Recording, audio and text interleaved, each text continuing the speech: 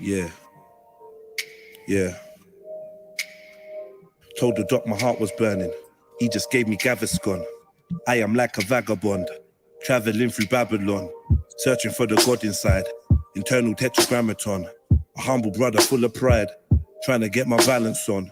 Foggy with a crooked smile, witches want the magic wand.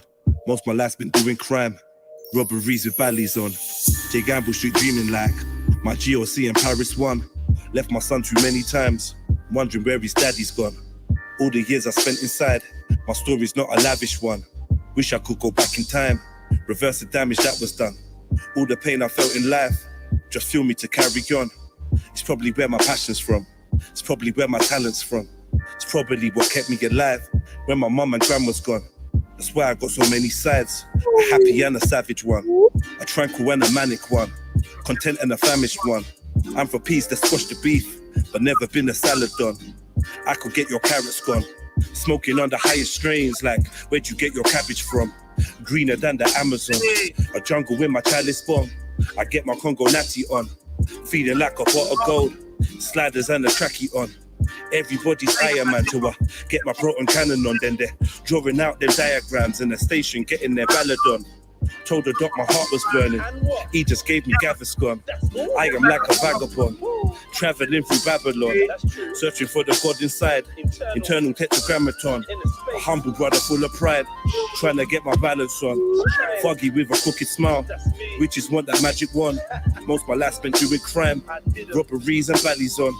J Gamble Street dreaming like my GOC in Paris 1. Left my son too many times, wondering where his daddy's gone. All the years I spent inside, my story's not a lavish one. Wish I could go back in time, reverse the damage that was done. All the pain I felt in life just fueled me to carry on. It's probably where my passion's from. It's probably where my talent's from. Yeah. Big up. This is your boy Jedi for Jedi Online, Trilluminati Live. Trilluminati clips, like, comment, share, subscribe. Hit the like button so you know when we go live, and please put the number of your like in the chat. You know, like that. Yeah. It's like reloaded, you know? Yeah. It's like, nah, Jeds, you fucked up. What was he talking about, Jeds? You fucked up. Let me go again. This is your boy Jedi for Jedi Online, Trilluminati Live, Trilluminati clips, like, comment, share, subscribe, hit the notification bell so you know when we go live, and please put the number of your like in the chat, you know, like that. Yeah. Hey, done now. Section JO80. Shutdown season. All the ladies with the tattoos and the piercings, kindly step to the left. The rest of you lot sit this one up. Yo! Your shoes match your back, swag never sharing. Hair done, nails fly, tats on your clear skin. I love that perfume that you're wearing and your earrings, but let me see your piercings. Your shoes match your back, swag never sharing. Hair done, nails fly, tats on your clear skin. I love that perfume that you're wearing and your earrings, but let me see your piercings. Let me see your piercings. Taps on your clear skin. Let me see your piercings. Taps on your clear, let me see your piercings. She got a picture of an angel on her neck, looking fatal in her dress. Hope she's available for Jen, so I can lay her on my bed and study your life story illustrated on her flesh. From the navel to her breast, fascinated by the images engraved on her legs, pierced in all the right places. It's playing with my head. I'm constantly thinking of linking an ink tink with a hoop in her nose like that pink tink. Looking like a rock star with a lip ring. All this body art's got Jedi, I'm thinking sick things. I get excited quick by the sight of thick-bodied women rocking mad tats like the biker chicks. I got a Harley Davy, baby, we can ride on it. To the bar, the tap JEDI on it. Believe me, when I'm sleepy, I ain't trying to dream a genie. I dream a freaky Nefertiti's covered in graffiti. Your shoes match your back, swag never sharing. Hair done, nails fly, tats on your clear skin. I love that perfume that you're wearing and your earrings, but let me see your piercings. Your shoes match your back, swag never sharing. Hair done, nails fly, tats on your clear skin.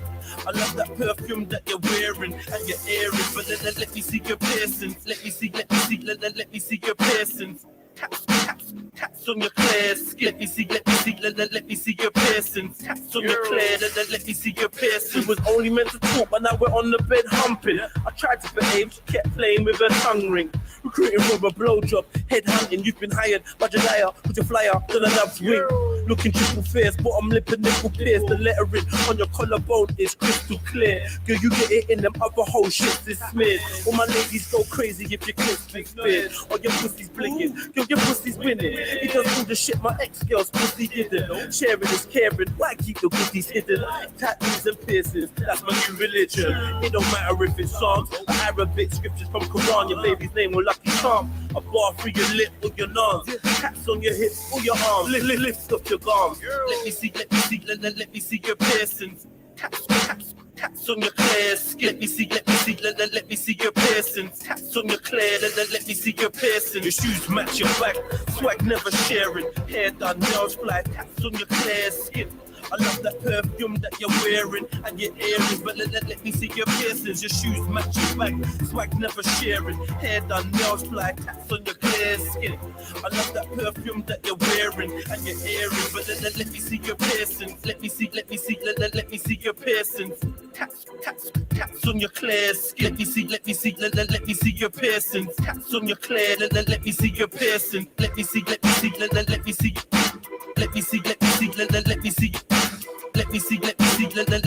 piercings. Taps on your clear, let me see your piercings.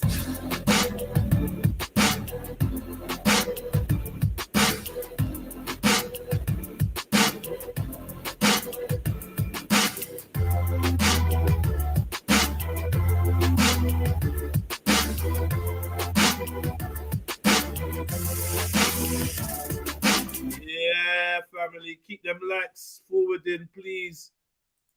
Put the number of your like in the chat. Yeah, man, we're gonna keep this moving. We ain't gonna stay for too long playing songs.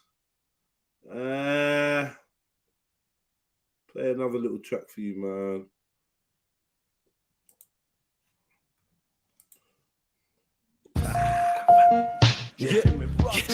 Land of the quick of the dead. When your night long, come walk the strip with the jets. Alright, and come walk the strip with the jets. Have you ever seen a grown man pissing in his bed? Century sex to the head. Oh, something keep believing. Welcome to the land of the fuck in the GBH. Students take full induction. Yeah, and G is a grand. I flip boxes, it's a curical ban. If you're scared and you're prang, if you just come out of jail and you land, you got punched, you got sparked or bang. If you breathed out, you ran. If you hung around, you cotched or jammed. If you're poured in your brass paper, cheddar funds, loot is your cash. If you got robbed, you got jacked. If you're man, you're fat. If you spit and you rap, if you're rubbish or whack, you blaze ting, you smoke crack. And it is a cat. If they're not on your level, they're minors. Upload your shiners, you flex arms, you wear designers, pum pum with vaginas. Yeah, I always an ounce to leave it to bounce. Your yard is your house. If you holler, you shout. A cigarette is a snout or a fox. Your boys to your dogs, a kiss is a snog or a lips, a zoot is a split, your train is a kick, your girl is a chick. If she's got big tits, round arms and slim hips, then she's tick. Your gun is your stick, your gang is your click, a robbery is a lick. And if you're mashing peas and you're rich, you're in. Form as a snitch or a grass, your back is your arse, your whip is your car, a long ting is too far. A handbag is a tech, a whore is a sket. We linked up, we met, if I walked it, we had sex. A knife is a borer, a Henry's the eighth, a daughter's a quarter, Charlie's cocaine and government juice is tap water. A haircut is a trim. If you're marking, you're thin. If you bleach, you lighten your skin. You skin teeth and you grin. If it's overdone, done. If I'm buffed and I come, got burgled, you got drummed. If I'm missing, I'm gone. Welcome to the land of the quick and the dead. Fling on your Nikes and come walk the strip with the jets. Have you ever seen a grown man piss in his bed with a stick to the head? All for the shit that he said. Welcome to the land of the quick and the dead. Fling on your Nikes and come walk the strip with the jets. Have you ever seen a grown man piss in his bed with a stick to the head? All for the shit that he said. Here and south, we got it all. Chicks, funds, whips, guns. There's tons of bricks in Brixton. Blood don't mock me. They blow your brains out in broccoli. Beat a baby boo in Bermondsey. Then boot her out in Bromley. Get your wig twisted backward. For busting joke like Richard Blackwood. It's sick King Catford. And crazy coons clap their hammers well in Camberwell. Got CCTV to make the cameras fail. Disperse metal with your thuggish or pray with your minister. Dirty devils and Dulwich don't delay with their diligence. Deserving medals for courage. They aim and get sinister. Them dogs down in Deptford ain't really in a star, but that's irrelevant. Let the eagle echo in elephant. Escape through estates and leave no evidence. It's ghetto down in Gypsy Hill. Them guys are really got. There's a Rishi gang of go-getters greedy for the butter. Them hooligans in Herne Hill. I try to earn mills, flip bricks and turn pills. Same colour as Smurf grills. Rude boy, you're on my turf still. The serious out where they stick bricks and burst still. I'm your tour. guide. Let me take you through Kennerton. One man will have more food in his mouth than 2 pelicans. Listen, they love loot. At a lady well and Lewisham, then fuck shoot and leave your head like a baby build. South of the border, birthplace of my baby girl. We're maniacs and Mitchell with Max. I bust crazy shells, gas, none a bun jet. I'm with my cousin Nunhead, fun and skunks in my eyes, come plumb red. My niggas in Aubrey and Negroes in Norwood, down to bust like orgies at heroes in Norwood. Guns out for Rolex gold, not stopping me. I got dogs on Old Kent Road. It's not Monopoly, the game's fuckeries. To play a please, tack a pump or a powerful pistol in Peckham is not Putney. They pop shells and stuck well. Villains with the weapons, there's some soldiers up in Sydenham, gorillas up in Streatham. Your gums better stop beating or your pulse will. Them troops in Tulsa, what have you looking like roadkill? Welcome to Fulton Heath, aka Fulton Greaves, but got a kids walk with heat. You know what? Alright, man.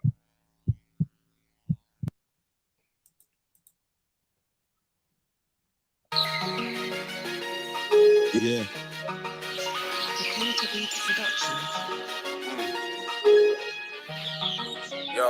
Yo, I'm a rude boy with manners, books and bandanas, a poet and a nerd, a crook and a gangbanger. I'm at home with the holy, I'm good with the gram slangers.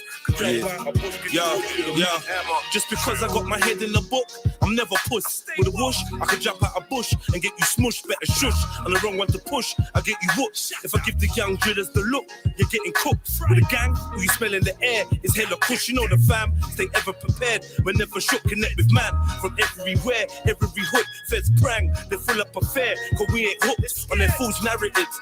Poison and their additives. They paint us as the bad guys, they're the real savages. An empire of vampires and energy scavengers. Descendant of Dracula, infiltrated Africa. Colluded with coons, instigated massacres. If goons form platoons, we can flip it like a spatula. Now my thoughts are accurate, my mission is immaculate. I don't need a juju ring, sage or an amulet. I'm a rude boy with manners, books and bandanas. A poet and a nerd, a cook and a gangbanger. I'm at home with the holy, I'm good with the gram slangers. You jump out a bush, get you whoosh with a mad hammer.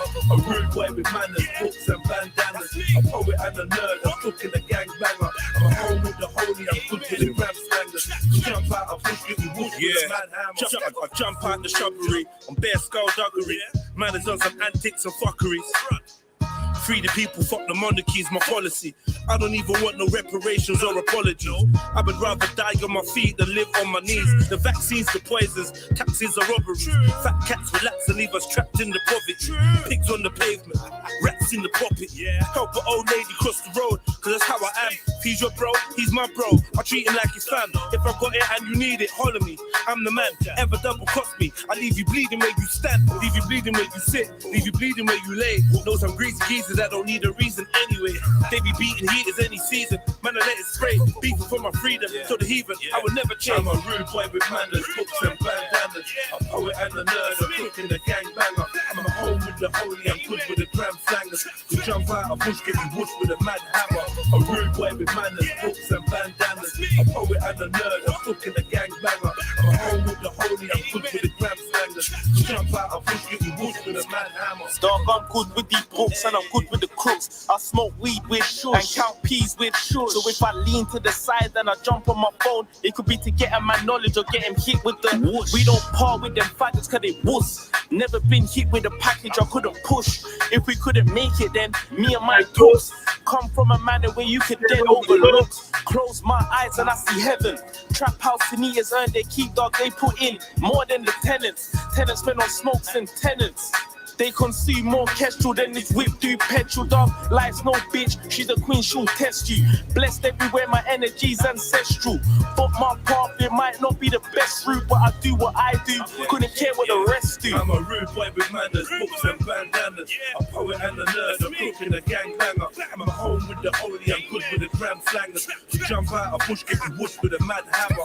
A rude boy with manners, books and bandanas. A poet and a nerd, a cook and a gangbanger. I'm at home with the holy, I'm good with the gram slangers. You jump out a bush, get you whoosh with a mad hammer. Hey. Look, books, bro. One mug. Yeah. No, man, pick up my books. I'll pick up my books, bruv.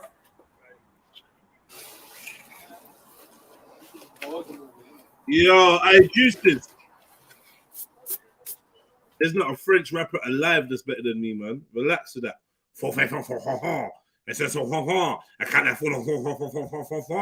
Ain't no one want to hear that shit, man. Get the hell out of here with that. Nobody wants to hear that. Je ne sais quoi.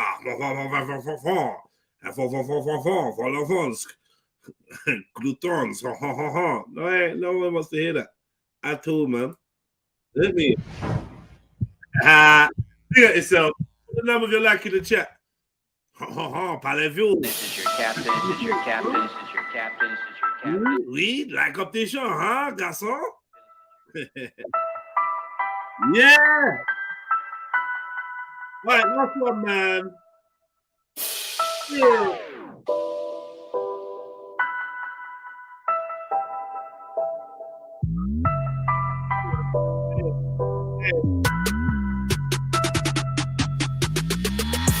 Giving niggas guidance, alliance to defiance.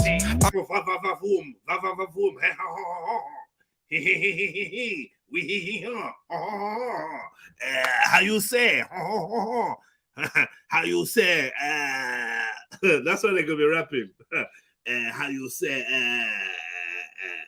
My aura's too vibrant, girls wanna show me their privates. Want to show me the privates? Above my eyelids, look close, you might see a ghost in my iris. Please don't approach when I'm like this. At a kiss, I mix DMT with some cannabis. Not sure if I'm woke cause I write this. Would I ride for my G's? Yeah. Is my phone on silent? Yeah.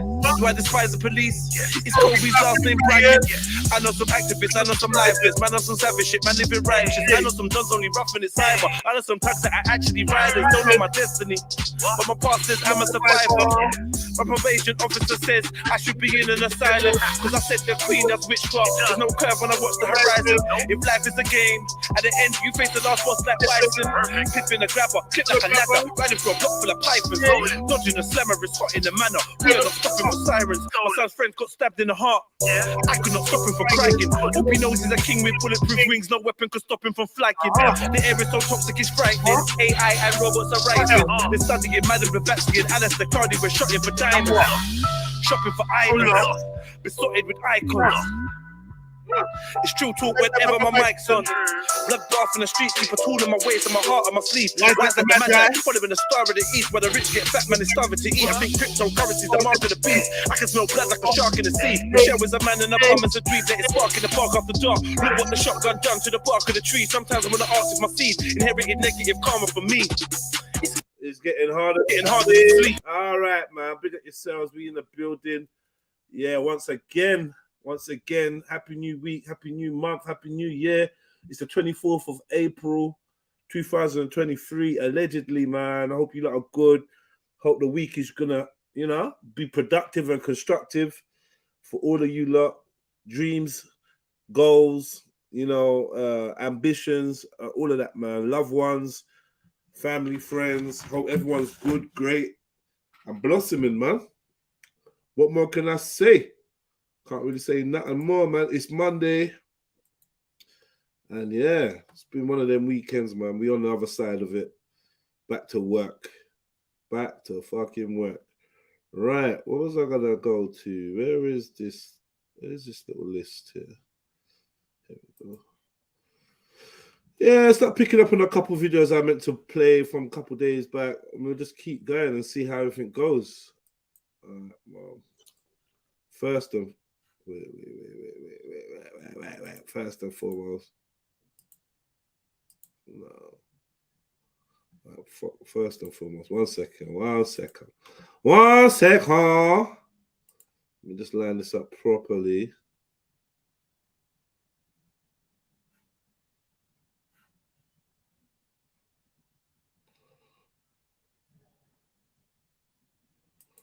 All right, man. Yeah, we back. Okay, let's go.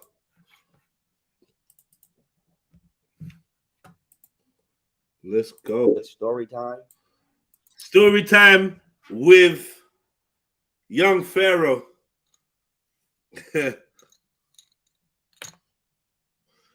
Pharaoh Inc. Yeah. Story time with Young Pharaoh. So I think if you don't know who Young Pharaoh is, a young man that was on the quote-unquote conscious scene. First came to light with Sarnetta. I think it was Nature Boy. He's been involved in a lot of controversy. He's got a lot of controversial views. His private life has been kind of public. You know what I mean? He's been having issues with his baby mother, with his friends and staff and all sorts. I believe issues with his mental health. And yeah, man, it's just been a mad thing, man. There was a point where I think he shot at his baby mother's house, and he had a run-in with his baby mom, and staff tried to, I think he said his staff spiked him with something, and he's had police harassing him, and all sorts been going on. He basically lost it online, I believe. He went nuts. And now he's claiming that he's been robbed. So when I hear about this, you know, he's got, young Pharaoh's got loads of chains, or he had loads of chains. So apparently he's been robbed. So I want to hear this story and find out what's going on. Big up yourself, Zulu, man. Big up, man. How you doing, bro? Nah, it's been a straight 2 weeks, man. Not how you doing me, bro. How you doing, man? Yeah. A lot has happened. So. All right, talk to us, man. What have you been up to, man? Nah, sister got married 2 weeks ago. Been making a lot of movements and work, so I've been super busy. Yeah, that's good, man. And I finished the Jamaica book as well, man. Finished the reading. Gonna try and get some more books. Yeah. Is it converted you? You've been converted to the message? Nah, never, man. Cabellion, whatever. Yep. So with work, what have you got? You in the same position? What's been going on, man? Nah, it's the same me, but I just know a bit more information now. I'm a bit more clued up on certain things. Like, for example, I used to be in the middle with the whole flat earth thing, but I'm all in now. Like, the globe is 100% fake. And, man said he's all in. And I've been doing a lot of investigation, and it has a lot to do with the Jesuits. Yeah. They're the ones that actually made up this globe earth model, which obviously we know the Jesuits, who are they associated with. So, yeah, from when I found that out, fam, like, yeah, man, like, I'm fully flat earther now, like, fully. So yeah. I'm a globe denier. Yeah, I'm not.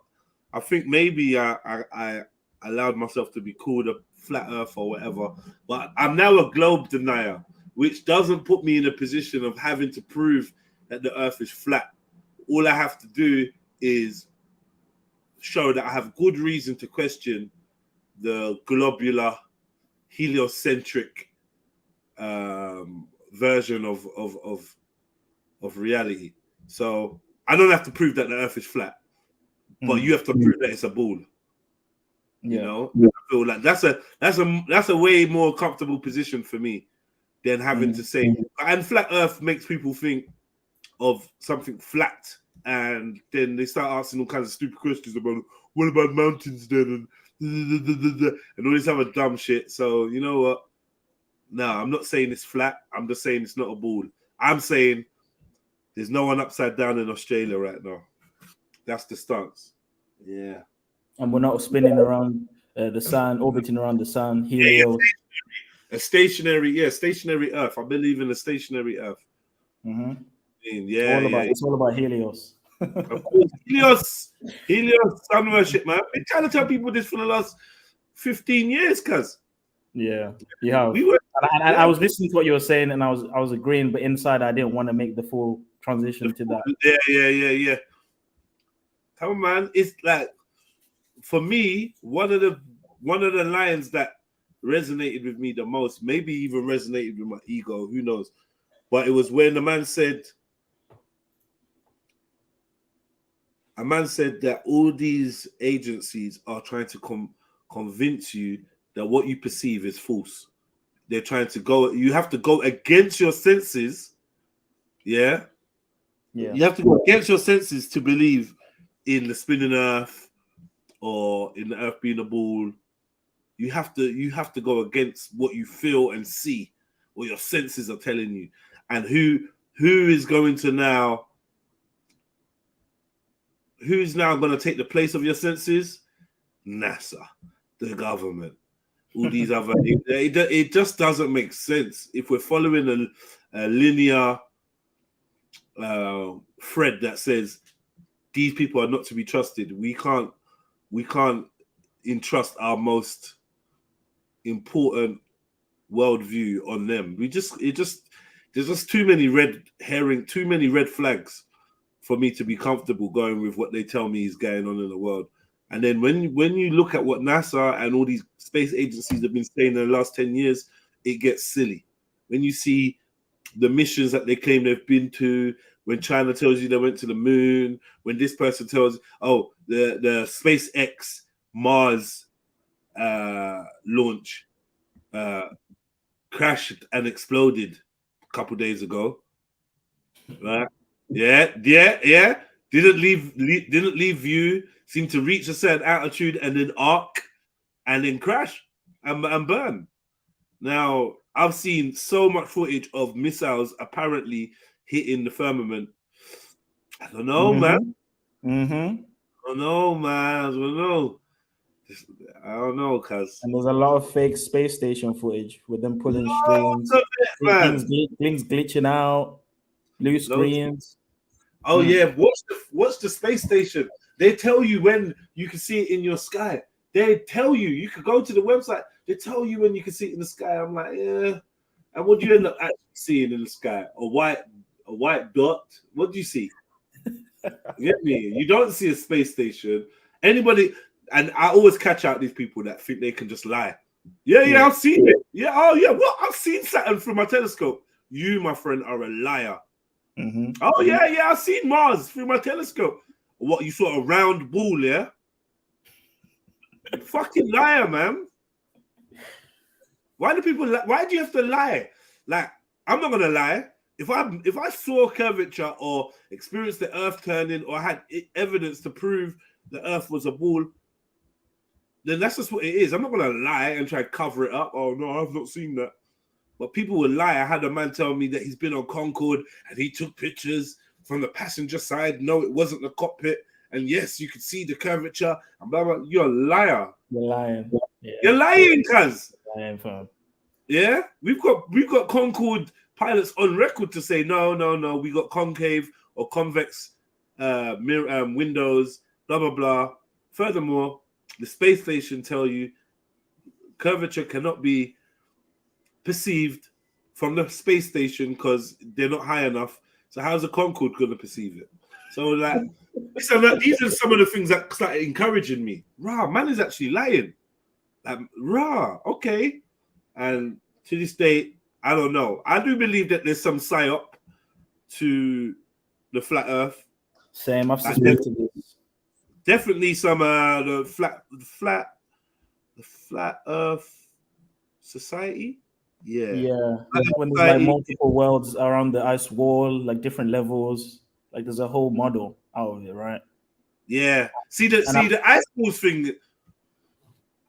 I kind of fuck with it a little bit still. I had a theory that the universe, or what we know as our physical reality, is mapped out similar to a chessboard.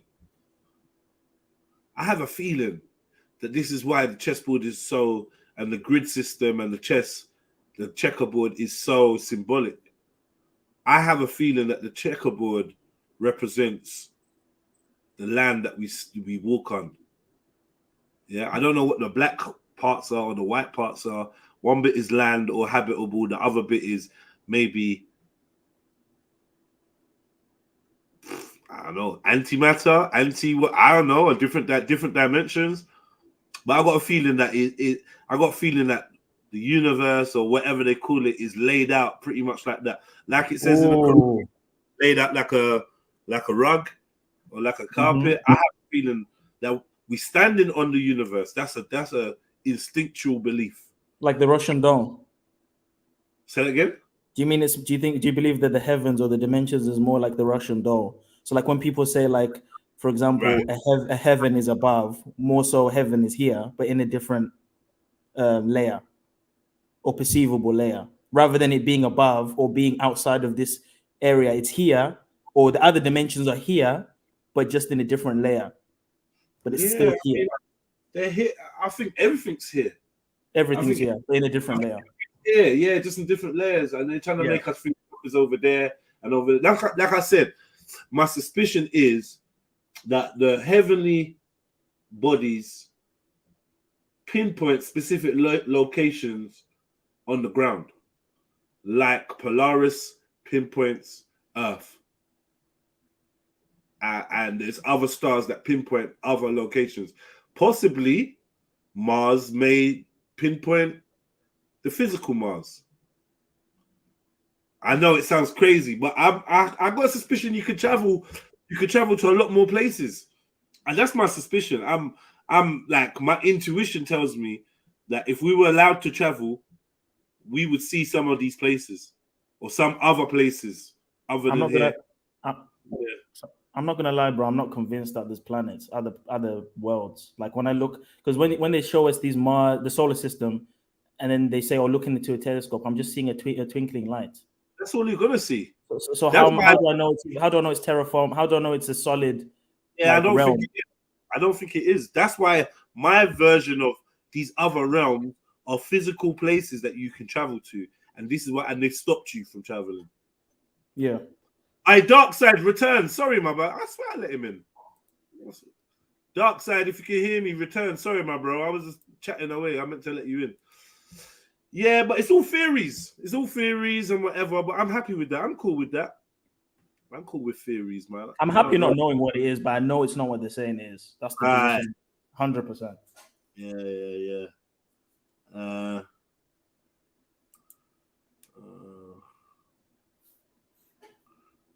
But yeah, I sent you that documentary, Halo Sorcery. It's a very good watch. Like, it breaks down the specific culprits to who came up.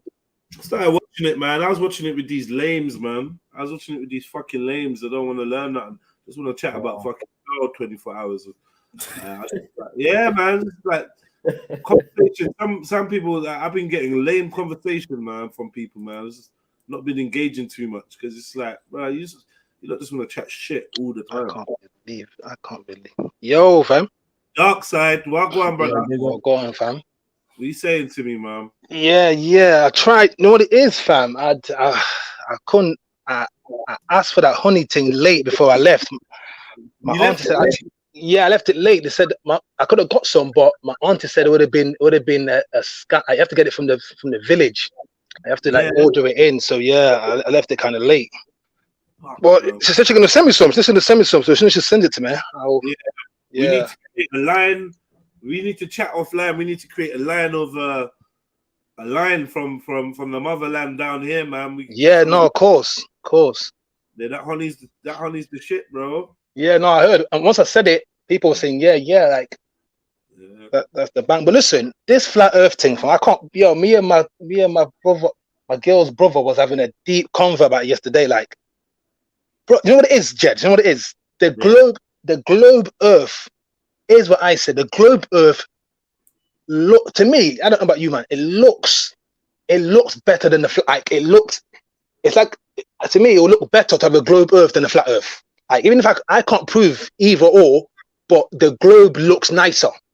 If that makes sense, I don't know. Nicer? Not like. No, I don't know. Like, to me, having a globe Earth looks better than because if I can't, the man say flat, yeah. All I can see is a CD, like a disc. That doesn't look right. I don't know. The globe Earth. It's probably because I'm used to it, innit? But the globe Earth looks better. I don't know.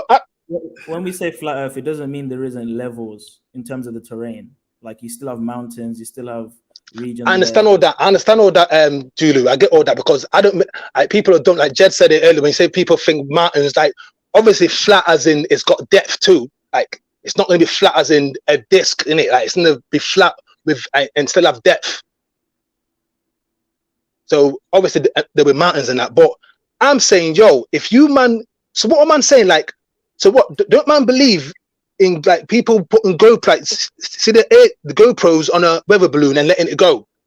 That's a fisheye lens. Behave, man. Hey, Dark Side, behave, bro. No, but I can't believe. No, but see, it doesn't sound right for him. I'm not gonna lie. Okay, all right. No, Zulu. No. But listen. Like, you're saying it looks nicer, but that's the image. That's the only image you've ever been shown of the planet. You said you've been programmed to see that. All right. No. Wait. I'm all right. But all right, you see, it fit. How do I explain it?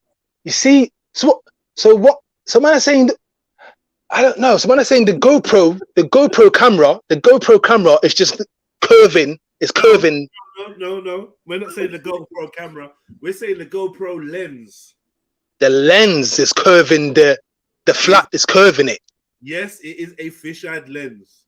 Unless you attach a lens that's otherwise, it is a fisheye lens. Fisheye lens. Okay. It is. Now, when you talk about weather balloons, but assuming you're gonna go to the Red Bull launch. There's loads of them. There's loads. If you go on the net, there's loads of like people got a camera on and like, they put it on the air and it goes up. Look, this is how you do it. Yeah, you just do it like this. Do any of these weather balloons claim to go higher than the space station? The answer is no. No, they don't. Right? So then we go to the space station, International Space Station. We ask them, can you see the curvature of the Earth from where you are? They reply, no, we're not high enough. Okay, Jez, I get that. But that closes every balloon argument after that. You don't know about that. No, I listen. But from the height the balloon goes, if the flat earthers that theory about the ice wall, you should be able to see that. Or why should you be able to? You can't even see the end of the earth. You can't even go to these places. They won't even let you go past the end of the earth because you're not high enough. So it's not like you're gonna see it. No, that's incorrect, my brother. What I'm saying is you wouldn't even be able to see the ice wall from the space station. Yeah, but from a balloon. Okay. I get that. Secondly, are the balloons going up in the part of the world where Antarctica is visible? No, they're not. Yeah. But these are saying the ice wall is going around. The flat earthers said the ice wall goes around the Earth, like it circles the Earth. But the problem is the balloons and the space stations can't see the whole of the Earth. They can't see past the edge of the Earth. So even if it was curved, you wouldn't even be able to see it anyway. Oh yeah, okay, cool. All right, gents, I agree. Yeah, I understand that. Go flat. You're not high enough to get that perspective. Okay, and I agree with what you're saying. Yeah, I'm not trying to prove the globe. All I'm trying to say is that the flatness doesn't make any sense to me because they're saying that there's land past the land, but when you look, basically you can see. I have to explain it. Like I have to share my screen or something because it's like you can see the blackness of space. Like if there was land past you can see. If there was land past the land, you can't. The point is this: you can't see. You're not high enough. That's the point. You can't see. Yeah, that's true. You're definitely not high enough. So from you're not high enough, all the other stuff is out the way. It's just not high enough, cuz to determine either way. If it's flat, it's not high even enough. if it's flat. Okay, yeah. You're only going to see a flat horizon. My belief is that if you kept walking, you just keep walking. You just keep walking. I just think I'm suspicious that we're led to believe in the ends of the earth. I'm not sure about that anymore, right? Religious books talk about the corners of the earth or the cornerstones. Maybe there's something, maybe there's a limit, but I don't know whether man can reach it. Yo, let me show you, man, because I'm trying to. This is a bit. Also, I found the name of the Jesuit that came up with the heliocentric model. His name is Nicholas Copernicus, and he was a Hermetic. Copernicus, and he was Hermetic. Yeah. He studied the Hermetica. The Hermetica is all around Amun, sun worship, Hermes. It's the same traditions carried on from the Egyptians, from the Greeks. So it's literally a religion. It's based off the worship of the sun. It's not a coincidence that the proponents of the globe model were Hermeticists. It's not a coincidence that, every planet and every star is named after some shit. You know what I mean? Right. So, Yeah, I'm with you anyway, man. We just got to convince Darkseid and we're in. You don't know what he's trying to show. What's he trying to show us now? I'm trying to show. Yeah, this is mad. I need to get on my screen because Yeah. oh no, you know what it is? Yeah. I just the flat. Oh, it's because Go back to that picture, man. That's ridiculous. What's that? What's that No, CGI you got there? Nah, put that screen back. Yeah, 1 minute. That's CGI, man. 1 minute. Let me get the HD because You think that was Earth? Nah. I'm challenging. someone's saying that's not. I'm That's challenging. CGI. Yeah, I'm challenging it. That's a man's weather balloon, fam. Look, one sec. That's a weather balloon going up. All right, did you see that? Did you see what you just did? Look how close the sun is. Did you see what happened to the sun? Okay, One minute. Look. It starts from the beginning, fam. Look, a man's got a weather balloon, and he's just gonna let it go, innit? Look, he's got a weather balloon. Look how Some close white the sun feathers. is, bro. Yeah. Look, let it go. And It's it's just look. It's even curved from the Earth, cuz. Look, it's curved already. Yeah, no. I'm not trying to prove the curve. Watch this, gents. The curve ain't what I'm trying to prove. I'm trying to prove that if man are in space, man can see around. Man can see.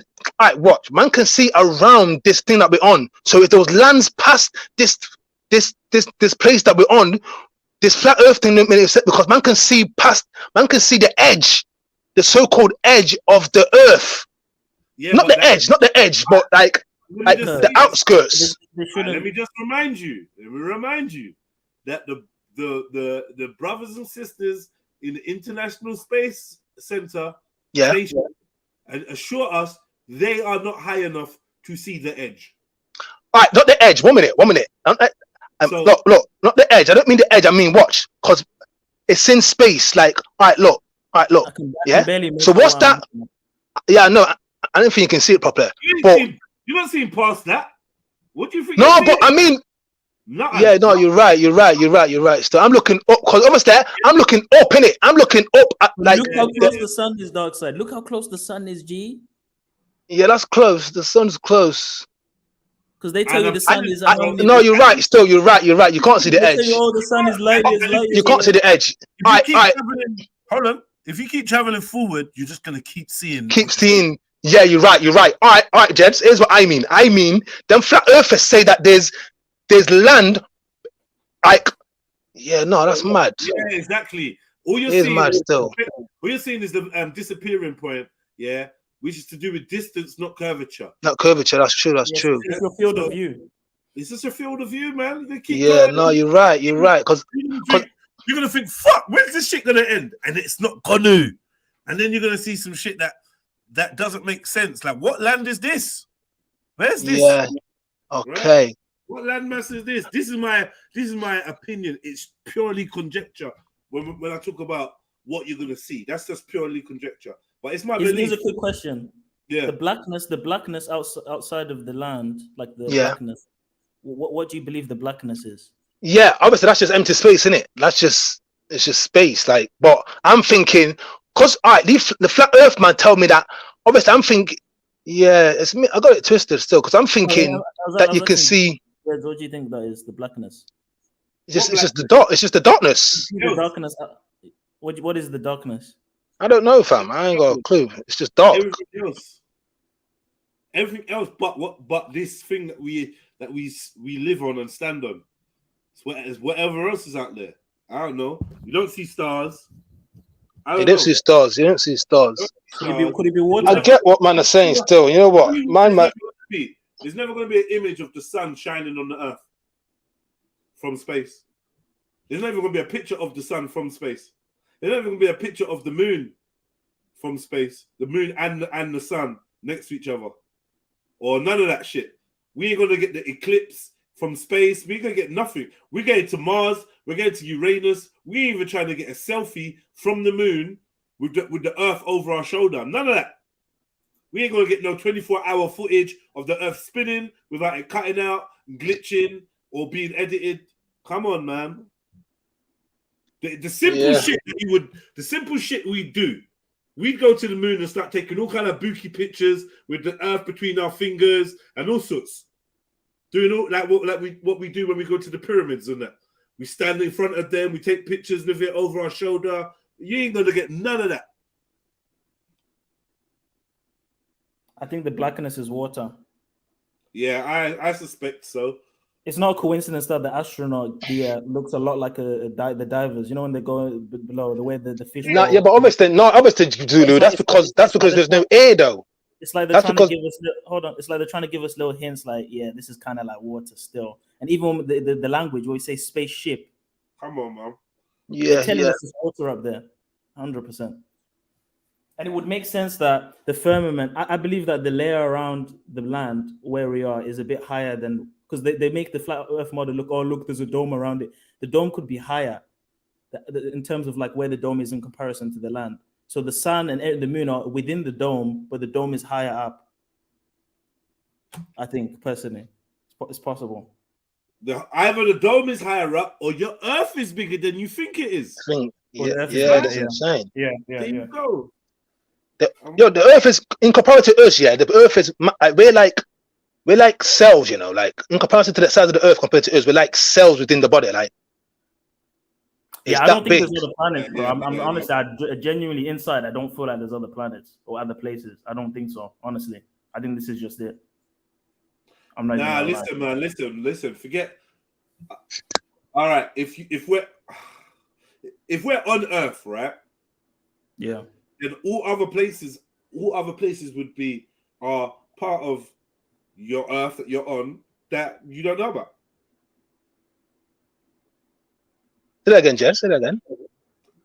I'm saying you don't have to think about other planets or other things. Just feel like there's parts of Earth that you don't know about. There's rooms.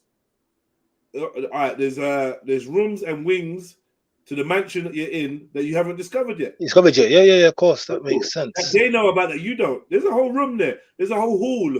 There's a basement. There's a hall. There's a west wing, east wing that you don't know about. There's a what do you call them thing there? I don't know. What do you call them thing there? Holiday homes or whatever.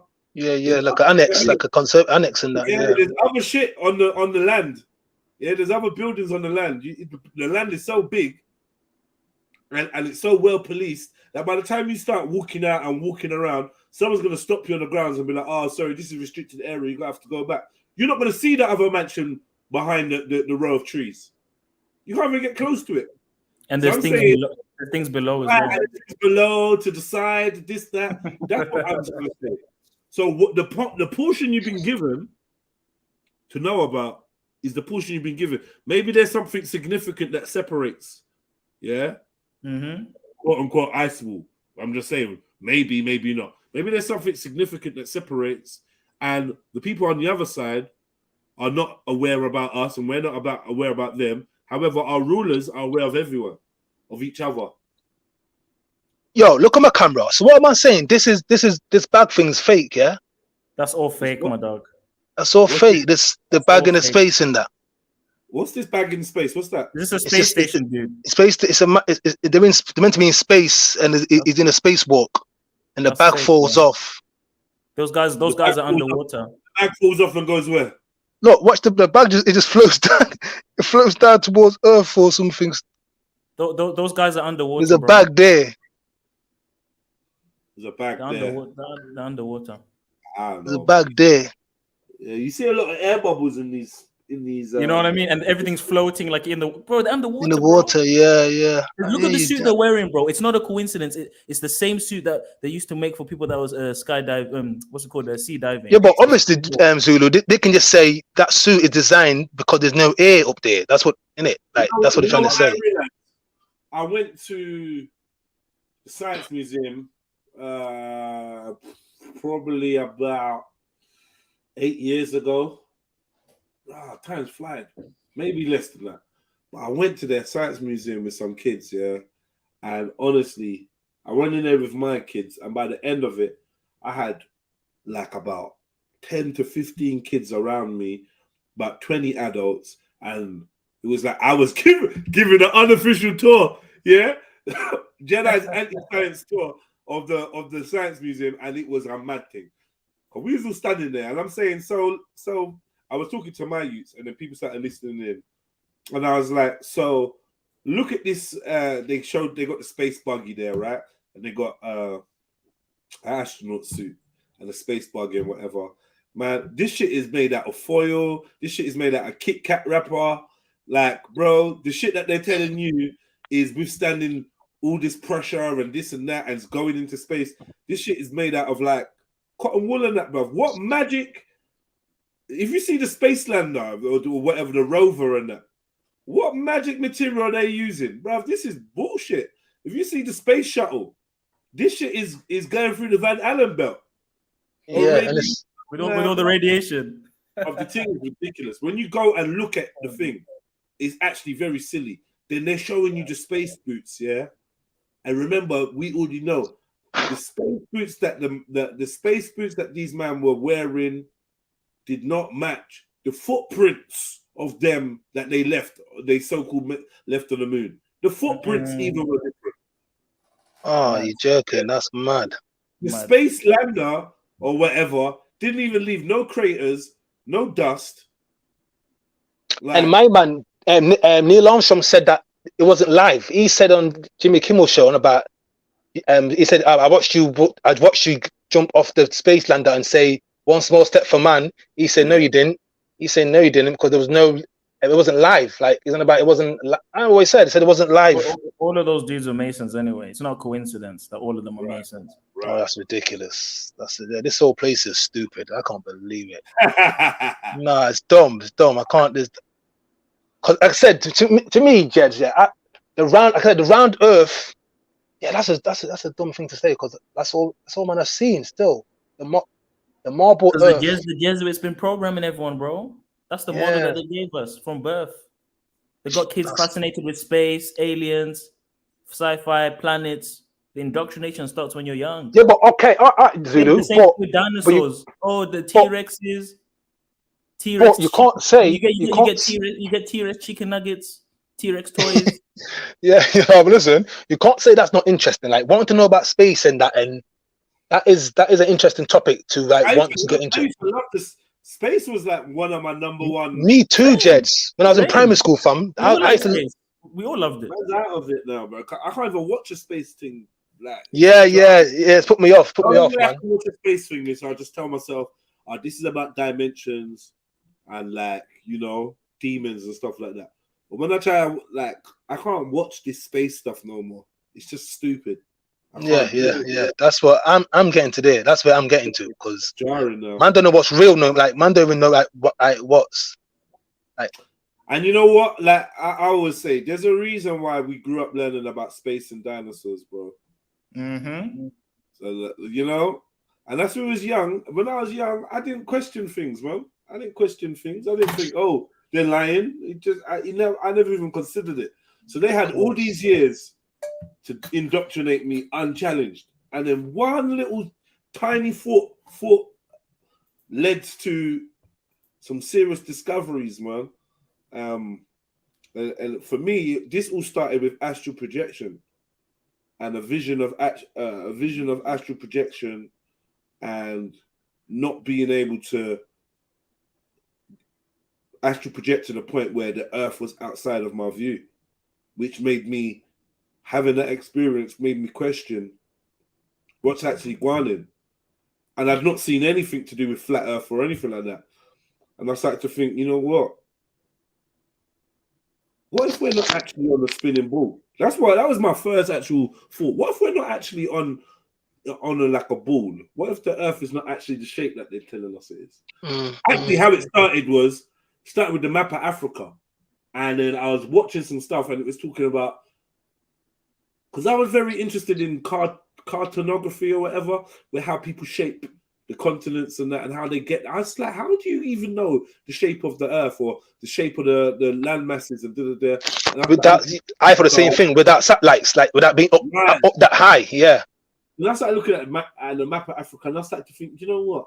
Wouldn't surprise me if this is not the shape of Africa. And so that got me thinking about, well, what if shapes ain't what they say they are? What if some land masses are way bigger than they're emitting? Or what if there's extra? And then I had this experience. And then I started questioning whether Earth in itself was a ball. Bro, as soon as I typed in shape of Earth came up. I was like, right, this is people are actually questioning this. Remember, in my head, we're still living on a planet, on a ball. Bro, How old are you then?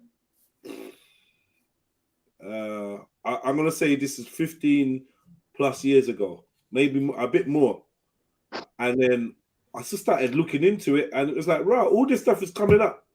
And then I think it was around the time where, which I found dubious, it was around the time where the conversation was just started to really heat up, and people started to post videos and rare, and it just became a thing, which allowed me to see the psyop aspect of it. Like, yo, they really invested some energy into putting this out there. But I think that it was part of a massive awakening where this information, in terms of questioning the narrative, was going to come out. So they found a way to try and control it. So no, I don't think we live on a saucer. You know, whatever we are on or wherever we are, I don't think it's as easy to describe or understand. But I definitely don't think we're on the outside of a ball. You know what I mean? As it spins through Earth, it spins through space at 6,660 something miles an hour. So, yeah, this is how I just started looking into it, and it started to become more and more apparent. I started to see stuff on. Actually, the first thing I saw, this is way before this flat Earth stuff, was a documentary. A funny thing happened on the way to the moon, which they put on Channel 5 when I was younger, and that made me think as well. Like, well, okay, so I was comfortable with the fact that the moon landing was fake. It's like, okay, cool, this makes sense. So it's like I just kept getting updated with new bits of information that made it more and more, or less and less credible. But yeah, that's just my opinion, isn't it? Did you ever go back and forth with it, like kind of like, yo, maybe the globe? No, I've never gone back to us being on the spinning ball. Okay. The ball, yeah, the Earth ain't moving. The Earth's. I've gone from the Earth is flat to the Earth is hollow to the Earth is hollow and flat to, you know what? All I know is that it's not a ball. It's not a ball. It's not a ball. It's That's definitely not a ball. That's the first comfortable assessment I've made. Yeah. It's the only one I can make from my vantage point as well. Mm-hmm. Do you know what I mean? We obviously need to go up in the sky or extreme north or extreme south to get any more information. But there's definitely no... Or below. Yeah. Big up, Step Nicely. Yo, big up, fam, man. What's up? All right, man, there. What's it? Yeah, man. Ain't I been in this conversation in time? Definitely. I agree with enough of what you man are saying, so bollock. But what the man them think the moon's solid? Nah, I don't think so, bro. What do you mean not? What do you mean? We only see one face of the moon, but supposedly it's spinning. And they say the reason is always because it's spinning at a certain rate as the Earth is spinning, so you can't see the other side of the. It's just bullshit, man. Very convenient. It's very convenient, isn't it? And for me, you know what it is? The craters, yeah. When you look at it in the daytime, and it's a light blue sky, the craters are like they change color, man. And then when it's nighttime and it's dark sky, it's like I don't get how color changes on something solid. Like if you've got a flipping like a Pepsi can, and you hold it in front of a white background, the red and the blue on the Pepsi can ain't gonna change. Do you know what the explanation is, Step? They say, because the Earth's atmosphere has got dust and particles, it affects the view of what the moon looks like. That don't make sense. This is what I'm saying. Like, if you've got the aurora borealis is visible, was visible yesterday and should be visible today from the UK, bro, right? All right, then. So that's another bookie one. Basically, what you're telling me is like, and another thing is, you see in the daytime as well, like, how can you see the moon, yeah, and then they say, it's the same moon that you can see in Australia, and that. I get that, but my thing is, if you're on the Earth, yeah, and they say that it's the Earth shadow that causes the phases of the moon, yeah, we can all agree that's what they tell us. Yeah. So, therefore, if you can see the sun and the moon in the sky, like, it should always be a full moon. Because if I'm on the thing, which is the earth, which is in the middle, which is supposed to cause the shadow, and I can look to one side and see the sun, and I can look to the next side and see the moon, I should never be able to see like a crescent moon or a waning moon in the daytime. It should always be a full moon. Because I'm on the thing that's supposed to cause the shadow. Another question would be, how much of what we're seeing is man-made? So we already know that they've got a technology to use holograms, and when you look at obviously the Project Bluebeam thing, they've got certain capabilities. Like even this Northern Lights things that's supposedly gonna happen tonight. How do you know that that's a natural phenomenon? Could that not just be a man-made or manipulated thing? Nowadays, that's another question. Right, nowadays with the technology you got, you're right, man. You always have to second guess everything. But then someone could say, "Oh, we've got reports from people like 1,000 years ago talking about the same stuff in the sky." So maybe not. I don't know, but it's something to think about, though, isn't it? Yeah, but like you're saying, like I'm like you, Bob. I'm a man with a pinch of salt kind of thing, because them geezers 1,000 years ago, did they have the technology to make it the fake one up there? Like I don't know. Like you get me? But nowadays, the amount of stuff that these fuckers are doing, we don't know what they're doing from what they're not doing. Like, yeah. But I just don't trust them with nothing. Like the way I see it nowadays, half the things you see, you have to second guess yourself.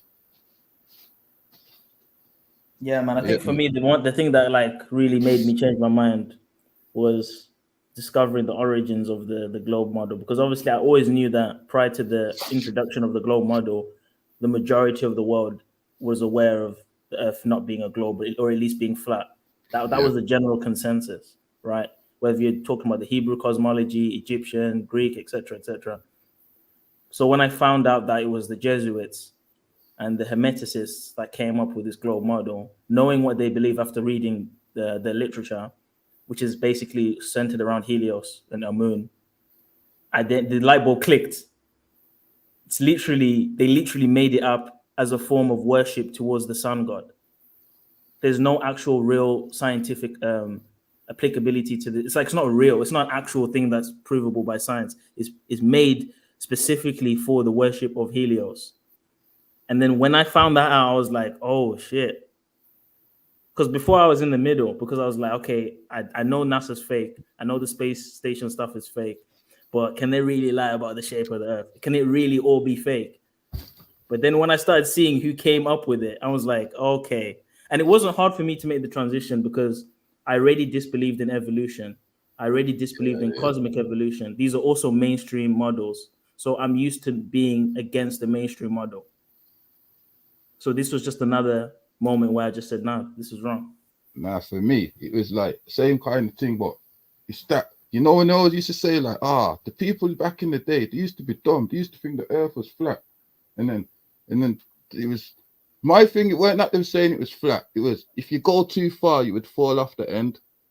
Like, why did they always have to add that bit into it? Like, where did the end come from? You get me? Because on a globe model, there's no end. So what, you get me? So why did them people automatically think there's an end now? Because the four corners. But to me, it's because I just feel like what Jed says, man, is so that they can fool us into believing that there's nothing else out there. It keeps us restricted. You get me? And then once you've got people only believing in a certain area or landmass, you can just ball it up. If you make it round, then they're never going to think outside of that. They're just going to keep going round and round and round on that ball thing, and because they're never going to perceive nothing outside of that circuit. No, 100%. 100%. And this is the thing as well. It doesn't just stop with the Earth. We could even go as far as questioning chemistry. Top G says this, right? Mm-hmm. If you ain't dumb and something's flat, there's always an end and edges. And I would say that's why I don't know the word flat. No. There's not always an end and edges. The ends and edges are man-made concepts, right? Man-made things. It's the way we perceive stuff. A lot of the stuff around us a lot of the stuff to do with our existence has no end or edges, no beginning and no end, right? So I would not be surprised if where we are has no beginning and no end. Same. That's in no perceivable beginning or end. I wouldn't be surprised. I wouldn't be surprised if it just keeps going and going and going and going and going. That is what I think. Maybe we are on a ball.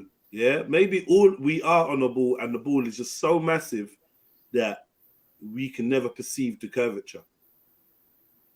Maybe you're on such a massive ball that curvature is just, you know what I mean? It's going to be minute. But that's what they tried to say, isn't it? That is their argument. That is the argument. Yeah. But I'm saying the Earth could be placed on a curved thing, maybe possible. You know what I mean? Because I sincerely believe in these ponds, these different petri dishes of life, where life is going in here and life is going in over there. It doesn't mean the same person didn't make them. It doesn't even exclude us. Like even the Genesis story doesn't rule out the fact that there's more land. Mm-hmm. You get me? If the God of the Bible and the Quran and the Torah and that was telling us, right, these are the lists, these are the nations, these are the land masses, this is all that there is, then fair enough. But it's not. There's nothing stopping. What does it mean by the 7 heavens? Right, 7 heavens, this, that, corners, this, all sorts of languages used that I feel like challenges the worldview that we have. Yeah, facts. But so top G, maybe I remember being flat. This is why I feel like the flat label is just problematic now. Yeah, you know what I mean. It's a way to downplay it. You have to have the same conversations and arguments with people once you say flat. Just say that it's not a ball because it could be anything. Who knows? I don't know where it is. We could be living on a pyramid, blood. I don't know. You know what I mean? We could be at the peak, the top of a pyramid, the bottom of a pyramid, the center. I don't know. Who knows? I ain't got an issue with the Earth being circular either. Got no issue with it being circular. You know what I mean? Well, my thing is, I don't think the moon's what we see. You see that light thing that we see, the white thing. I don't actually think. To me, I don't class that as the moon. Like, I think it's the dark thing that's next to the moon. Like, because some days when I look up, there's like a little black disc next to the moon. And I feel like that goes in front of it, and that's what gives us the phases of the moon. I don't believe it's nothing to do with the sun or the flipping Earth. So I don't. Yeah, the moon's not physical. It's not. I think the white bit's plasma, so it's not even solid. Yeah. But the other dark thing that goes in front that gives us the phases, that's the moon. And if they could land on anything, if they can get up there, like whatever, hypothetically speaking, then. And I don't think the stars are physical either. Well, they're not physical in their model either. Yeah, but yeah. I don't really think anything up there is like physical, if I'm honest. Like, I don't know. Like, even when I'm saying that dark disc thing that goes in front of the moon, I don't even know if that, I don't really perceive that as something solid.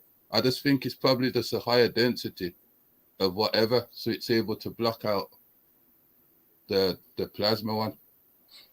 But I still don't think it's something solid. Big up, Maggie.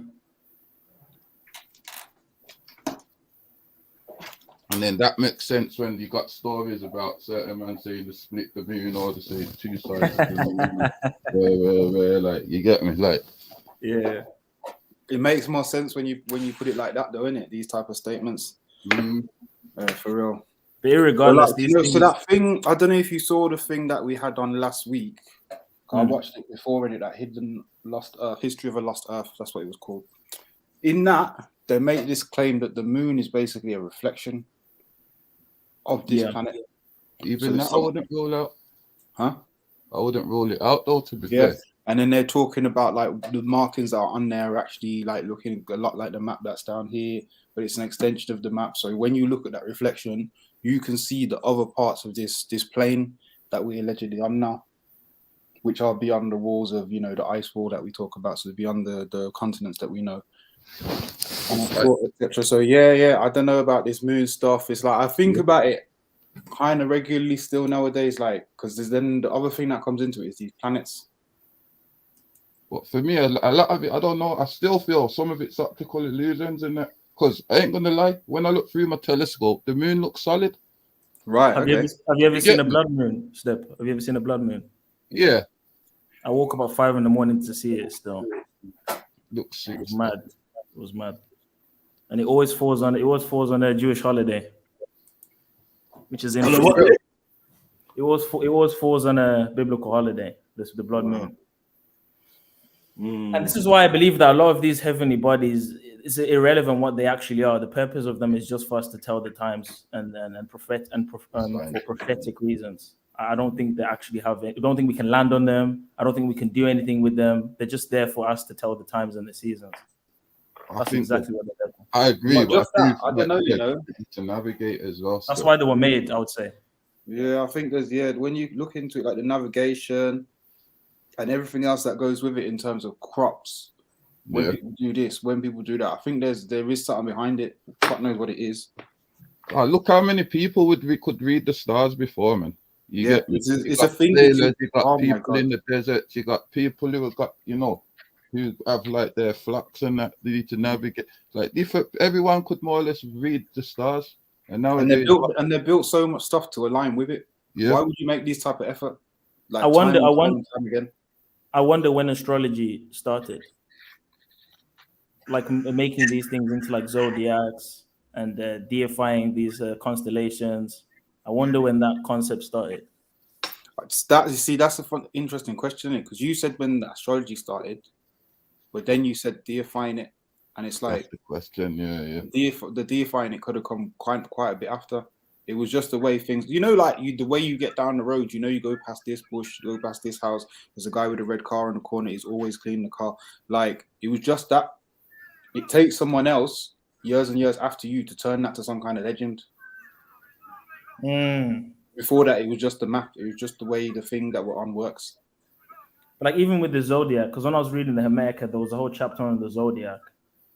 Someone sat down and came up with this model with all these different times of the year and constellations. And my question is, like, who sat down and made this up? Because it's not a coincidence that all of them in every other civilization all match up. You look at the Chinese zodiac, it matches up with the Greek one, it matches up with the zodiacs all kind of match up. Yeah, but if something's happening, like if the stars are doing their thing anyway, and like whether us acknowledging it or not, they'd still be moving, and the fixed ones would be fixed. So like, that's just the pattern. So it's up to people to realize the pattern. You get me? It could take someone 5 million years to realize. It could take someone else less time. You get me? Like, but different people will have their own realizations at different times, innit? So So do you reckon, obviously just based on what Steps just said, do you reckon it took people that amount of time to gradually work out the pattern? Or do you think there was an intervention at some point and said, yo, you seen this stuff above your head? You know that's the pattern. A bit I think of both. I think it was taught to men by fallen angels. Okay. I think a bit of both. Yeah. It's a leading question still, but yeah, we got.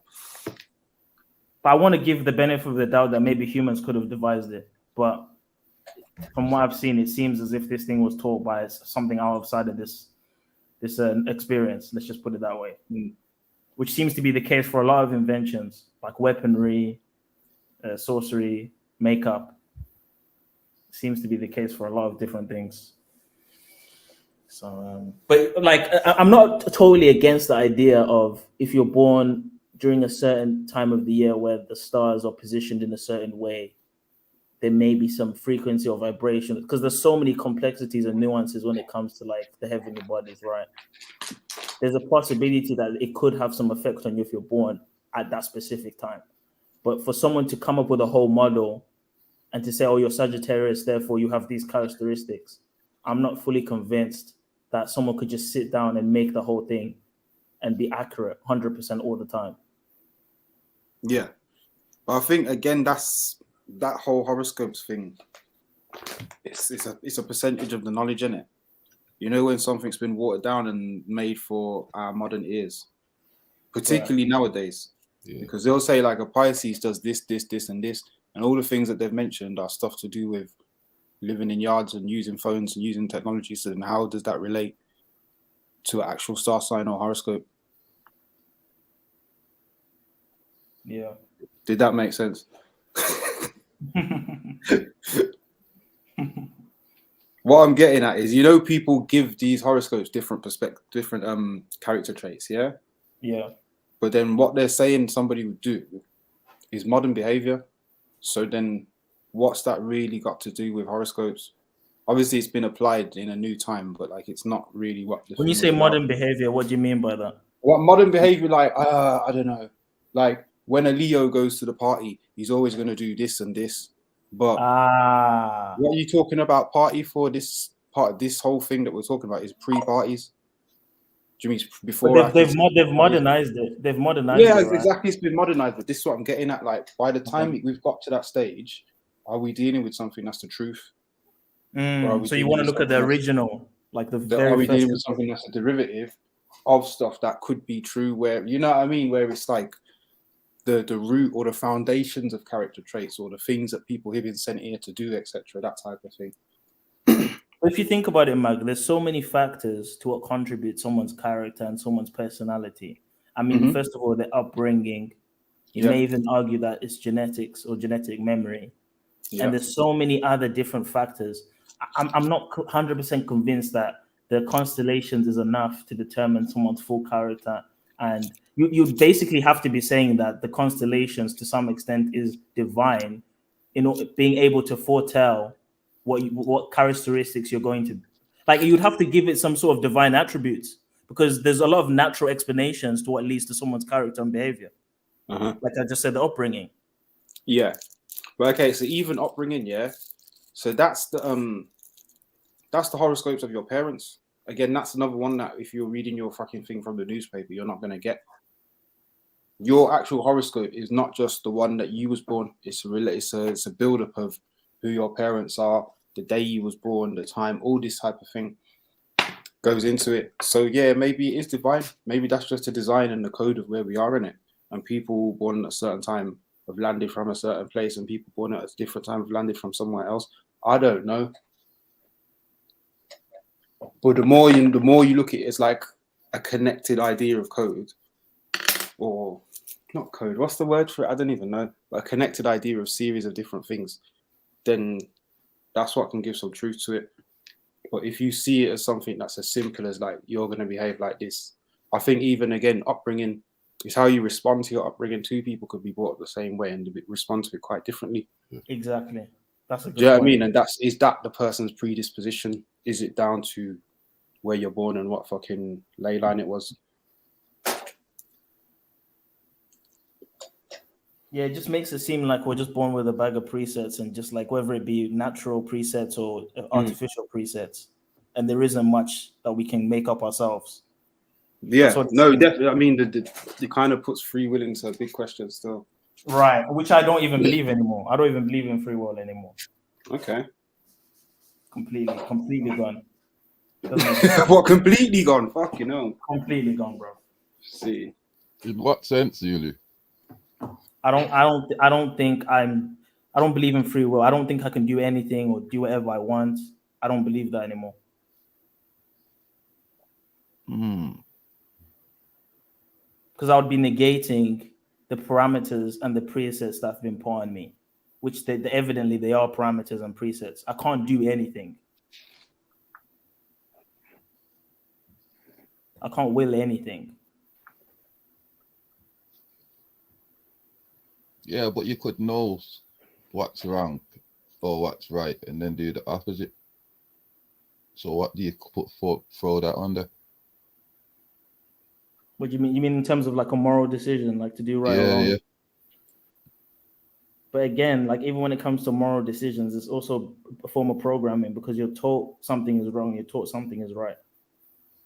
That's not like a natural, untouched, decision that you're making. It's based off your programming. It's back to that matrix again. I don't know.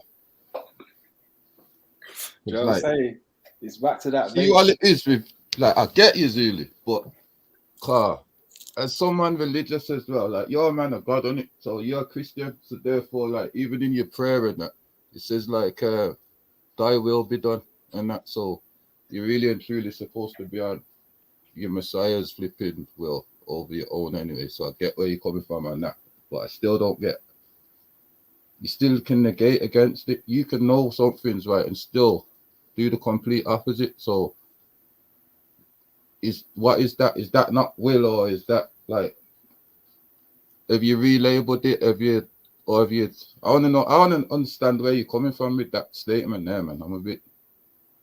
I mean, I've heard other explanations. I'm not 100% sure. I still need to investigate. But there's another explanation called free choice or freedom of choice, which is supposed to be an alternative to freedom of will. And I still think freedom of choice, to some extent, completely negates or disregards the idea that the creator not only knows what you will do, but everything you will choose. So therefore, even choice is predestined to some extent. So even freedom of choice is I would say a faulty model. If you were to believe that the creator knows everything you're going to do. But you can know what your kids are going to do, blood. But like, you could know your kids are going to make a mistake or whatever. And because you don't see it as a big, because you've got that knowledge, that wisdom to know where it's going to go, you just let it play out. I don't know exactly what they're going to do, though, Step. Exactly. So that's why it's their free will, isn't it? No, but the analogy that you provided, the parent can predictively guess what the kids are going to do based on track record, etc., etc. But in comparison to a deity that has foreknowledge, supernatural ability, then to know exactly what you're going to do, he can never be surprised, or it can never be surprised. So it knows exactly what you're going to do.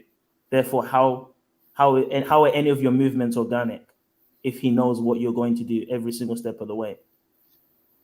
Because to me, I don't know, man. To me, I just see it as more as because it's about my experience, not the creator. Like you're saying, the creator knows everything, it knows whatever. So the only reason why is letting you do whatever is for your benefit, blood. Like, we're seeing it like us doing this benefits the creator in some way, you get me, which to me is a bit egotistical. Whereas like, if there is that creator, you're blessed that is even allowed you to be here. But he knew me before I was even here. Huh? He knew you before you was here. Yeah, of course. But at the end of that's where your free will comes in, where you can sign out of this, innit? What do you mean by sign out? You mean as in like suicide or whatever, which as they say would be a blasphemy or whatever as well. But would the creator have known even that? Though you would say, this is what I'm saying again. You'll go back to say, yeah, but the creator would know that he created you, and then you would kill yourself, and there. But that's what I mean. You give it to me. That's us putting ourselves above the creator to an extent, because we're seeing it like we're needed to be a part of this. Like, even the fact that I'm able to have this conversation with you, if there's that creator, then that was his choice, you know what I'm saying? As I'm talking right now, he should be able to just take man out of it. You get me? But I'm not saying like, I'm a man that looks at things neutral, you get me, like that. And even when it comes to this creator thing, I got my perspective of what my creator is. When we're talking, I'm something that can incorporate everyone, some kumbaya shit, then I don't really know that. You get me, car? I can say something that everyone on this, in the chat, on the panel disagrees with. Still doesn't negate what I think. But you get me? I mean, I'm open to the possibility that I don't believe in free will because it doesn't make sense to me, but it doesn't mean it doesn't exist. And this is the thing, I'm okay with not understanding something or something not making sense to me. I'm not going to use that as the factor for something not existing. But the way I'm thinking in the current state I'm in now, free will doesn't make sense. Even from a biblical perspective, doesn't make sense. But from a theist perspective, believing in an all-knowing creator generally, that it doesn't make sense. This is why it's a paradox. This is why it proposes either a contradiction or it just doesn't make sense. Personally. Yeah. That's my opinion. I do, yeah. And in regards to like the delete, I don't want to say the S word, but delete self concept. Like some people say, oh, if you delete yourself, that's a sin. But there's countless examples where you can delete yourself and it's not a sin. So, like for example, Samson deleted himself, but he did it in order to kill the Philistines. Could we say that Samson sinned by deleting himself? Do you see what I'm trying to say? So it's like there's a lot of nuance. It's the same though, really. You see that as a suicide, pushing down the flipping pillars and killing them in the temple. Yeah, he yeeted himself. He technically yeeted himself. Yeah, but I don't know, man. Like, it's to me, that suicide things when it's for yourself, blood, not like you're not really taking other people into it. Like, I don't know. Or for example, Steph, when you jump in front of a bullet to save someone else, you technically yeeted yourself, right? Technically. No, I see it. You're saving someone else's life, blood. Like. You have killed yourself. I get what you're saying. You have killed yourself, like literally, you have killed yourself. But that driving force that makes you do it is the other people in it. So it's not as black and white. That's the point I'm making. From a selfless place, like to me, that suicide thing. This is my personal thing, so you get me. Like I see it as more of a selfish thing, and that's with friends that have committed suicide and these things as well. Like even now, I don't understand certain man's perspective, like how they've left certain people behind and certain but I'm not them. Like only they know what was going on, and they're only. I'm one of these people. I'm not into negating someone else's experience. You get me? That's the one thing I won't do is negate someone's experiences or their feelings. Like someone says you hurt me, then there's a good chance that I've hurt them because I'm not them. Like all of this about toughen up and rare and this and that. I get it because sometimes it does get a bit petty and it bothers me, but it's still their experience. And if I want my experience to be respected, then you got to give that out to the same. You get me? Yeah. So like the suicide thing, I don't know. Like to me, suicide when you just want out in it. Like right now, yeah, you got kids, you got family, you got whatever. Or you got stuff you're leaving behind, but you don't care. You just want out because to you, this place has come so overwhelming that it's the easier option. And that's even that term, that's probably disrespectful to say it's the easier option. But I used to see it as make suicide the easy way out when I can see it does take a lot of strength to be able to do that, blood car. I can't hurt myself. Like, I'm not able to physically self-harm and hurt myself. You get me? But yeah. You can only got to go on flipping TikTok or whatever and put in self-harming, and you see it's a trend in these things. Like so. But you could do it to help someone else, though, right? Yeah. But it doesn't change the action. The action is still self-deleting, but it's the intention or the purpose behind the self-deletion that determines whether or not it's good or bad, right? Yeah, like you're saying, I think the key thing's intention. This is why I said it's nuanced. This is why I said even that concept itself, like when they say, oh, deleting self. I'm saying delete, by the way, because I don't think we can even say the S word because of the algorithm, just to let you know. Yeah, we can't really say that word on YouTube, but yeah. Even when you, just to let you know, because but you can't even say that on YouTube. Can you imagine? But yeah. Yeah, I didn't even know that stuff. That's why I just say delete. But even the whole concept of delete self, I heard a lot of religious people saying, oh, it's a sin and this and that. But I can show you countless examples where, like, one of the main figures are deleting themselves for a good cause. So it's like there's a lot of nuance to that from what it seems. There's a lot of nuance. Someone just put in the comments there. So is Christ death the S word? It was a sacrifice, but can a sacrifice be a delete self? But to me, that's what you just said that Samson did. Samson didn't have to delete himself in order to kill the Philistines, though. He made the decision to die with them. He asked God, let me die with them. He said, let me die with these guys. That sounds like delete. I'm not gonna lie, it sounds a bit like delete. Unless he was like he died in war, he was fighting, and then he died to the fighting or whatever. But he crushed himself alongside the Philistines when he pushed the pillars down.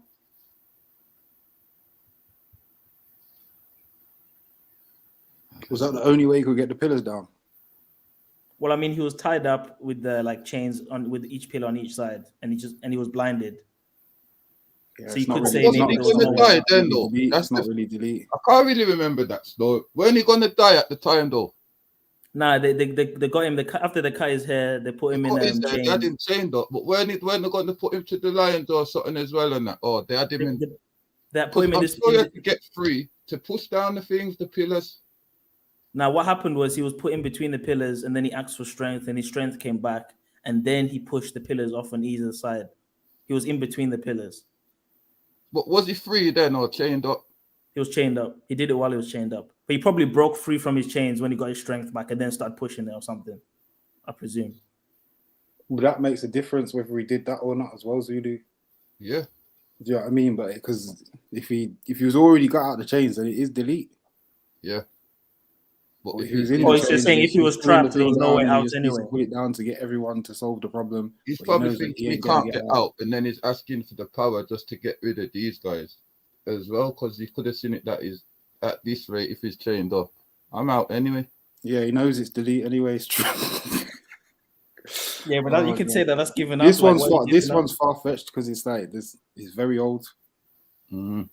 It could be like, but why are you giving up though? Maybe you could push the pillars down and then maybe climb over the debris and come out, make your way out.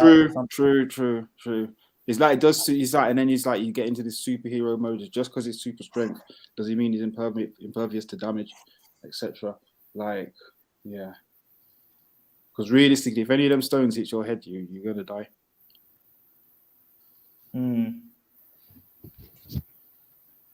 I'm not trying to go against what's right and wrong. I do believe in objective morality, but I'm just saying there's a lot of like nuance and tradition. That was the free will. That was the thing why we got into this. Free will. Free will. Yeah. You know why? Because obviously, man, I spoke to you for years on here and been around, and certain things of what, like even like you saying the flat Earth thing. I remember when you weren't on it. I definitely wasn't on it. You remember? I was going against it. Where I remember fully, like. Yeah, man. I've been doing a lot of reading. I had to change my mind. I don't know. Does free will limited to wrong and right? No. Like, is that the only basis that it's free that you can do right or wrong? Like, or I think there's more. There's loads more between it all. I wonder who came up with the concept of free will. Like, it just isn't it? I think free will is just to be able to do something. I don't think it's in regards to morality. It's just to be able to do something, to will something. But it can be associated with morality because you can will to do something good or bad. But even the term good or bad is based off a religious presupposition. This is why I don't think atheists can truly justify something being good or bad, because they don't believe in an objective morality. They don't believe in an external morality, God-given or divine-given or creator-given morality. It's just left up whatever we think is good or bad. Oh, but they do believe in the conscience, though, innit? Well, hopefully. But they usually default to empathy, like, oh, I wouldn't want that done to me, so therefore that's bad. But people have different levels of empathy. But that's what the Messiah is telling them as well, though, isn't it? Yeah, but the faultiness with that argument is. No, I agree with that. That's what they're taking it from that. But the faultiness of that argument of, oh, I don't need religion to know what's good or bad, I can just go by empathy, is there's different levels of empathy depending on the person. So someone may not think XX is bad versus something else. You know what I mean? So how can you determine that morality based on empathy? It's not a consistent, objective standard. And your empathy can be affected by your environment and your own experiences as well. Exactly. Because if you look at the brutality of the ancient world, They're putting people on stage, cutting people's heads off, doing the madness. You telling me they had empathy, bro? Like when you look at, like, when you read a lot of history books and what people were doing back then, like Genghis Khan, a lot of these like world leaders and generals, they were brutal, bro. They were lighting people on fire. Do you know Genghis Khan, the Mongolians, they used to get a bunch of dead bodies, light up on fire, put it on a catapult, and then throw it over to the enemy. That's a bit crazy. That's a bit nuts. I'm not gonna cut. That's a bit nuts. So you can't tell me about empathy. What is that? That's not empathy. Yeah, I don't know, because he could have had empathy for something else. Yeah. But empathy is, I think it's directed as well, isn't it? Just because what's important to you is not important to somebody else. He could have had bags of empathy for something else. That's the reason why he's deleting these people. It could have been super spiritual on this wokeness thing, you get me? And yeah. They're not physical and my body ain't sick. So, you know, doing that to someone else's body, they don't really got no value to them because they're not in the physical world, they're all spiritual. You know what I mean? We don't know their perspective on it, but like imagine they could just go and like take down like thousands of people and then sleep at night like nothing happened. That's a bit, you know what I mean? I'm not gonna lie. See it as, if they don't see them as physical bit, like, you know, like if they're more tied to the spiritual, then oh yeah, well, the physical ain't this and that. Because you see it in certain spiritual people, like they'll say you're not supposed to have money, you're not supposed to have this, you're not supposed to have... Do you get what I'm saying? They're happy with a lower, what you'd say is a lower standard of life to a certain extent from a physical perspective, but in their world they're happy. Yeah. So if they was someone like that to say, yo, they don't really see it as the physical killing people and it's not on the same like we're going off our morality, but we don't know what they're, like you're saying, morality now is, you said, it's formed in religion and this and that. Their thing could have been founded in something else. Yeah. You get me? Times change, blood, like things, you get me? So their whole perspective of looking at it could have been something completely different. They might not have been tied into this physical world like that. But would you not agree, though, Step? In order for a civilization or community to thrive, we must have an agreed upon set structure in terms of morality.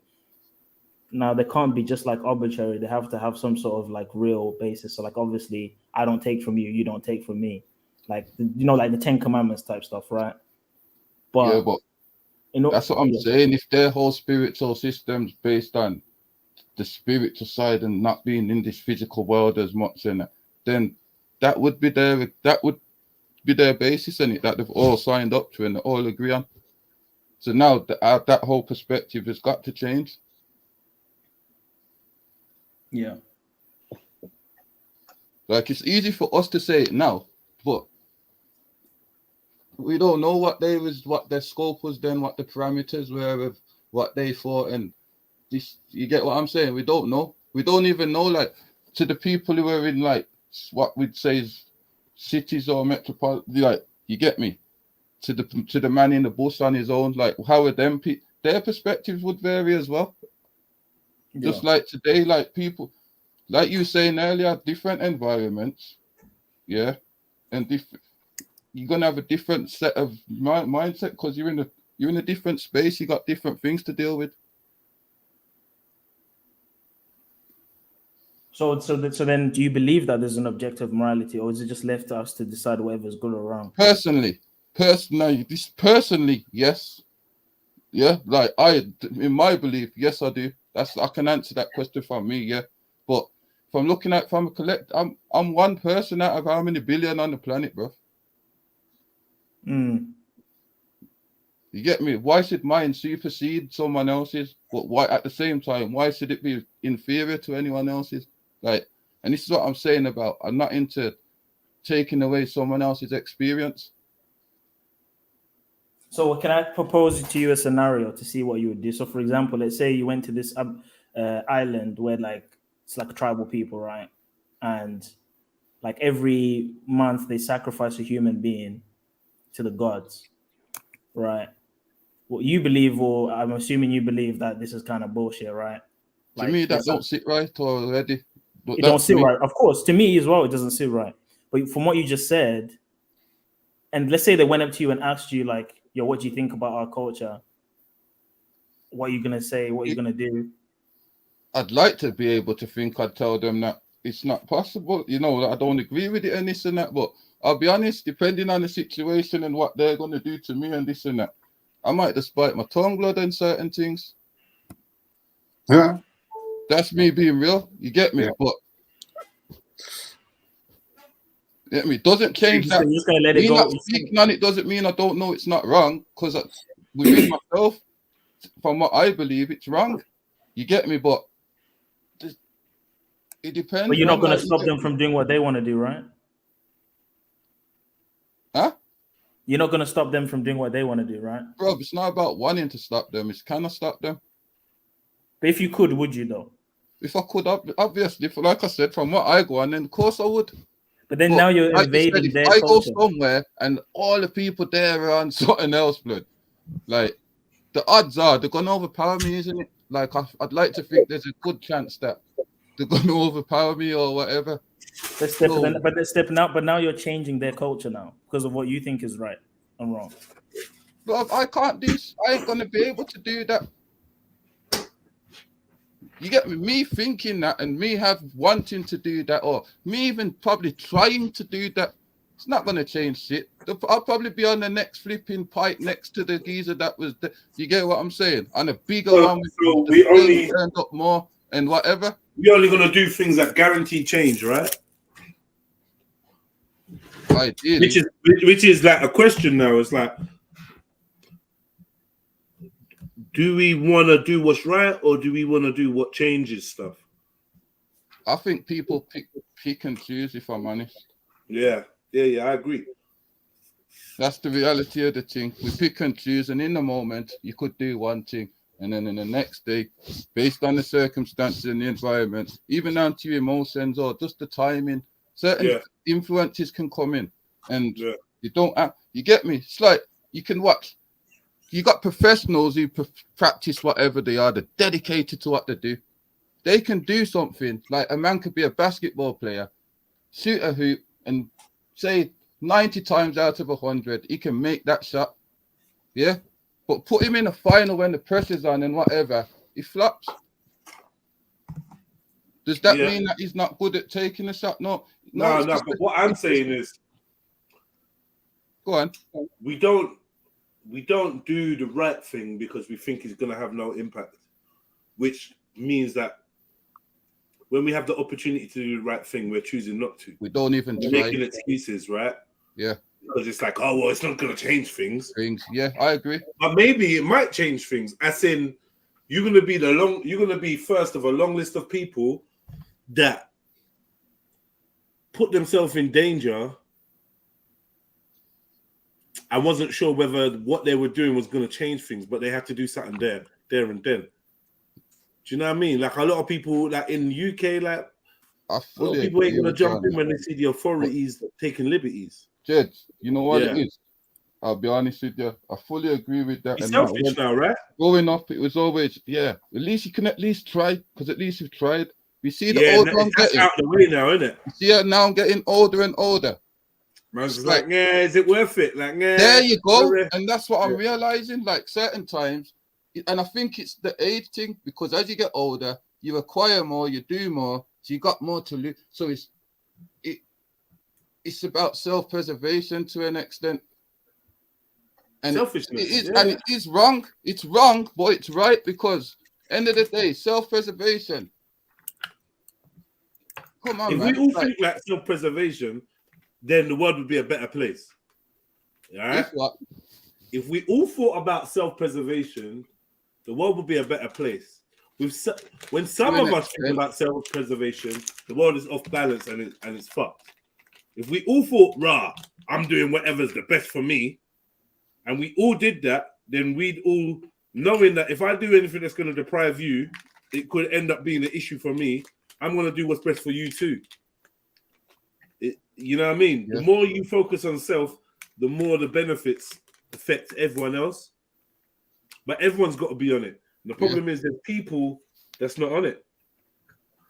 There's people that's not on it, man. Yeah. If you said, you know what, fuck this, What? You see what they're doing to them youths? I don't care. I'm not having that.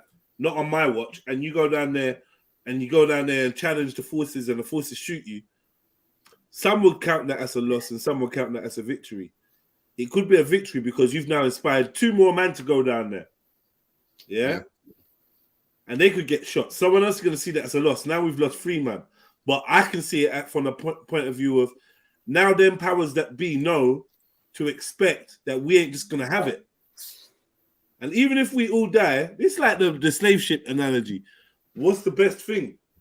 Getting taken to a new land to work and be enslaved, or to jump off rush the captain and jump off the edge, or jump off the boat, or get thrown off. What's the best for the future? Yeah, is it riding out and dying there on the ship?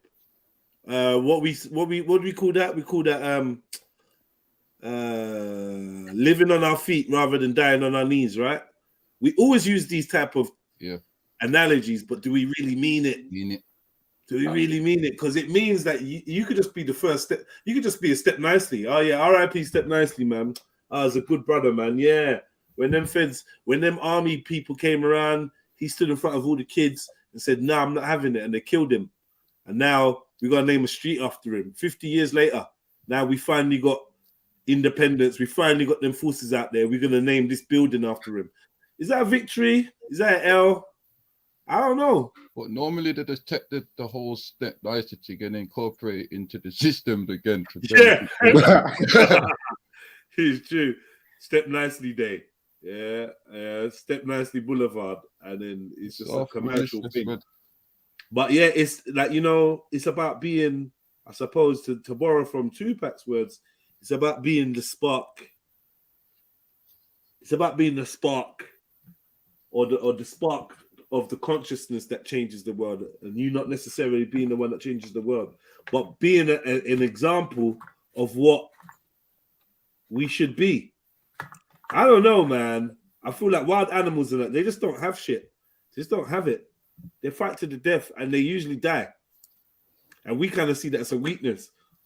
But I'm thinking it might be a strength, because your enemy always knows, yeah, we're going in to kill this. We're going in to kill these lot. There's not going to be any of this enslaving and controlling and that. No, these lot are way too wild. We got to kill them. Because they ain't going to have it. That's one thing they always seem to be scared of, is making martyrs as well still. Like when you really check it. The right martyrs, yeah. So all the martyrs we get, I don't know, man. I don't know. There's a lot of psychology involved in what it means to be human. And I think once we get past the psychology and we deal with the instincts, then we should be untamable. A human being should be untamable. But we can get convinced that it's in our best interest to hold it down. Like someone once said, when I said the slave analogy thing, someone said to me, okay, so you're going to be the slave that gets dashed overboard and rare. I'd rather be the one that makes it to the other side and gets to plot and plan and strategize and find a better way to get out of this. I want to be the one that's there for the kids. When you're in the bottom of the ocean, I've made it to the other side with the kids, and I'm looking out for them, giving them good advice. I don't know. Yeah, but even then, they're probably still telling the story of you, though, innit? Get me? Well, And it'll be the story of you that goes into one of those kids that made it to the other right. side. That's the old, and that's the thing. That's the old warrior thing, isn't it? Like, this is why, you want to die as a warrior, die on the battlefield. All your ancestors know, regardless of what they say, stupid, funny, smart, smelly, whatever you are, you're going to die on your principles and you're going to die for freedom. And you'd rather be dead than a slave. Like, you're not enslaving me. And I think the thing that's stopping us is wanting to live forever, man. Yeah. We want to live forever. Because we got no confidence in life after death. We got no confidence in the hereafter.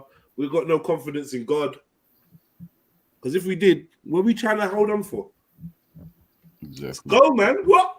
You're trying to enslave our women and our kids? Nah. Final stand. And then someone says, well, if you all die, who's gonna be there for the kids and the women when you lot are all dead? And someone says, you know what? That's a good point, you know. That's a good point. No one wants to die naturally though, right? Like there's this like internal like instinct to want to live and not want to die. Right? I don't know how natural it is. I don't know how natural it is, cuz it's very much a listen, I think that all depends on what you think dying is and what you think life is. Yeah. If you're from a warrior tribe and you think that the only honor is in dying on the battlefield or dying for what you believe in, that's the only honor. Dying in your sleep is embarrassing. Yeah? Dying of syphilis or some other shit, it's embarrassing. It's a shame on your family. Swear to God, there's cultures that was thinking that. Nah, for real. The Vikings. Yeah. Do you know what I mean? That's a shame on your family. If you ain't dying with a sword in your fucking hand, then what were you? Yeah. And I think when you know there's a tribe of people that think like that, your ideas about enslaving them is going to be very different, right? It's just going to be no trickery, no this, that, no rare. There's going to be no psychology you're using on these man. Unless the only way you could do that is convince them that death is a I don't know, it's a bad choice, it's a bad thing. But even when you look at it biologically, the body regenerates. To me, that indicates that formerly we were meant to, if not live for forever, maybe for a longer period of time. But the body regenerates. Like it doesn't want to die. Does anything not regenerate? What doesn't regenerate? What's the word? Biological? Yeah, what biological? Is it? No, that's not the word that I want. Because it's the rate of growth versus the rate of decay, right? That leads to. Okay, is there anything that is not growing that's alive? No. Okay. Seems to be like the nature of existence to. What's the word I'm looking for? Is it biological? It is biological, right? I'm just talking about things that are alive. So, you know what I mean? Yeah. Isn't it they say that even like when someone dies, even when someone dies, the heart still beats or something like that, or something's still working in the brain or something? When they say that, isn't it? I don't know. I know that your hair keeps growing, your nails keep growing. Is that not a bit strange though, fam? It's like you do say it's your heart that gives out, isn't it? It's not fucking strange. The body's still alive, bro. No, the body's not alive. The hair is still growing, yeah, and the nails are still growing. That's not the body's not alive. That's not alive. No, it's just a process. Exactly, even it's a process, and it's gonna stop after a certain point. It's like once the minerals and all that are growing off. Yeah. Oh look, I've plugged this phone out of the wall. I've not charged this phone all day, and look, it's still going. Oh, that just proves that it's alive. It's like, no, actually, you charge that battery, and once the last bit of charge comes out of that battery, it's dead. Yeah. It's dead. It's not evidence that you don't need a charger. It's evidence that you've been charged up. So yeah, your hair and your nails have been charged up by your life force. And yeah, once that dissipates, that process will stop. That's it. Yeah, you have no feeling in your nails and your hair anyway.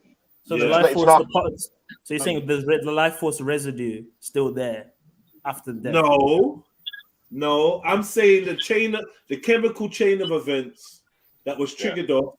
That was the chemical process is continuing and will end once it gets no more stimulus, no more fuel, no more. The process is already it's already happening before you were killed or before you died, and it's gonna finish.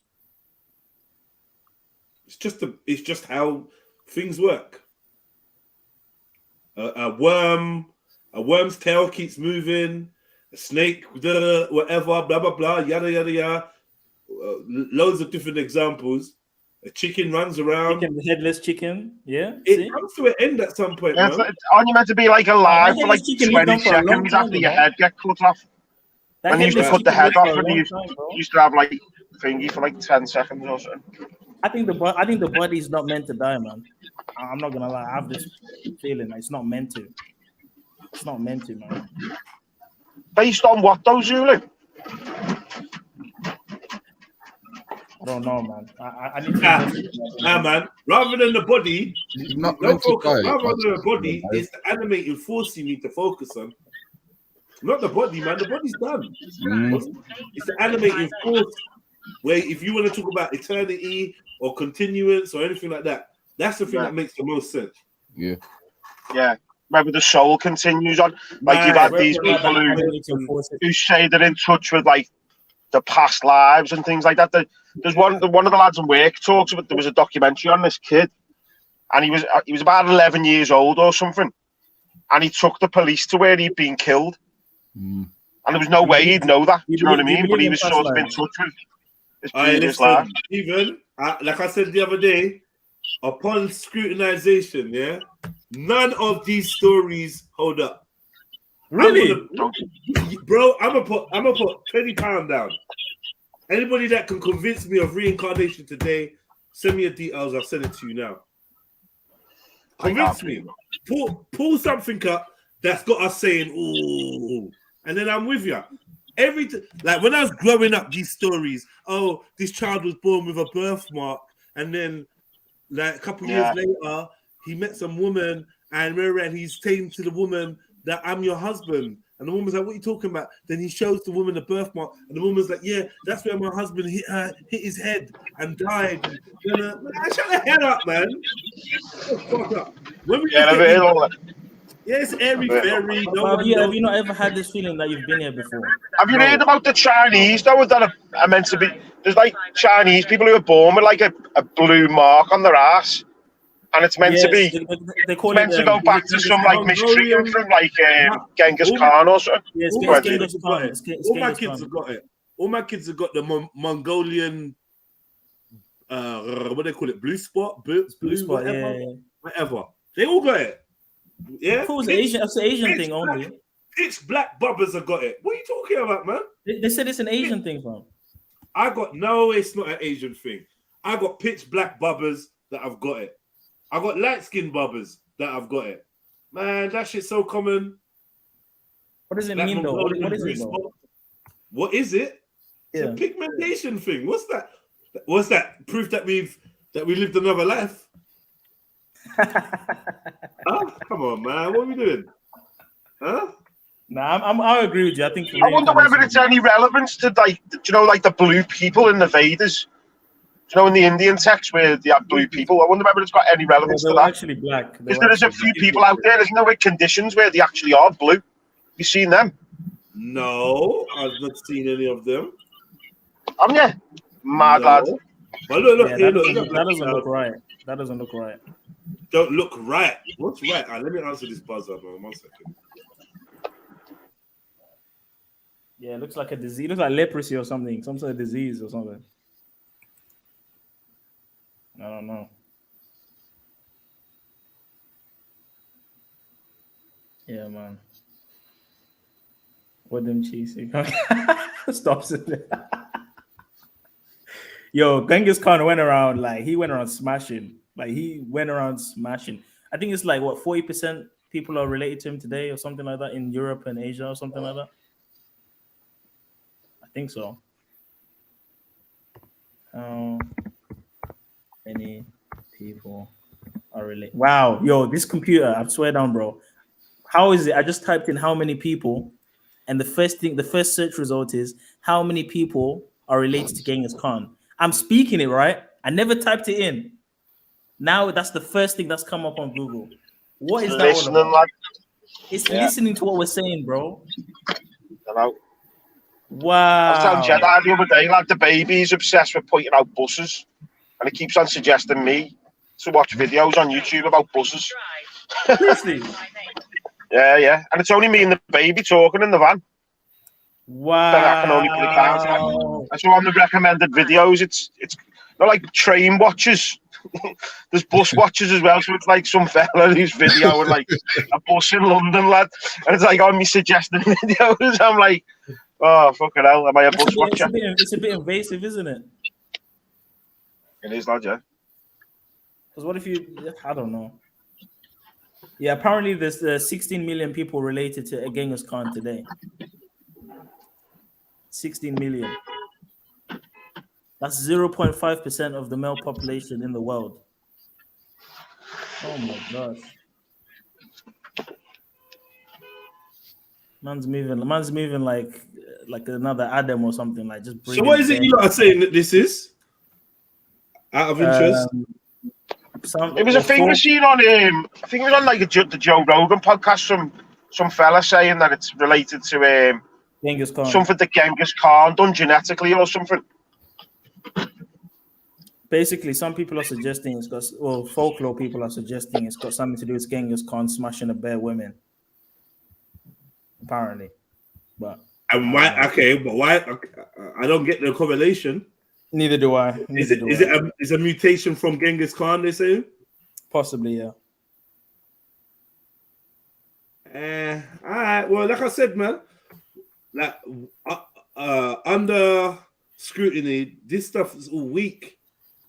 I don't mind you showing me anything to do with reincarnation. I don't. So, what do you think the explanation is when they get the prediction right? Do you think it's that maybe there's entities giving these people information about other people's lives, so they're able to recall it, like demons? Put it in YouTube, Jedi. Genghis Khan, blue birthmark, or see if it explains it a bit better. Because I don't think me and because that's what I suspect. I think demons are telling people about other people's past lives, and they're able to recall it, like seers or prophets. That's what I think.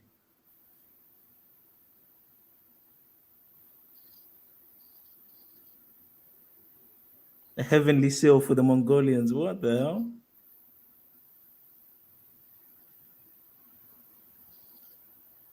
Fat bullish. Mad.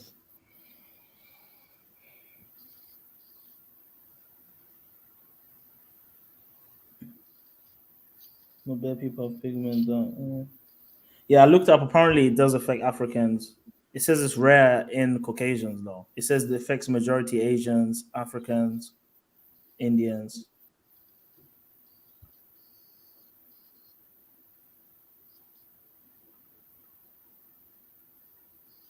Yo, is anyone there? Hello? Yo, big up, Zilly. Yo, no one was speaking. Like, what's going on, bro? Yeah, I'm back in the room. Sorry. I was just listening still.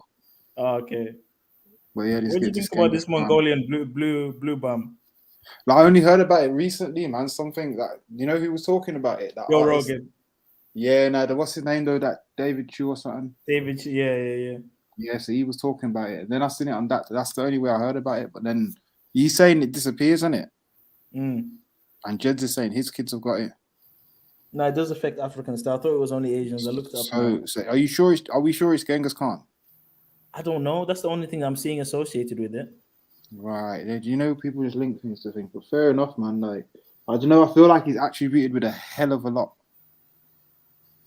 He breeded a lot of women, bro. I just looked up. Apparently, 16 is it him or is it his army? Do you know what I mean? Is it that group of people? Well, him alone, apparently, 16 million people are related to him today.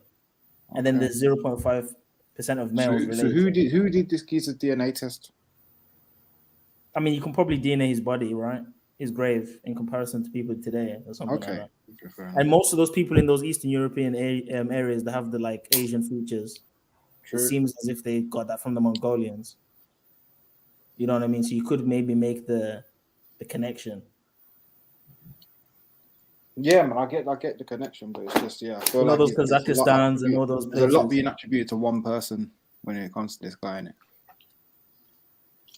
You know those Kazakhstans and all the stands. Yeah, they have Asian features. Some of them. Mongolia, Tajik, all the way into Siberia. Do you know what I mean? And then obviously China. Turkey. Like, yeah, it's huge, man. What are we looking at now? Keep Yeah, scrolling. looks like leprosy, man. Darkness. Maybe it's something to do with melanin or something. I don't know. Some residue of some melanin or something. I don't know.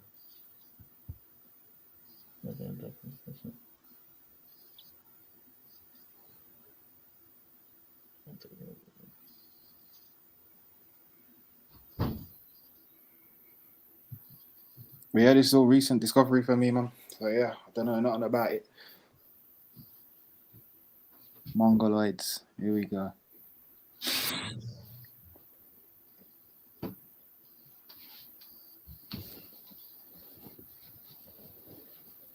See, he stops is saying maybe the doctor slapped the cheeks too hard. Pause, but yeah. I've always wondered why did they do that? What's the reason? Is it to see if they'll cry or something? Yeah, it's something to do with if they cry, they're breathing. That's something to do with like that, but yeah. I feel like there's some sort of subliminal, like trying to cause pain or something. I don't know. There's a lot of things they do when a kid is born. It's like, why do they do this? Why do they do that? Why is there like a light flashing when they come out of the womb and they're just like blinded by light? Mm-hmm. You know, there's a lot of things. Well, definitely, because there's a lot of things that don't happen in other places. Yeah. But yeah, this is why I'm doing a natural birth when I have my kid, man. When my woman's doing a natural birth. Facts. Because I don't want them putting no injections, no nothing, all these things. No, thank you. Not happening.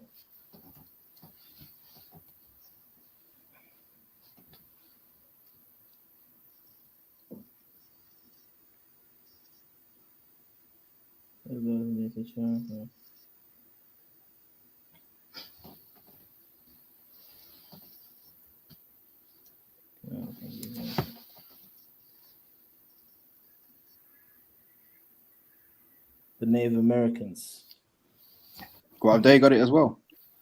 Yeah, apparently it affects African American, Native American, and Asians. I swear all my kids are born with this, you know. Every one of them. It sounds like he's booked before Genghis Khan. Native Americans have got it, Turkish have got it, East Or Asians it's something got else. it. Is it something that's how can we genetic? explain the presence of this birthmark in newborns of some African people, such as Ethiopians, or of full Caucasian descent? One can only speculate and make guesses. Wow. Is this hereditary? I think so. I don't know. Unconsciously, the blue spot is left from the divine place where the baby was prodded or slapped by a spirit to leave free life.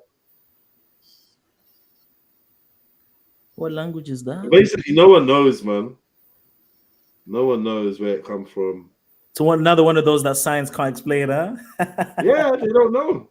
There's bare of those, isn't there? Where we just can't explain, we don't know. Like, yeah, right. Yeah, right. You know what it is, bro. What do you mean we don't know? Yeah, they're just saying we basically don't know. We don't know.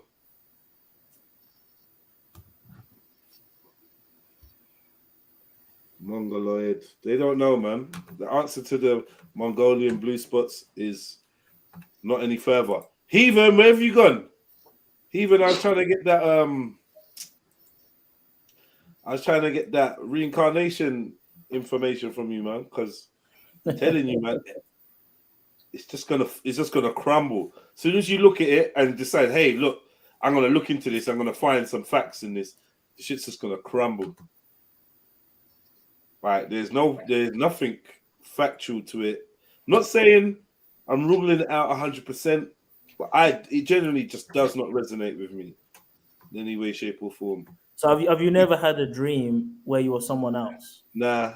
From back in the day or something?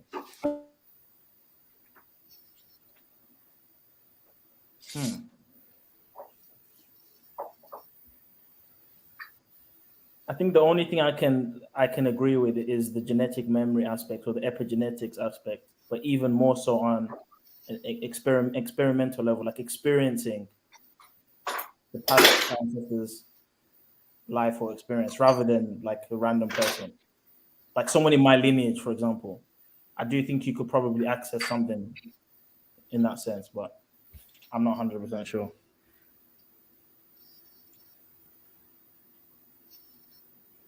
Yeah, and then with the reincarnation, it's also associated with coming back like an animal as well, coming back like a dove or coming back like a cow or something.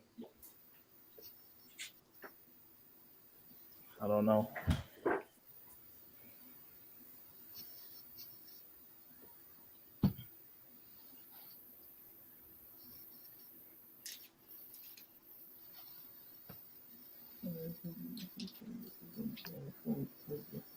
Sorry, lad, I'm just on a job. No, I don't know, lad. I'll have to ask that. It's one of the lads in work. He always goes on about it. Some documentary he watched, and like I said, the kid took the police back to where he was previously buried in a previous life or so. But I'll be honest, I've never really looked into it. I don't know. I'm a bit hit and miss with it. I don't know whether that. Do you reckon you come out as a pure soul as a baby, or do you reckon you do have maybe some biases from a previous life, or maybe some sort of like integral things? Do you know, like I don't know, like do you know, like being stubborn? Now, some people are just stubborn, aren't they? You're born stubborn. I don't know how you're born stubborn, or did you pick that up, or yo, big up everyone, big up. Something shit. Yo, Shifra, big up, no, like little traits like that. Do you know what I mean, Jedi? Yeah. I'm on about your traits. Do you pick them up from? I don't know. Does your soul? Do you reckon your soul does transfer bodies and things? Even I don't know, man. I don't know. Are the traits of your personality part of your consciousness, part of your soul, or not? I don't know. That's a big question. Nature versus nurture and stuff like that. One of the big ones against it, lad, that I've thought of loads of times when I've thought along them lines is like, you know, the population's forever expanding, innit? So sort of reincarnation. Obviously, I've heard they say like there's new souls that get born and some souls do die off.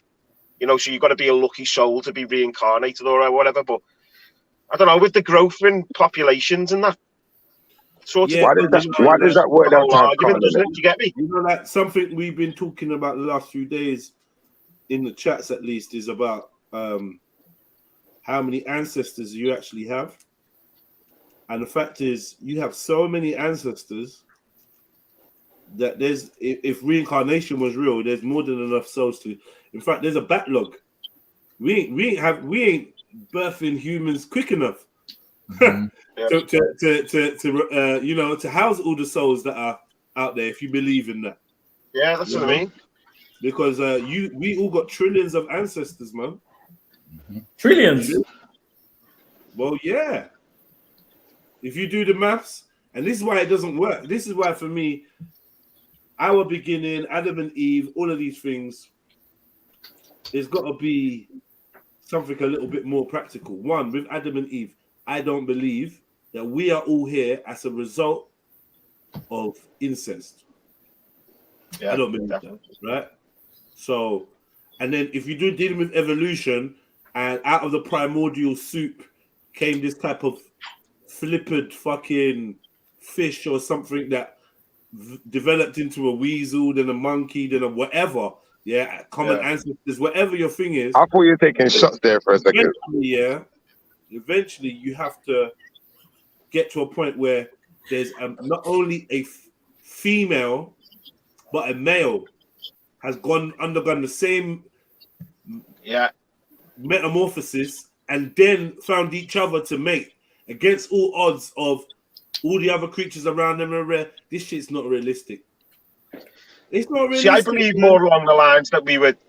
There was like, say, like Shifet, sort of like an ancient people that were displaced all over the world. Right. That's what makes more sense to me. But all antediluvian. Well, we moved. This fish person turned into a monkey, and the monkey turned into a human, and then the human was walking down the road and then saw another human. I thought, do you know what? rather than fight you or kill you like I have with everything else, I'm gonna fuck you. And then they created a baby and they raised the baby, and then more, and then they had more children, and those children raised the babies, and that was happening all around the world, or just in one place, and then they bred amongst themselves enough to spread. Man, this is bullshit, man. What is this? It's a shit theory. The theory is actually very shit. Under intuition, under logic, it's like, nah, I ain't feeling this. Another one that the Jesuits made up. Yeah. Under logic, it's like, nah, I ain't feeling this, man. And then we see that they don't have, they're lying. You know what? I realize the governments and not the governments, but the keepers of the narrative, they do this thing where they're like, oh, I'm gonna show you in a minute. Give me 1 second. I'm just gonna sort this out. And that's basically what we keep getting.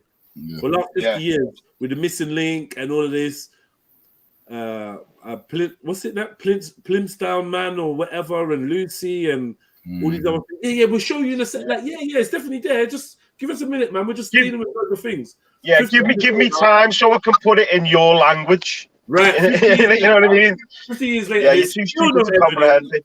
There's still nothing, and they're telling you, yeah, but we've discovered all this new stuff and that. Just chill out. 1 minute. Yeah, it's coming. And it don't come. No transitional fossils. 60, 70, 80 years believing in the narrative that they're never going to. It's not happening, cuz. You lot ain't going to Mars. You're not going Mars. You're not having space travel. It don't matter what Richard Branson told you 5 years ago or what Elon Musk told you 2 years ago. You lot ain't going nowhere. There's no manned missions to the moon or any of this shit that they said. What did they say? Holidays in orbit and stuff like that, and a space station hotel where everyone bullshit. 5 years ago, 8 years ago, whatever, they did a competition for people around the world, and they was going to make one of these people an honorary astronaut that gets to go on the International Space Station. A guy from the UK, London, won. An Asian brother. This is where I first started looking into, like, long story short, I was following the UN and New World Order, and then I came to see that they have a youth branch, and I started investigating the youth branch of the New World Order, which is called One Young World, and I started seeing that they're all over the world doing conferences, drawing in young people. Same type of figures, shadowy figures are in the back. And I was watching stuff. I started watching stuff for that guy, Shaka Bars, this and that. Then I noticed that they were doing this competition, which was being the UK side of it was being headed by International Space Station astronaut Tim Peake. Once you start reading into Tim Peake, you realize, okay, this is all Peake. This is all bullshit. He ain't been to space. He's a dodgy dude. This is all bollocks. I was just wondering, how are they going to send someone into space? I want to see how they do this. Yeah? To this day, they ain't sent no one into space. Who they sent? This Asian brother that got all these votes from somewhere, somehow. I don't know, man. There's just a lot of dodgy shit going on. And, I feel like reincarnation, there's not enough to it. These anecdotal stories. The Hindus need to come on the panel, innit? Right. These anecdotal stories of kids that remember. I just remember. It's like, nah. You think those kids have special abilities, like the seers or something? No. I don't think nothing. What you think about it? Can't be. Bring me one. Bring me one story that's gonna make us scratch our heads and be like, yo, how the fuck? Bring me one to do with. Can I say something, please? Reincarnation. Because I actually agree with Jedi on this one, man. What I notice here, anytime I hear about this nonsense about reincarnation, they always seem to be reincarnated as someone who's particularly known or famous or is easy. Their information's easily obtainable. Everyone's getting when they do their regression. The joke thing. Joan of Arc or some shit. Brother, I heard someone talk about reincarnation, and they were saying that a relative was reincarnated as another relative. Then when man done a deeper inquiry, the relative they was reincarnated at was alive at the time when this person was born. That don't make no damn sense. We do it. That's where the other souls go, Jedi, isn't it? In the Hindu one, isn't it? If you're like a bad soul, you could end up as like a fly or something, and that's why they don't like mistreat animals or like. Yeah. There's like a temple. Have you ever seen that temple in India where they feed the rats because they don't want to kill them because it could be an ancestor. You could be killing your auntie. Yeah. The ancestor was a rat, though. Yeah, but they see all souls as innocent, don't they? So the rat's just as innocent as. I know they carry the disease and all that, like, but you know what I mean. I think there's some people with abilities, like seers, are able to look to record certain things. Personally, well, I was going to go on to like like the spiritual church. Before you, do you think people go up on can one, see ancestors and people who're dead? Go on, man. Let me ask him a question quickly. So Zulu, obviously, from what you said, are you a believer in people that speak? Is it just me or is it cutting out? Cutting out, man. Say the last bit. Yeah, it's not just you, then, lad. Yeah. Say that again, Shifa. Hold on. Can you hear me now? Is it any better? Yeah. I was saying, obviously, when they talk about people, seers, and people being able to tap into other people's energy, whatever, or spirits, do you believe in people speaking in tongues as well? It depends on what you define speaking in tongues. Some people define it as speaking gibberish. Some people define it as being able to speak in other languages that you didn't know for a purpose. So me randomly just speaking in Spanish. Some people, No, but by whatever definition, because some people say speaking in tongues is. No, but some people say that speaking in tongues is a person having a conversation with the Most High or the higher deity or whatever it is that they're connecting to. And obviously no one else can understand that language but them and the Most High. So depending on your depiction of it, it don't matter which one, do you believe in speaking in tongues to any effect? I don't believe that speaking in tongues is gibberish. So what do you believe it is? Just like it says in the book of Acts, the introduction to speaking in tongues is where the apostles were able to speak in other languages that other people could understand. So they didn't know, for example, if they didn't know Spanish, they were able to speak in Spanish. They didn't know French, they were speaking French.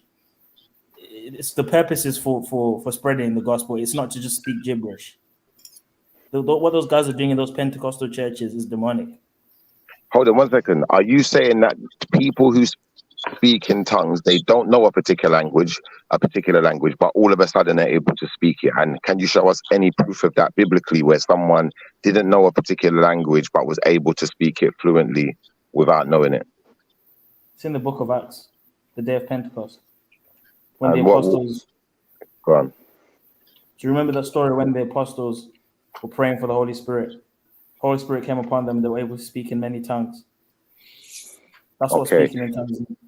When you say the Holy Spirit came upon them and they were able to speak in many tongues, it's not descriptive enough for me to know how this ability was given to them. Because you could say, well, the Holy Spirit just allowed them to speak in tongues, but the Holy Spirit could have guided them to a book of translations of other languages so they could.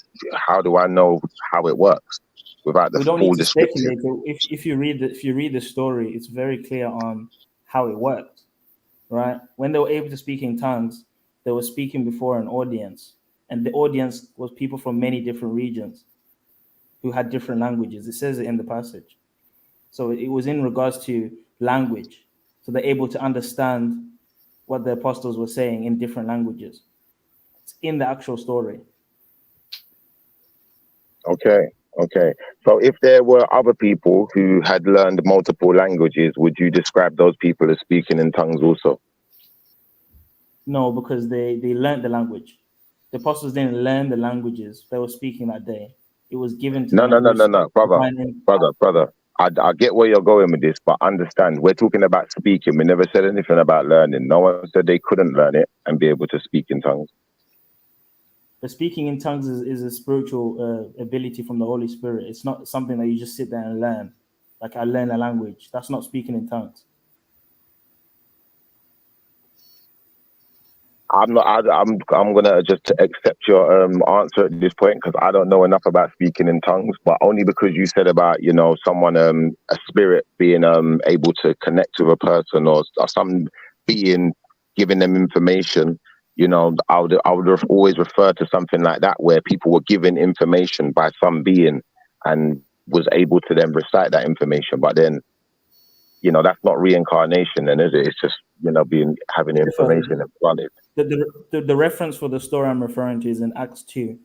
So when you've got time, if you read through Yeah, I'll Acts have 2, a look at it. I'll have a look at it now, bro. I'm gonna go on mute for a minute. I'm gonna have a look at it now. But no, I just thought I'd ask because I don't really know enough about it, and I know you're a Christian brother, so I no, thought it's you might fine. know. It's in Acts 2, and it goes through the whole story. If you read that, then you kind of see what I'm saying. Do you know anyone that speaks in tongue today? I know people that have claimed to have spoken in tongues, but I know people that have also claimed to have healed people and claimed to have done the exorcisms, and it's just, take it with a grain of salt. There were con artists then, and there's con artists now, so take it with a grain of salt. Still, Say that. I'm gonna look at this. What was it? Act 2, you said, isn't it? yeah. I'm gonna look at it. And don't let them slap your baby when your baby's born, man. They never slap none of my pictures. Yeah, let's go right there. Nah, I'm having a natural birth for my youth, man. It's not happening, bro. It's not happening. Definitely.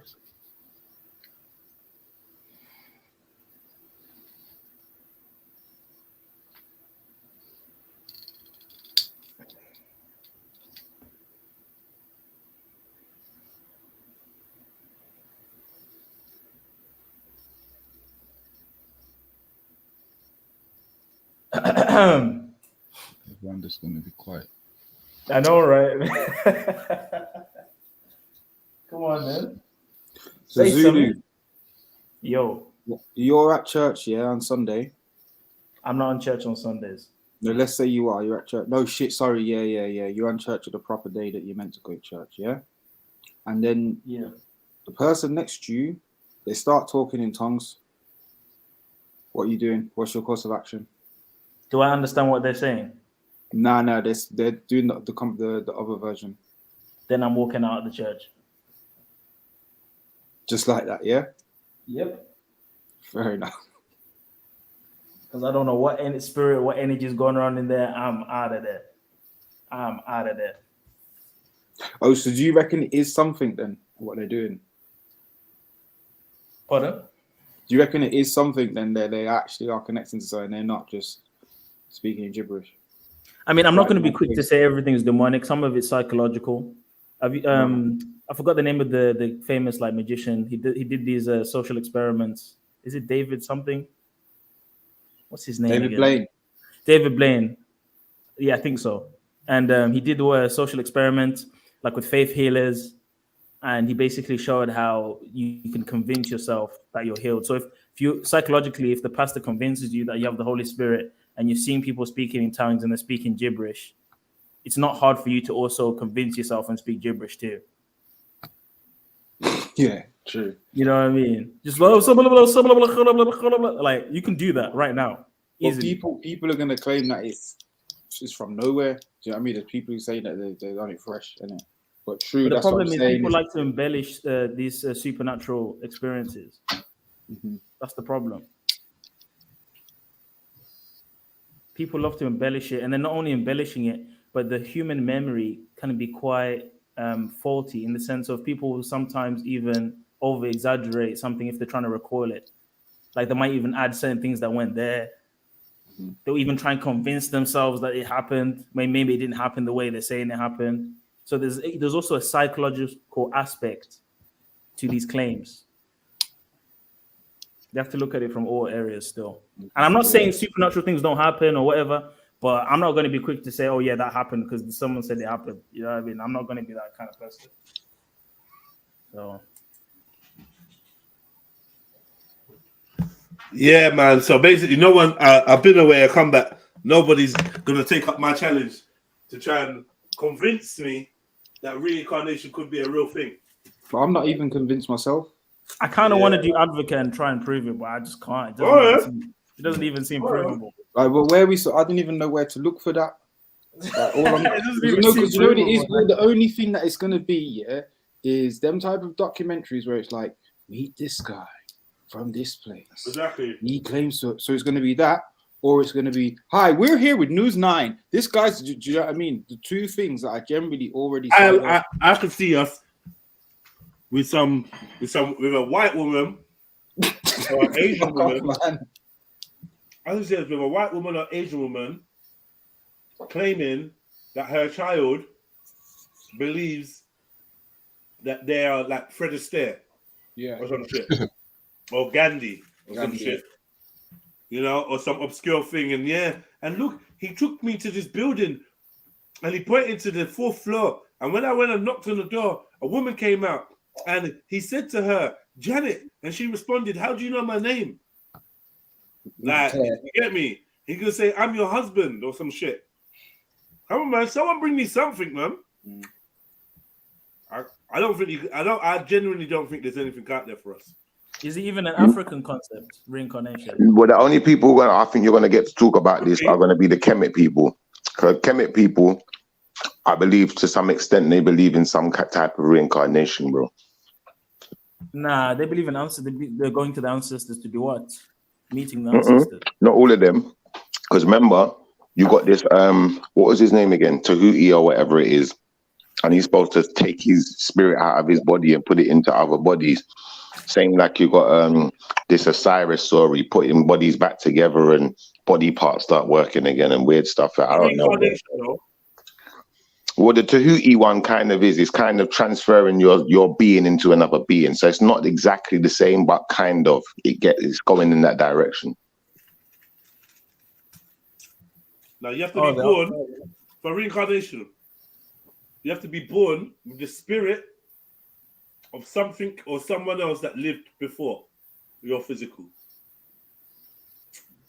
Yes, but if someone was born, imagine this Foth or Tahuti, whatever you call him, a baby's being born and his soul is leaving his body before that baby's born and goes into that baby. Yeah. Now he's being reincarnated. Yeah, that's reincarnation. Yeah. Apparently, there are some tribes in Africa that believe in reincarnation. Of course. It's all ancestor related, right? Of course it is. But you don't be. But this is the thing. I think they're conflating ancestor worship with reincarnation, because with ancestor worship or veneration of ancestors, you are still a separate soul. Nah. We got Africans. When it comes to twins, when it comes to one dead twin, and when it comes to, this is my grandpa reincarnated. I've heard that. You know what I mean? Yeah. What about that Chakra stuff, that Shango stuff? Because ain't that reincarnation as well? And Orishas and that. Nah, it's a bit different still. So what happens? Do the Orishas possess people? Yeah. Okay, that makes more sense then. Make more sense. I get that. Yeah, but possession is not reincarnation. No. I think the Orishas possess people, or should we say better, the people claim to be channeling Orishas at certain times. During certain rituals and whatnot, they claim to be channeling. It's a bit different from possession, or maybe not that different, but it's definitely not reincarnation. No. It's a temporary thing. I don't know. Gurdeep said, let's prove we have a soul. Good point. We got to prove the soul or the consciousness. We have to prove it. Prove it to who? No, because we're gonna have if we're gonna have a conversation about reincarnation and whether a human a human soul has lived before their physical, then we'd have to prove that the soul was a thing. Which I think is, yeah, we're not doing that. Smud said, I am here. Yeah. You're here, yeah. So are you the original you? Was there ever a, you get me? Are you the original you? Or you just don't remember what the you was before you came here?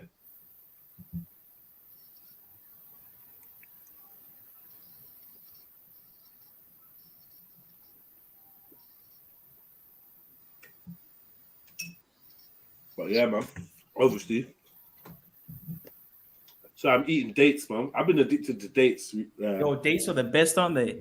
Oof. The fresh ones or the dried one? Nah, dried ones, no. Have to be dried. Yeah, dried one. You know the medjool ones that taste like toffee. It's like candy. They taste like chocolate, bro. Like, yeah, trust bro, me, it's amazing. Mad still. I've got into the fresh ones recently though. You're not supposed to eat many. You're only supposed to eat like 3 or 2 or something. You're not supposed to eat bare, You can tell, man. They're like little sweets, bro. I try to eat 7 a day. I try to eat 7 a day. Like Prophet Muhammad said. I see. You can shit yourself if you eat too many of them. It makes you shit. Is it? Are you gonna shit yourself? Yeah, they're good for movement. They do help the movement in the morning and that. But I can't lie, man. These dates are the shit, man. And the teeth as well. Can have the teeth. I'm not really feeling. They're not as good as the medjool. Obviously, medjool are just dope, but super expensive. Mm-hmm. I got safari dates. They're all right. I saw the Ajwa dates, yeah. Bro, when I looked at the price of the packet, yeah, I was like, nah, let me allow it. The price is crazy. I want to say like the packet said £18 or something on it. Yeah. Like, but these are the ones that Prophet Muhammad said they're the ones that he's like in the hadith. They're the ones he sponsored.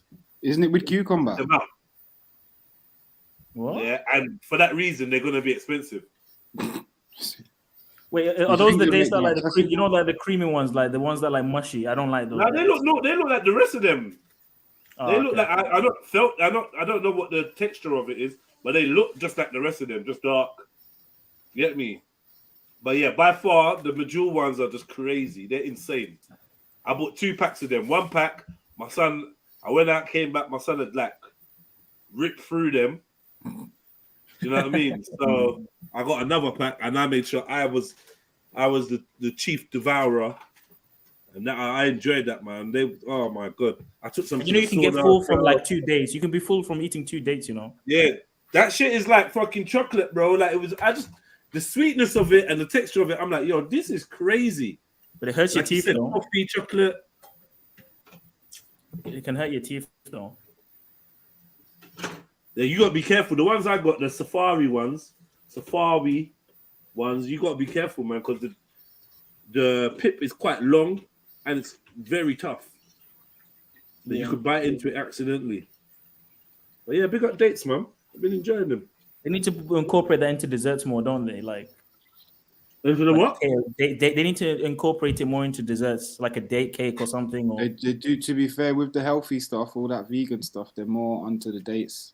Or like date cookies. They put raisins in cookies. And because it binds stuff together, but there's definitely a lot of things you can make, man. Oh, just a quick one on your subject to reincarnation. Do you think some people could be reincarnated as plant, and in that case, someone might end up eating an ancestor?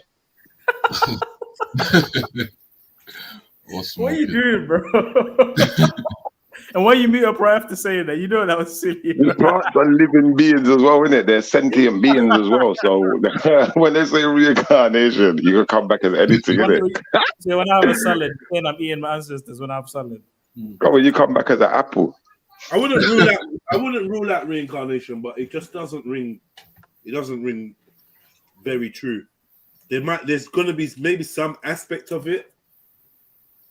Like, if it's false, what's the deceptive aspect of it? Why did someone come up with it if it's false? Okay, because now obviously with reincarnation, you ain't got to worry about heaven and hell, right? With reincarnation, heaven and hell, heaven becomes the next stage, and reincarnation becomes earth becomes hell for those that don't transcend. Also, this life doesn't matter if you're gonna get reincarnated to some degree. YOLO in, or there's no YOLO. Yeah, Yeah, it gets a bit more YOLO-ish, definitely. No, it gets Well, no, opposite. No, when I say no, Opposite sorry, of it gets YOLO. less YOLO-ish, but actually the Yeah. attitude can still be there. The opposite of YOLO. You get multiple choices. No, but what And I'm saying is chances like, to okay, make it but then happen. you will ultimately you'll be more fuck it in your mentality. Well, no, if you don't want to come back as an ant. Yeah, Or but you know whatever. that ant can be over in 10 minutes, so you be something else quickly. Yeah, but was you a good ant? Ooh. What animal do you guys want to come back as if it's real? Octopus, obviously. A human. You want to come back as a human again? Come on, man. Yeah. There's, you know what it is? There's, you know what it is? You see, as a human, there's stuff to do, man. What if you There's come stuff. back as like a different race though? Like a different Come back as a duck.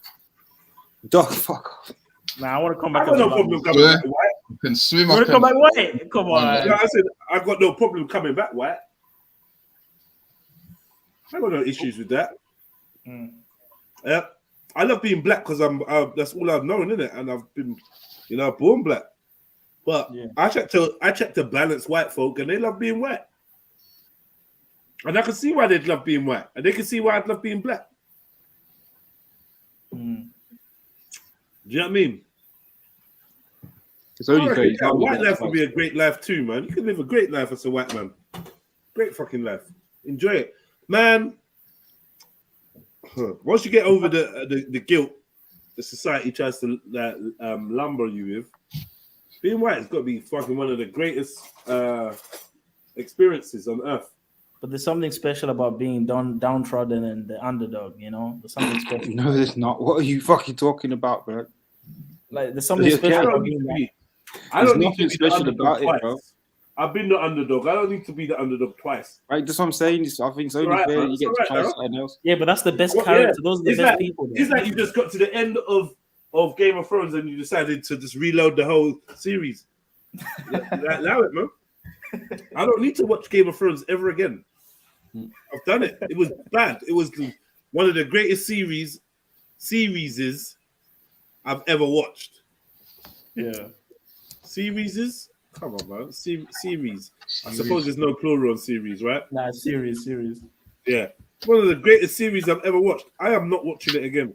I tried to watch something even similar to it, and it just didn't happen. Yeah, it's difficult to. I'm all right, man. Do you know what I mean? We can move on. Next.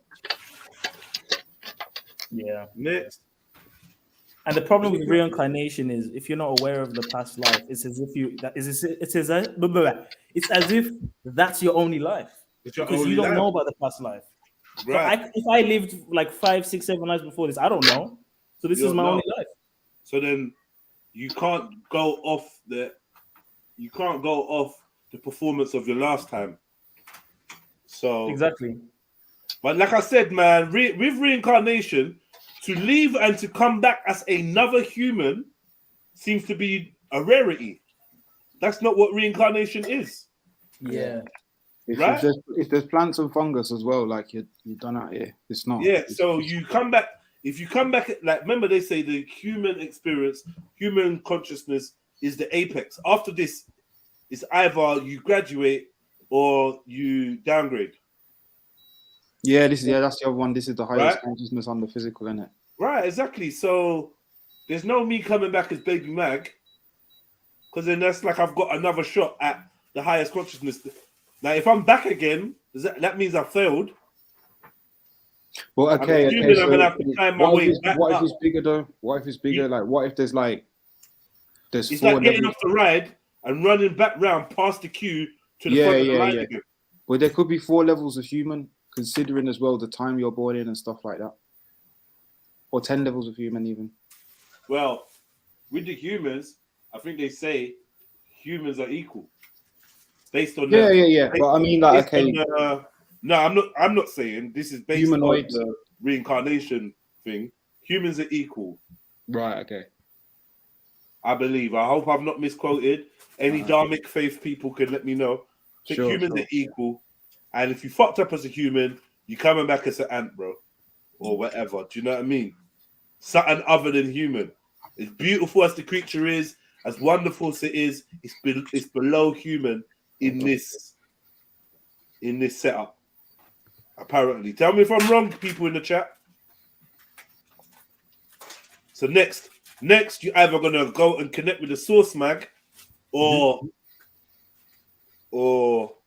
your woodlouse. But it depends on the religion, right? Because I think that's Buddhism or Hinduism, right? Where that's Yeah, the case. yeah. I think Sikhism as well. Sikhism is reincarnation as well, actually. Sikhism, all them dharmic faiths. I think that's what they call them. Dharmic, yeah, dharmic type faiths. Reincarnation is there. I believe. You know what? I thought in Buddhism, reincarnation. I just don't know what it is. There's some reality to it. Maybe some people, I don't know, man. Maybe some people reincarnate. Maybe it's a special job. I was going to say, I wonder whether you have got to do some sort of ancient sort of rituals to do it. You know what I mean? Which is what they believe in, lad, isn't it? You know what I mean? I don't think they believe. Do they believe the Christians can reincarnate, or do they believe due to their sort of affirmation of their faith that it only happens to them? I don't know. No. I don't believe Buddhists think that there's only one way to, or Hindus. I don't believe Hindus believe there's only one way to ascension. I could be wrong again. Yeah, it's been a good time to have Jen Wallace around. It's the one thing that she knew about. We did have the debate with her on this a few years ago. Yeah, she got crushed. Yeah. So is Christ coming back reincarnation? Say that again, bro. Is like Christ coming back reincarnation? Good question. No. Is Christ coming in the first place reincarnation? Yeah, that's what I mean. That's incarnation. So what about like he was getting asked about, are you Elijah and that? Yeah, but if he returns, Zulu, that would be reincarnation, wouldn't it? If the first one was incarnation, it's not reincarnation. The second one, because he's coming as he is. He's not going into a new body, or he's not being born. Because reincarnation is being born into something, right? He's not being born. Yeah, but that's what I mean. You know, they don't say that he's going to return in the same body, though, do they? No, so he's coming back in his glorified form. The same form he had the first time when he came. That was incarnation. Incarnation is to become flesh, but reincarnation is to die and then become flesh again, or become something again. Well, you're supposed to be there. I don't like none of them words because it's like you keep saying Khan every minute, man. I don't know. Well, we're speaking English, so there's not much I can do about that. Yeah, like I was saying, Zulu, who was it that was asking, like, are you Elijah on that? John the Baptist. They were saying he has the spirit of Elijah. They must have thought that reincarnation was possible then to even ask that question, innit? I mean, there are some like fringe sects of Judaism, like especially amongst the Kabbalists, they do have a form of reincarnation for sure. Like when you read the Zohar, the aspects of it do kind of lean towards reincarnation. That's purely because a lot of the Kabbalah and some of these extra books were concepts taken on in Babylon when the Jews were in Babylon. So interesting though, lad. It still comes from that Babylon kind of mindset. It's not really a biblical kind of thing. But yeah, it does talk about the spirit of Elijah. But I interpret that to mean more so like he's similar to Elijah. He has the personality, the characteristics, you know what I mean? He's kind of like, he embodies Elijah, something like that. I know it's just that came to my head, you get what I'm saying? Yeah. That's what I asked. But some people have used that to presuppose that reincarnation is biblical, but it's not.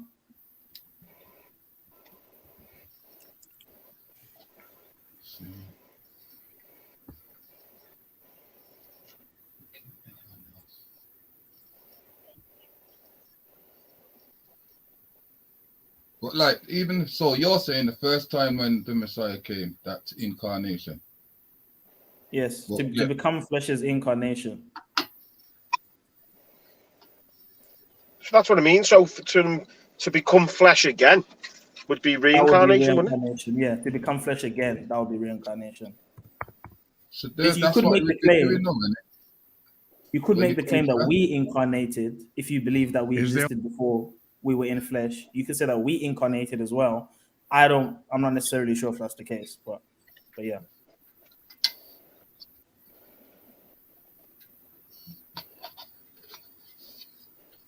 Life beyond the grave. If the soul exists, does it survive death? If so, when did the belief first arise that the soul may reincarnate, to be born anew in another physical body? Before we unlock the future, we must find the keys to the past. I'm Leonard Nimoy. Join me and open the door to ancient mysteries beginning now here on AM. Reminded me of the Simpsons, lad. Remember that fella on the Simpsons who like hosted everything from Star Trek. Yeah, well, that was Spock, right? Fuck yeah, that's it. Is it Spock? Yeah.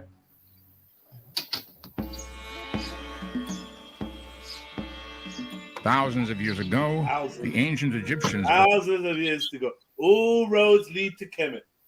Thousands of years ago. This is them. This I would call this state-sponsored. It's Hermeticism. All roads lead to Sumer, mate. That the soul continued to exist after death, then journeyed to another world. Yet some Egyptians believe the soul returns to Earth and reincarnates in a new physical body. Hit the like Is button, the family. current You Dalai lot, Lama evidence of the rebirth? you lot are slacking on the likes, man. Slap the like button, please. And do you get to reincarnate if you ask a youth to suck your tongue? Asking for a friend, isn't it? I was asking for a mate. Yeah. Oh and my is that God. black and white squares on the front of it? Yeah, I saw that straight away, man. Yeah, cool. It's cool. Interesting. It's all good, man. It's all good. Now, the Dalai Lama cancelled is a reincarnation of Buddha. No, no, no. Yeah, it's a continuation of him, no. innit? Each time. Of the Dalai Lama. Yeah, yeah. It is the same Dalai Lama, just like Guru, that has been reincarnating each time. So hold on. So the next one's going to be chosen when he's a baby. Is he? I feel like one of the Buddhas. Sorry, I'm just chatting shit. I feel like one of the Dalai Lamas was alive as a child when the other one was old. And I feel has he already been picked? Yeah. Story. And then once he died, that they started running the tests on the child to confirm that he is in fact now. So I don't know whether that meant that when the Dalai Lama died, his soul then transferred to the child that was already there, or I could have got that wrong. I could have got that wrong. You might have like a soul transfer, mate, like a soul transfer. I could have got that wrong. But I do know that they believe the Dalai Lama is a reincarnation of the Dalai Lama. Yeah. It's the same spirit moving through these different beings. Same spiritual or soulistic essence. I made that up. Soulistic. Soulistic. But if it sticks, you get me? Yeah. Soulistic. You know, that's the actual word. Is it? Soulistic, yeah. Aspects to do with aspects of the soul. Pertaining to the soul. There you go. It makes sense. It's English, isn't it? Soulistic. You know what I mean? Makes sense. Yeah. See, like that was one of your previous selves telling you that. But why is no one? Where are you? You lot that know about Buddhism and Hinduism. Where are you lot, man? Why are you not schooling us on reincarnation? Because we're some dingbats. Like we got some seats in the chat.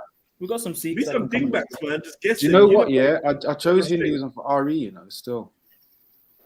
Yeah, I learned this in RE as well. Back in school day. But I'm remembering it, lads. Different, isn't it? Yeah, trying to remember it. Like, I forgot about like the flies and that before. You know what I mean? And it was, to be fair, it was basic because all the questions obviously that they ask, they all just go back to karma again and again and again and again and again. So yeah, I aced it still, but yeah, it's all karma. It's too easy. I loved RE when I was in secondary, man. Mate, it's my favorite. It's the only thing that I got the ace. So easy for me. I ate that up, man. I ate up. Basically, yeah. 2 things I can remember, like smashing out of the park, like proper smashing it, was RE and history when we did mythology. When we did mythology and history, I fucking smashed it out. We didn't do mythology. Do you know what? And it was fun to do, right? They didn't call it for me when I went secondary, innit? They didn't call it mythology. They called it Greek and Roman history. We didn't do. So I'm saying when I went secondary school, innit, they started with fucking medieval, and then we just went up from there. So medieval, Tudor, Industrial Revolution. So then through all that, I weren't into it no more. But see, when it was in primary and it was all like Romans, Greeks, Aztecs, Vikings, all that type of stuff. Yeah, that was super. I was thinking history was like my favorite thing. And as soon as it just became about like wars and the different fucking things that people made, not Henry even VIII and all that. wars, As soon as they made it all about Britain, I couldn't be bothered. Oh no! What was the thing? Sources, that's what it was. As soon as it became about what's that word? Not Tudor. Yeah, as soon as it became Tudors and all that, I was out, cuz. Yeah, I loved that.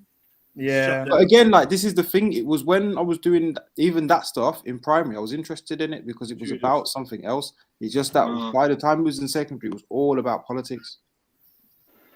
Yeah, that's like the change. Yeah, we got taught more like local history. Honestly, when I get older now, I'm doing like art and all that type of stuff. So then you go back to these type of times. I used to like arts as well, man. Like it's like I'm looking at, but it's like in art history, you're looking at that same type of stuff, but it's not about Henry VIII. It's about fucking, I don't know, the Renaissance or this painter or that thing. So then it's different. So yeah, it depends what it is, basically. Yeah, but there were some people that hated history. I never understood people that didn't like history or RE. Never understood that. History. Most of history was shit. Yeah, like all that World War stuff, all them things there. Just the cost. They said, we're doing Egyptian mythology. We're doing Roman and Greek mythology. I had like encyclopedias going from one end of the front room to the other, mate. Yeah, so I was like, open it up. Oh, Osiris, written down some facts. Went to this one, went to that one. I remember I put together a sick chart, a table of how the different gods correlated to each other. Do you know what I mean? So how this one was that, and then in Greek it was that, and in Roman it was that. I did a sick chart, and it was sick. Scatter graphs and that, like. Yeah, there was no internet. There's no internet. I was smashing it. I don't even know how to use in Carter. Without books. Without Carter, you know. There was no information there for you. No. So I just had to beat, like, bam. Like, well done. Like, yeah. You smashed it. You know when you're so proud of your work, you put little like border around it and that. Yeah, man. Follow the gallem and put borders and stuff around your work and that. Yeah. Old school. We used to use the leftover wallpaper to cover our books to personalize them. Yeah, lad, back in your books and that. Remember? Yeah, and one of my friends had like some comic book or whatever all over his books. That was sick. Yeah. Yeah, I just had the old wallpaper. I wonder whether they still back the books now. We used to have to do it. Fuck, man. Bet they don't. No, they got folders and files and their equipment. The back of the folder was for the epic graffiti. Mad. I still find it funny now, like when you go past like the school kids and you can tell the year sevens, you know, the first and secondary school, you know, where the bag's bigger than the kid. Yeah. I'm surprised these lot still dealing with books. I'm actually everything's technological now, isn't it? You think it's half. It depends on school and that as well, because they know that. Yeah, you want to see the money now that they spend on laptops, lad. Yeah, but with the GPT thing, no one's reading anymore, man. That stuff is. I know. My nephew had that chat GP the other day writing a book on World War II. Bro, if I had that during university, doing essays and stuff. Mad. Oh my God, I would have Yeah, you can rinsed pay. You can say how many. Yeah, it's mad. You have, I to would have proofread, rinsed you have to proofread it. Is there mistakes? Nah, you in can, there? obviously they'll give it to you, but you can maybe edit it a bit, and you know. Now you're gonna. Do you know what? Yeah, you're gonna have to edit it. No, you have to. Yes, The, you have to. the way it writes, you're gonna have to edit it, man. Because I've been using it for some different stuff, and like, you have to, first of all, you have to be serious with your prompts as well. That's the other thing. Like, you can't just be like, yeah, do this for me, because it will do it, but you can tell that's ChatGPT that's done it. There's no swagger to the fucking writing, and like, if you can see that there's no swag to the writing, then whoever's marking it's gonna see that there's no swag. Do you know what I mean?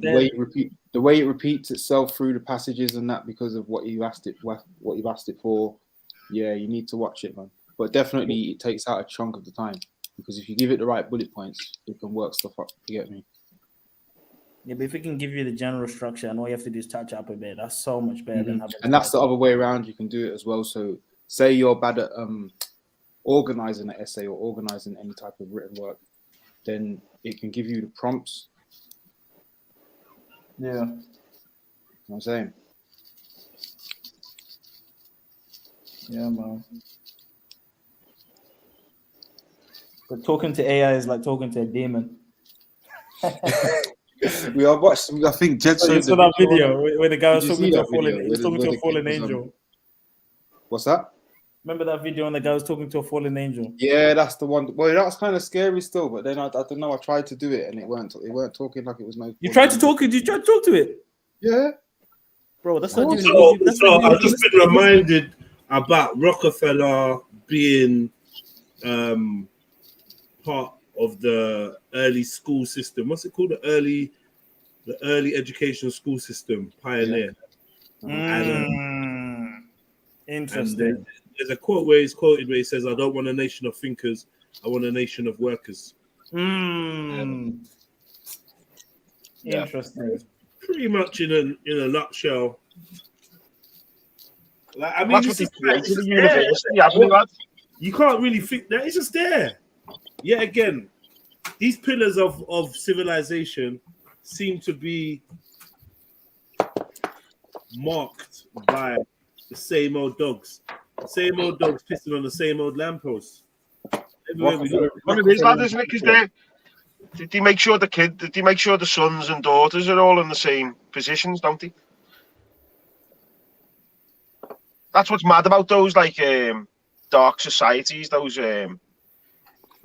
like the skull and bones and that, you know what I mean? They're all about like generational sacrifice, you know what I mean? They don't mind that they make a sacrifice in this life for their generations to then benefit in the next. You see, now I hear that and I used to think that, and now I think it's the opposite.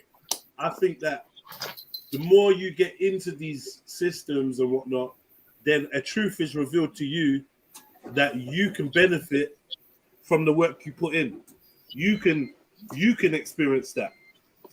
It's not just for your kids or whatever, but you too somehow, if you work your ticket, can experience the benefit of it. So this is what made me This is what made me start looking initially into consciousness transference, right? As a way of how are they benefiting from what they're doing today, 2023?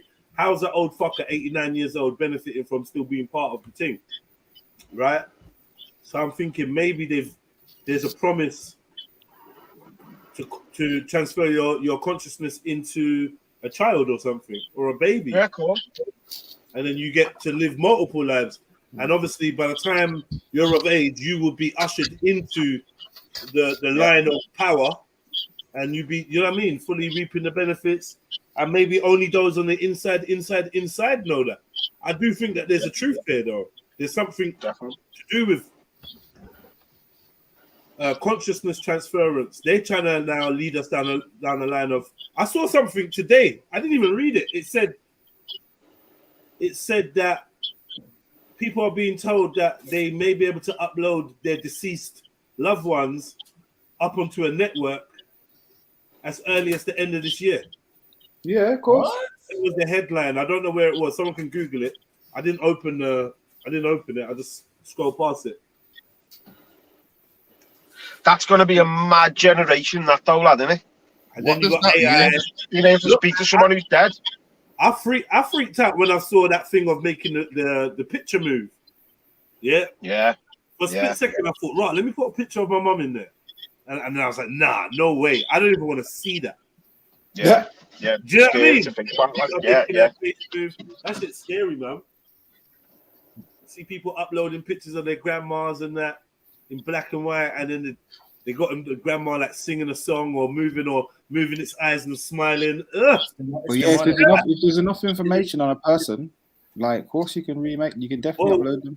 Well, think about it. What's AI doing right now? This is what I'm saying. So all your tweets, all your TikToks, is a mad thing. Like if you have TikTok and Twitter for 30 years and always pipe up every time something happens in the world, make sure you follow all your favorite singers and shit. Like post, that movie was sick. Can't wait to see the new.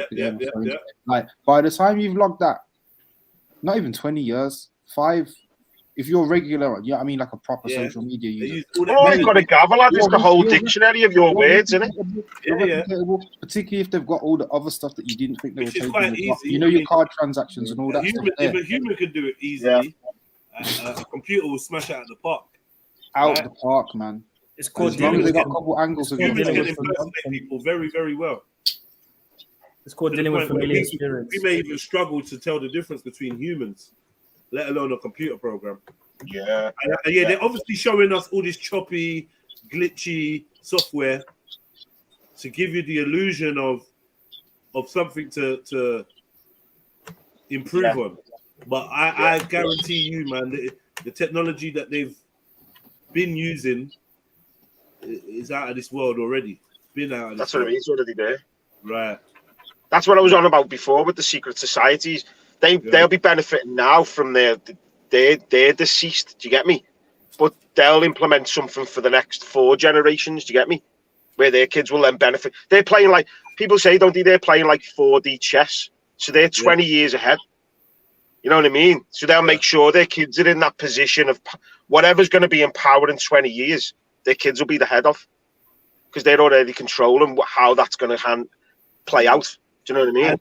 And in your spare time, even just because you said 4D chess, Google Masonic chess. Yeah, that Masonic chess is mad still. Masonic chess. Do you know what it is? I didn't get to see it in action nowhere. I just seen the board and the pieces and all of that, and I was just like, it's just frying me. But I want to see somebody trying to play it. They play from all I think it reminds me of, do you know that, like, Maggie will probably know that, like, abstract art. Do you know, with like all the black and white squares and the stairs and those like MC Escher in it. Yeah, Escher. There's a documentary about him somewhere. It's very, very good. It's all about mathematics and repetition, tessellation, stuff that you can't really work out, but you have to prove that it is that, and it's the artwork that proves it, but also the equation. Yeah, it's very deep. When you got a minute. I knew a boy called Escher, died on a motorbike crash when he was about 17 or something like that. Fucking hell. Yeah. Escher, you know, he was a good youth still. He went out with my ex, but he was a good guy, man. He was a good guy. Escher. I always thought that name was Sick because he used to write graffiti, innit? Oh, Sick. Like, yeah. Your name's Sick. Kind of long. I knew about him before I knew there was an artist. It's through him that I realized he named himself after an artist. Okay, yeah. That's a long name to write. Escher, is it long? Well, it's getting there. It's that extra. Do you know what it is? Because it's got ESHA. No. Oh, fair enough. I'm thinking the proper spelling ESCHER, that kind of thing. But yeah, fair enough. CH. The way the proper guy's name is spelled is like some German spelling, so it's like CH. EAT. Is there a silent T on the end? Nah. That's an Arabic name. It means life. Oh, real? Okay. Means what? Life. Escher. ESCH. ESHA. Okay, maybe not. ESCH. That's not a bad amount of letters, Mag. It's not crazy. It's not crazy. 5 letters. It's extra work, bro. That's saying magic. How many letters is that? 5. Oh, it's Hebrew. Shut up. Yeah. It's a Hebrew name. Yeah, man. How much would you say a piece would cost you to get all the materials for? Could be £20. Like materials only, like talking like super, what's it called? Simple, £20. Yeah. It's like 4 cans in it. 4 cans. What about paint? Wall paint? Yeah. What's that?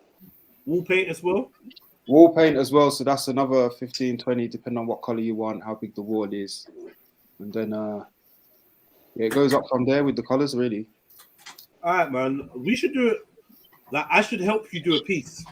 I got Mate, when you're ready to paint, if you've got a wall, we need to do something, bro. Oh, bro, listen, man. Yeah, man. You need to link me. What I'm saving my mag link up, my monthly mag link up for when the wallpaper comes in. I'm hoping to invite you down to help put up this wallpaper, man. Put some wallpaper. All right, cool. You're the only one that. Well, one of the only people that clicked yes. Oh, for real? Yeah, but you remember, yeah, like, yeah. you gonna, you know what it is? I've just done this is something that I've done twice in it, and my wall got patterned at home. Was it a patterned wallpaper though? Yeah. Okay, cool, man. Yeah, so, man. Yeah, I learned how to do it from there. You just gotta fucking start from the middle, do all this stuff, be very. Seems like wallpaper. Yeah, this one's getting the first one straight, lad, isn't it? Exactly. It's also doing it straight, and then you know what it is. You see certain types of yards. Say if you got a new yard, it can be very easy because it's the walls as well. Lad, you might have to line the walls and that. The walls are straight and flat. You see, like if your house is just like more than 70 years old, it's just enough stuff to it. You think it's straight, but it's not. But it's easy. Well, yeah, man. I'm gonna shout you, man. I'm gonna shout you. As soon as Amazon's just been on the delay with this wallpaper, as soon as it's on its way, I'm gonna arrange it for you. Amazon's the worst when it gets delayed, you know. Amazon's just bullshit, man. Like, I'm used to it being a day, so when you're like, "Oh, this is 3 weeks away," it's like, "What? I thought you were Amazon." The fuck is Amazon's the best, man. Yeah, for bait things. Yeah, but lad, what we moan about on here and elsewhere, lad. Amazon's at the centre of it all, innit? Like, I'm a hypocrite myself, lad. They use Amazon, you know what I mean? But they are the devil, lad. Bro, every is criminal. They shouldn't even exist. Every, I'm telling you, it's the worst. The delivery people, they're fucked, isn't it? When I tell you this thing takes months to come over, you pay for next day delivery. There's no call support. You can't call anyone. It takes you to some robot. They were throwing people's what's it called, parcels over the fence. They were taking people's things. Who was the one before Every though? There was one that was shit before Every, and then Every just came along and was shit. Hermes. Hermes was bad. Hermes was bad. Like DHL and the other one were just looking at Hermes like, what the fuck? And then Every just rolled in with no shoes. Hermes changed the name to Every. No, Hermes. Every is Every. It's Every. Is that what it is? They changed it to Every. Oh, okay. It's the same shit service. They tried to cover up the name. I didn't even realize. Absolutely shit, man. Bro, how much money I've wasted on this company, man? Yodel's all right. I feel like Yodel's the best one. Yeah, I don't even think I've had Yodel. Royal Mail is way better than Hermes and Every. Facts. Royal Mail is the best. Have you ever had Royal Mail fucking around? Yes. Yeah. This is the thing though, because when Royal Mail want to fuck around, especially when it strikes and that, they can be atrocious. It's not. I'm being picky in it, but like it's for real. Every should not exist. I'm telling you, bro. They were on the news. That's how bad they were. Do you know how much money I've lost to Every? They should not exist, bro. Oh, what for? Like, are you sending things? Nah, like for when I was at the wedding, I left my shoes and I left my trainers and my belt at the room I was staying in. So I called Every to arrange with the reception, like, yo, can you put my things in the lost and found thing and put it into a box, whatever. Mm-hmm. Every did not arrive 3-4 weeks later. Wow. And so I had to end up calling, and I paid for next day collection. So I had to call a Royal Mail. They got it this day off instantly. Boom. Next day it's at my house. So every should not exist. And you can't call anyone. It's just a robot. They should not exist, man. All right, I'm gonna play this reincarnation, a little bit of it anyway, and we'll probably jump off it because I had an original video to play. birth of someone who lived before? Why was he chosen to become spiritual head who lived before? Is the current Dalai Lama evidence of the rebirth of someone who lived before? Why was he chosen to become spiritual head That of looks one Roman, of the world's doesn't it? great faiths? Yeah. Interesting. Though it may have once been central to Judaism and Christianity, the idea of reincarnation was eventually stifled by church and synagogue.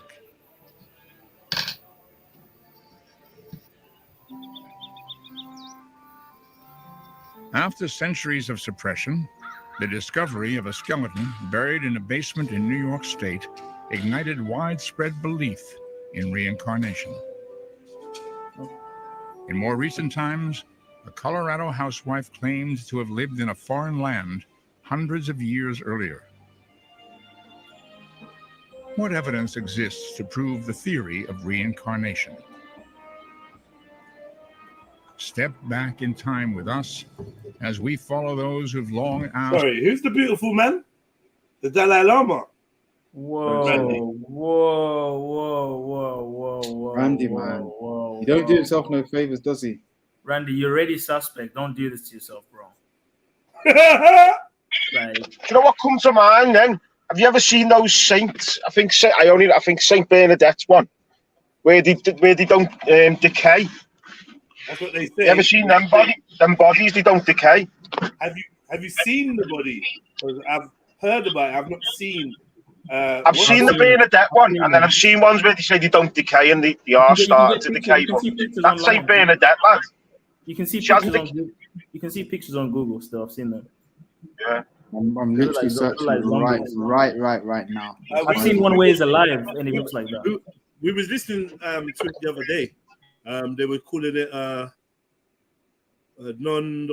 what was the insusceptible? No, there's a word that they was given these bodies, and then this is basically what gets you sainted in the church.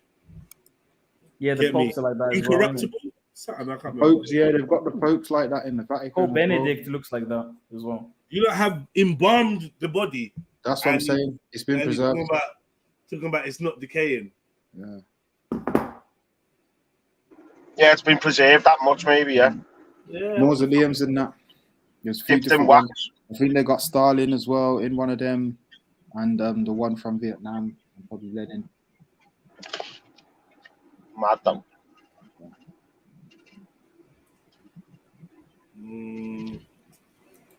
Asked one of the most profound of all questions. Is death the end, or do we live again in a new physical body?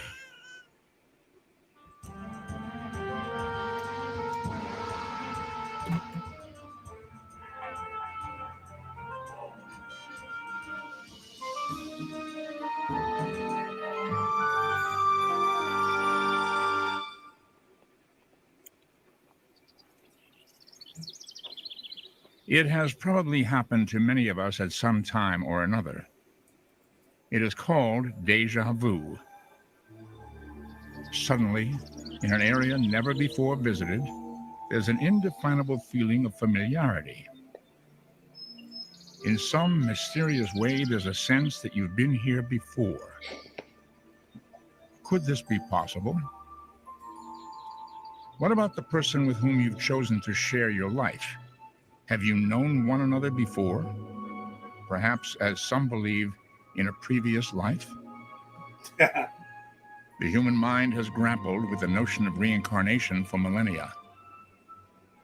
In some cultures, the idea was often seen as a threat, warning of dire consequences for an unjust and dishonest life. Might evil deeds committed in a present life lead to reincarnation on a lower level, such as an animal or an insect?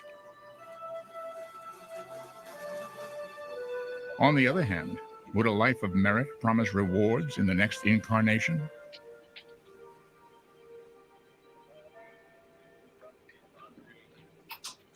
Is belief in reincarnation a conviction as old as humanity's faith in a divine force that creates and judges the world?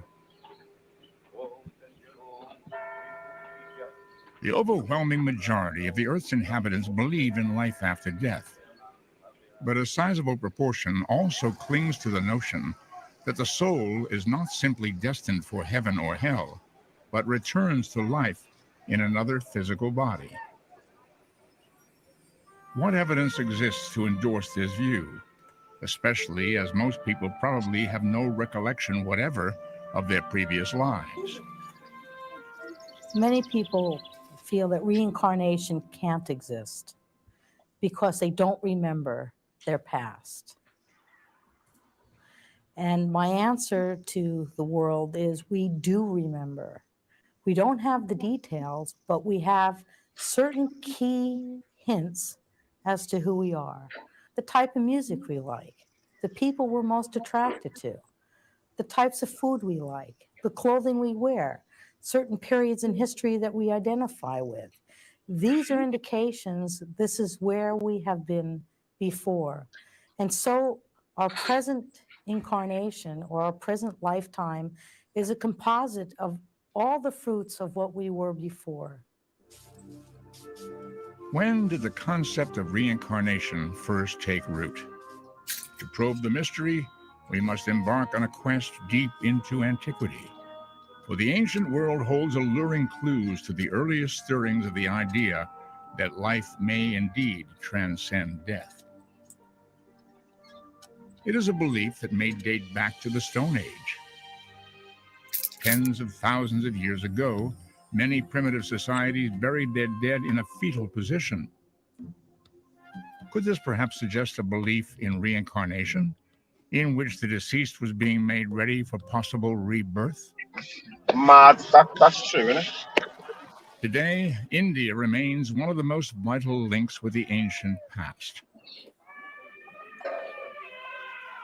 Here, Hinduism is the predominant pathway of faith. At least 5. Much of its origins remain a mystery, but it is the oldest known religion still practiced anywhere in the world today. Boss. Acceptance of reincarnation is central to Hinduism. A person's rebirth in a new physical body is believed to be a direct result of how one lived in a previous life. Escaping the endless cycle of birth and rebirth is fundamental to followers of the faith. The process is known as karma. The ultimate aim is to break the cycle, to allow the soul to return to its maker, thus avoiding further reincarnations. Yeah. Any comments so far? Idolatry. That's what you said earlier, isn't it, Judge?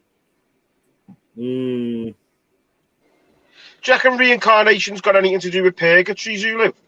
That's what I was going to say. Say you've been a bad person, you've got like, I don't know, 70 years purgatory or something. You know, are you going to be I would say it's thousands of lives before you can come back and have a conscience again or something? Now, the difference with purgatory is a Roman Catholic idea where the person remains in hell unless the priests, through finance, pray for him to go to heaven. No, it's not hell. It's not hell. It's a limbo. Some say it's a limbo kind of. Yeah, I personally, that's Roman Catholicism, but I don't think that has anything. No, but take out the religion. I don't think religion aside, do you reckon there's any correlation between this could be what the Catholics are calling purgatory? Do you get me? That's what I try and do, lad. I try and like correlate across the religions, you know what I mean? And then start saying, these are saying that, and that's very similar to what they're saying, and you know what I mean? Yeah, but the difference with reincarnation is they're not coming back here. So it's not reincarnation.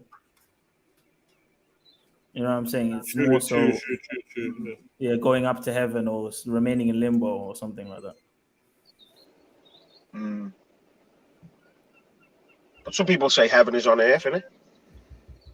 Nah, it's not. The kingdom of heaven is in you. You escape it according to the theory. When you completely overcome your egotistical desires, when you become compassionate, when your heart opens up to the whole world, and when you are ready to join your nature.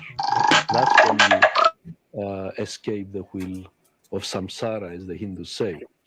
But as long as we have desires, we'll come back time and again to satisfy them. Or as long as we have karma to pay, the law of cause and effect will bring us down until our soul matures to that state where it has no longer any reason to come back to this world. Among the Hindus, the cow has long been held sacred. Why? Is there a conviction that animals have souls too? If so, do they also conform to the laws of karma, to the cycle of If the birth cow is sacred, and why is it rebirth? skinny? Why is it what? If the cow is so sacred, why is it skinny? Skinny? Yeah, man, they need to feed their cows, man. And in Hinduism, you can be reborn from human to animal to even lower forms. It all depends on the actions that you perform in the life. You can go up or down. You could be reborn at a lower form, or you could be reborn as a god. Oh. Of all the religions in the East, none adheres more strongly than Jainism to the belief that everything in the world undergoes a process of reincarnation. In Jainism, we find that the notion of the soul. Did you say appears vaginism? Not just in humans. Jainism. Oh, I thought you said vaginism. Sorry. A lot of people say Jane, but yeah, I suppose it's Jain. Vaginism. Sign me up. It's real close though. It is real close the way you said it in that. Yeah. It's the Jainism. But in literally everything that exists, in animals, in plants, in what they call organisms, microorganisms, even in rocks and stones. The soul can progress from form to form. However, the human body is the one body in which souls can become liberated. So committed are the Jains to a belief in reincarnation that to avoid destroying even the most insignificant creature, many of them wear face masks to avoid ingesting the tiniest of insects. Insects which to the Jains may once have been human. If they're responsible for taking the life of another being, they believe they will reincarnate again to pay a debt for their sin. In neighboring Tibet, Buddhism, originally from India, has been the national religion for some 1,400 years. One of the central texts of Tibetan Buddhism is the Book of the Dead. Once a person has died, a lama or priest will read passages from the book to help a deceased soul choose new parents and a suitable environment for his or her next incarnation. The prayers are intended as a guide to help the soul prepare for a new life in accordance with the deeds and accomplishments of the life just ended. Nowhere does this belief carry such importance as with the selection of the Tibetan Buddhist spiritual leader, the Dalai Lama.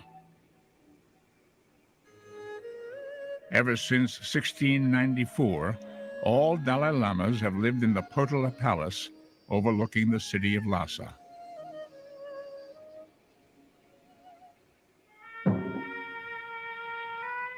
In 1959, when Communist China invaded Tibet and imposed military rule, the current Dalai Lama fled his capital and settled in India.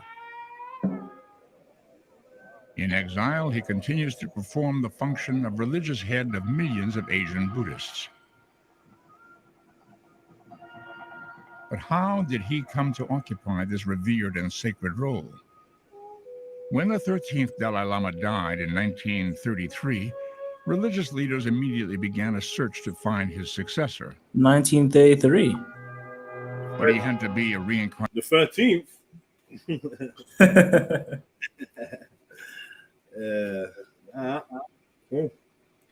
Nation of all 33 his degrees, lad. How was he to be identified? The usual procedure is that the old Dalai Lama, before he gets near to dying, and usually they know when they're going to die, they sort of write some letters or they leave a testament or they give some clues to their people and say, gee, I really like that area. I like that town. I like that family. But they take those clues into account. Then after they die, all the local psychics, you know, the Jean Dixons of Tibet, the professional psychics and astrologers are all consulted. And then they say, well, I think he's in the Northeast and I think he lives in this kind of a house and this kind of a family.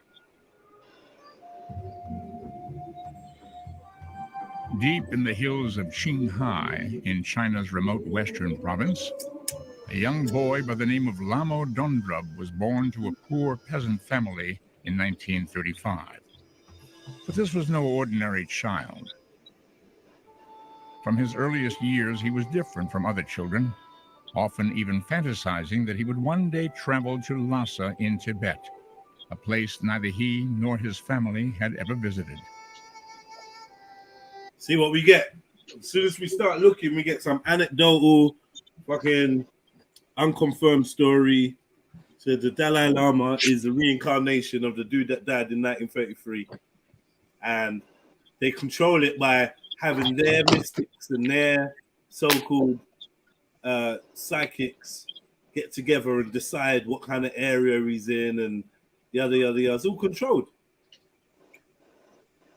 It's all controlled. Yeah, well, you could argue, lad. If he's a poor kid in China, you might as well call him an orphan. Do you know what I mean? So he'd be easily to at that age, lad. He'd be able to manipulate him into anything you want, Dalai Lama or God knows what.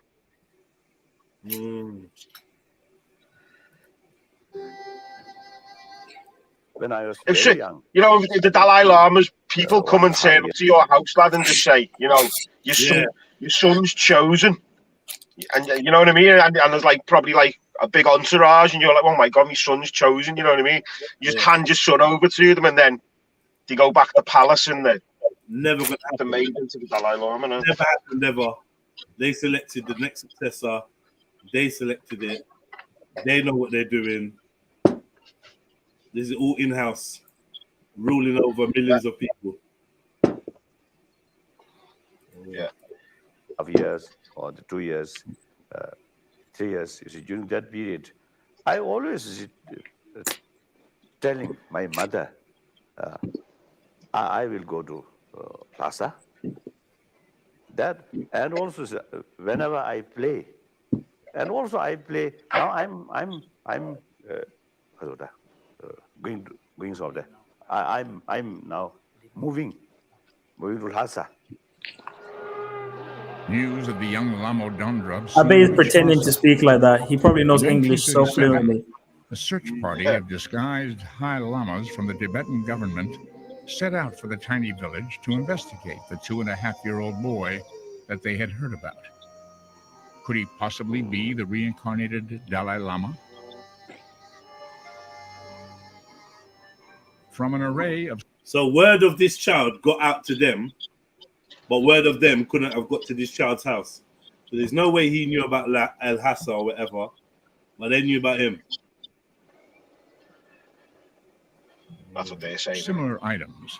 The young boy was asked to pick out clothing and religious objects that belonged to the previous Dalai Lama. He unhesitatingly chose every item correctly. At one point, he reached out for the Dalai Lama's rosary and claimed that it was once his own. Lamo Dondra was then subjected to... You know that child stage when the two man's go, mine. No,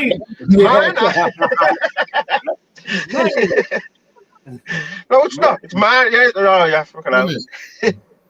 Madness. Physical examination, in which his body was inspected for certain marks traditionally associated with Dalai Lamas.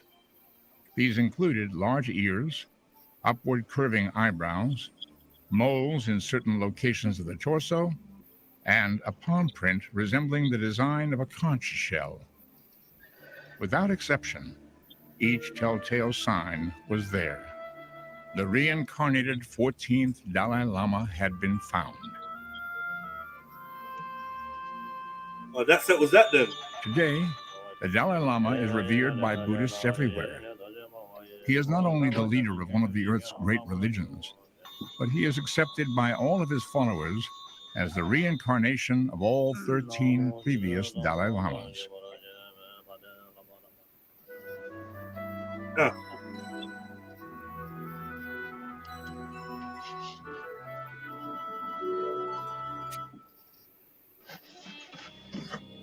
Western belief in the rebirth of the soul may already have been well established by the time of the ancient Egyptians. Pharaoh Amenemhat I of the 12th dynasty ruled the country during a period known as the Middle Kingdom, some 4,500 years ago. According to some scholars, he was popularly known as he who repeats his births, giving us tantalizing insight into the possible widespread acceptance that the pharaoh lived on after death. The Greeks and Romans attributed belief in reincarnation to an Egyptian mystic known as Thoth Hermes. Uh-oh, America. From form to form, from level. I told you to it goes level. back to America. And the mansions of its pilgrimage are many. Thou mortals puttest off thy bodies as raiments. Yet thou art from old, O soul of man. Thy soul art everlasting. Thoth Hermes. Thoth Hermes remains one of the most mysterious figures in all antiquity. Was he a human, a god, or a being of legend? He is sometimes depicted as the ibis-headed god of wisdom, justice, and writing. Whoever he was to leave an indelible mark on Western culture. Some scholars believe that if Hermes were indeed human, he may have been the original author of what is known as the Egyptian Book of the Dead. Found in many tombs and crypts, the hieroglyphs and art that constitute this mysterious document often depict the soul as a human-headed bird called the Ba. After 3,000 years of reincarnating as plants or animals, some believed the soul would eventually earn its right to be reborn in human form. Let me have possession of my Ba soul and of my spirit, wherever it may be. Observe thee my soul, O guardians of heaven. Cause my Ba soul. Oh, it's interesting that they separate the soul from the spirit. Yeah, me. Interesting. I'm trying to tell people the difference between soul and spirit, man. The difference, man. So someone said, "Why are they white?" Why are they white, family? Why are they white? I'm not white. He's not white, family. I don't know. Soul to find my body. Okay, so which ones are white? Ah. Nah, those two chicks in the middle look a bit pale. Still, I'm not gonna count. Chapter of making the soul join its body. The Book of the Dead. During ancient times, it was in Greece that belief in reincarnation eventually became widespread. And at no time more so than when Greek civilization was at its classical zenith. The goddess Psyche was reputed to have been one of the loveliest beings in the entire Greek. Viewers discretion advised. What is going on? It's art, man. It's art. It's always with the Greeks in. It's always the Greeks in it. Goodness gracious. Lovely nipple. Hey, Zulu, do you know the story about the woman with the swan? Goddess Psyche. Later in the swan, it's a story in it. It's one of their Greek stories. She had sex with the swan seduced her, and it's depicted loads in this type of art. He I didn't know was that. reputed to have been one of the loveliest beings in the entire Greek pantheon of deities. Her beauty was so remarkable that the name Psyche was also used to describe one of nature's most magnificent creations, the butterfly. That's them Elbro ones, isn't it, lad? Butterfly. The butterfly. You know what the butterfly means? Ooh. MK Psyche. Ultra. That's crazy. Psyche. Well, I learned something new today. I was wondering when I was gonna. No chance of you lot on the panel. Fucking hell. But because the butterfly was born of a lowlier form of life, the caterpillar, the Greeks had yet another meaning for the word. Psyche also meant soul, representing the ability of a creature's spirit to migrate from a lower order of existence to a higher, more perfect one. The Greeks saw great symbolism in the transition. What may have given rise to it? Why does no one ever use? Why don't people use like a fly for this example? A maggot and a fly. Why is it always got the butterfly? Because the butterfly's got that visual aspect, hasn't it? Yeah, it's the beauty in it. You ever seen Plus the patterns as well, probably, you know. We don't see The fly's probably just as nice under a microscope, innit? If you look at the wing patterns. You ever seen a blue butterfly? Yep. The colours. The mad colour, thank you. Oh, man. The colours. I remember like we used to have the museum in Liverpool. Like, do you know where they used to have like the insect? I used to love that bit.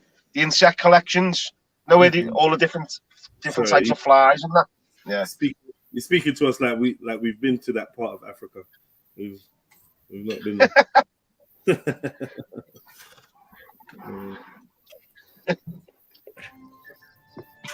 Green bottles as well.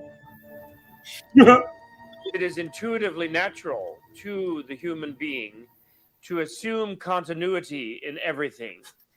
In other words, if you look around the universe, there is nothing that you can find in the universe that does not demonstrate continuity. When wood burns, it becomes ashes and heat. When water flows, it goes somewhere. You know, when water boils, it becomes steam. In other words, in every natural process, we observe continuity. And therefore, it is unnatural that our consciousness alone, or our soul, our deepest level of consciousness, would be the one thing in the universe that would not have continuity. One of the most... Like I said, you still got to kind of prove the existence of this thing, of this soul. To have this argument, honestly, you have to be able to prove this soul. Consciousness is one thing. I know that a lot of us believe the consciousness is not even in the body and yada yada yada, but what proofs are there?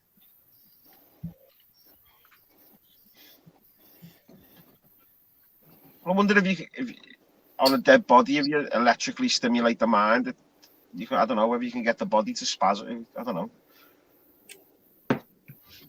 I mean, yeah, that's just the nervous system, which is like wiring, and yeah, you could jumpstart it, you could animate your muscles, you could do all of that, you know. But again, that's just feeding something through a circuit. Yeah, like literally almost, but like I'm saying, in terms of the soul, we starting this argument about reincarnation based on the fact that we all believe that there's a soul. And it is this soul that is being reattached to material or to bodies, and that's what reincarnation is. But I know we all know the body's here, but the soul, I don't know. I'm not sure. I mean, I believe in a soul. Don't get me wrong, but I just feel like we're not proving it. We are a soul. We are a soul. What, a collective soul? No, you are a soul. The soul isn't a part of you. The soul isn't in you. You are a soul.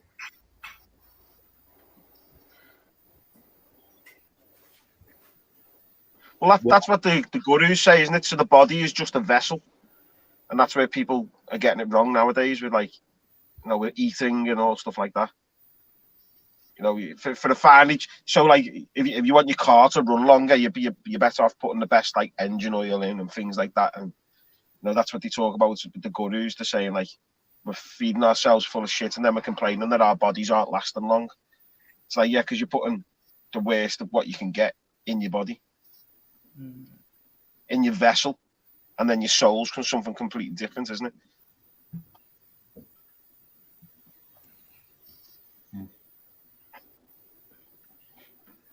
Sorry, I'm just trying to eat something. Ardent Greek believers in reincarnation was the great philosopher Pythagoras. As a mathematician, his name would forever be inscribed in the annals of history. The school that he established at Croton on the mainland of Italy taught mathematics, astronomy, music, and architecture. Pythagoras was not only a gifted and original thinker, but he was said to have had mystical insight into the nature and origin of life. Another hermeticist. He claimed to have lived many times.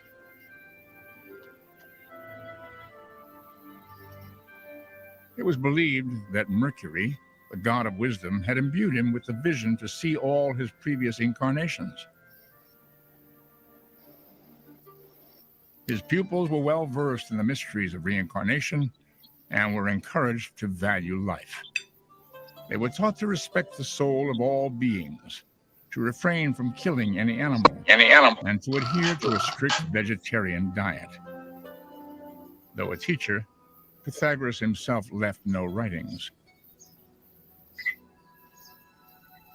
However, his belief in reincarnation was expounded by three of the greatest Greek philosophers who studied his teachings: Socrates, Plato, and Aristotle. Must not all things at last be swallowed up in death? Yea, but I am confident that there truly is such a thing as living again, and that the living spring from the dead. The souls of the dead are once again in existence. Socrates, 450 BCE. But the physical resurrection of the human soul was proclaimed by some of the most admired minds in Western civilization.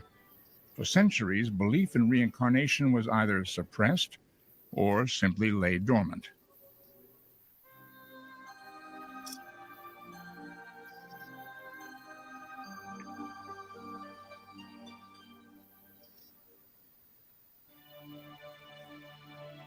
The concept that the human soul experiences multiple births and rebirths may seem alien to Western thinking. Yet one of the most dramatic examples of a reference to reincarnation is found in a text with which many of us are familiar: the Holy Bible. Examples comes from the book of Exodus. Just when Zulu goes to eat, I'm going to cook. You seen it before, lad. Yeah, you knew this was coming. Led by Moses, the people of Israel are at the foot of Mount Sinai. Here, following God's orders, Moses delivers the 10 Commandments to them. When he reads the 4th and 5th commandments from the tablets, supposedly written by the finger of God, the people hear these prophetic words. Thou shalt not make unto thee any graven image, or any likeness of anything that is in heaven above, or that is in the earth beneath, or that is in the water under the earth. Thou shalt not bow down thyself to them, nor serve them. For I, the Lord thy God, am a jealous God, visiting the iniquity of the fathers upon the children, unto the 3rd and 4th generation of those who hate me. Exodus 20:4. This has created a lot of questions for a lot of people. What can that possibly mean? Reincarnationists believe that retranslate generation to incarnation. So the sins of the fathers will be visited upon the 3rd and the 4th incarnations. In other words, the soul will come back, and the sins that that soul in that former life experienced or committed will then have to be dealt with in a karmic sense later on in the third and the fourth generation. Another example of a passage that may refer to reincarnation in the. No, that was a stretch. Mad, do you know? Because I love that Gospel of Thomas, lad, and that's so like not biblical if you listen to it, lad. It's so like, I don't know, like Buddhist. It's a lot more like, it's not like Christian, lad. That's probably why it's not in the Bible. But did he say? See, this is a mad thing. So if Zulu does communion, is there any relevance between that and reincarnate? You know what I mean? You're eating the blood, having the blood and flesh of Christ to become him. I don't know about that. Yeah. I don't even know if Zulu does that communion. I'm not sure he does. I've not heard him speak about it before. In the Old Testament comes from the book of Psalms. Thou turnest man to destruction, and sayest, Return, ye children of men. For 1,000 years in thy sight are but as yesterday when it is past, and as a watch in the night. Psalms 93.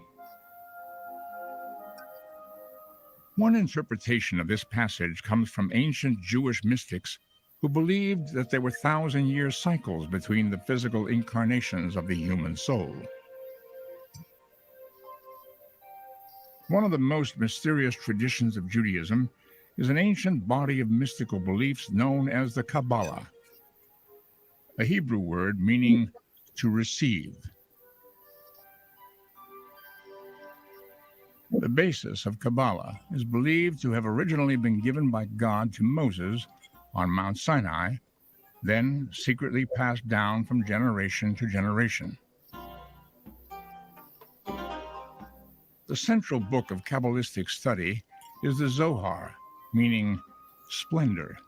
It is a lengthy commentary on mankind's relationship with the Supreme Being, on reincarnation, and on the nature of the soul.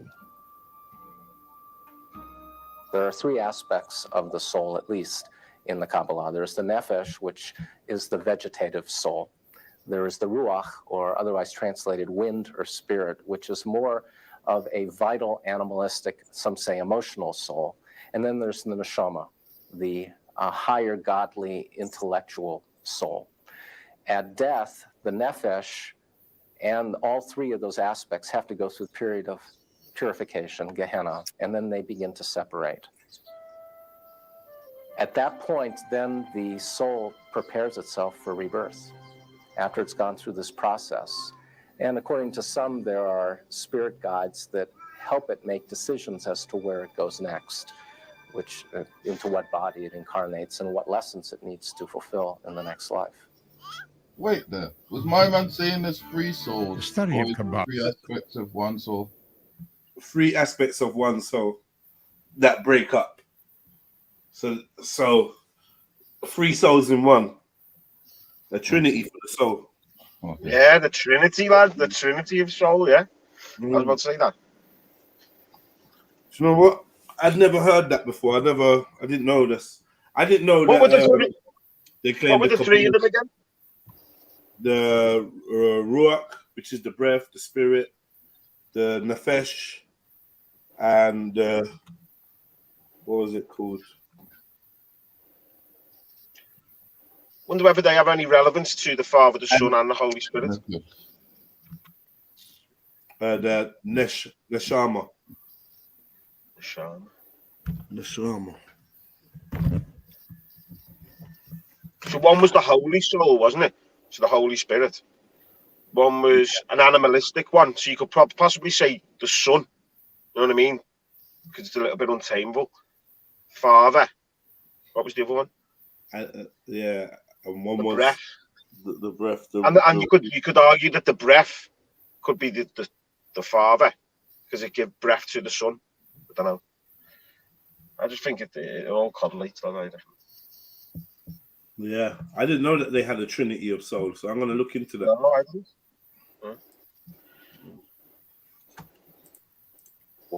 soul. At death, the nephesh and all three of those aspects have to go through a period of purification, Gehenna, and then they begin to separate. At that point, then the soul prepares itself for rebirth after it's gone through this process.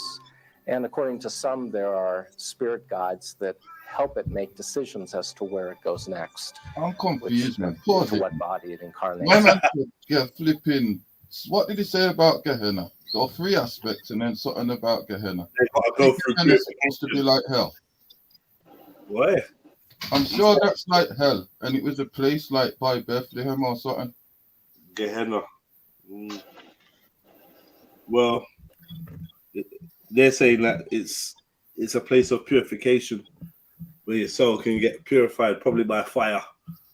But I'm sure, like biblically, it's like it's a place by Bethlehem, and beer like murderers and killers and pedophiles and shit was around. Like it's a place for them.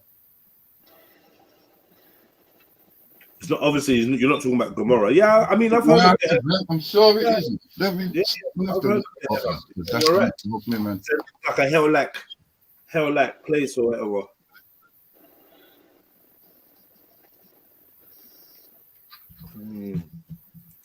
It's in what lessons it needs to fulfill in the next life. The study of Kabbalah reached its apex of popularity in 15th century Spain. Sorry, Dad. I was going to say, they mentioned spirit guide as well, innit? Yes. You hear that quite a lot. Yeah. Even in like ancient and primalistic, should you say, like sort of religions as well, they talk of spirit guides, don't they? I know the Native Americans do. Yeah, spirit guide. Huh?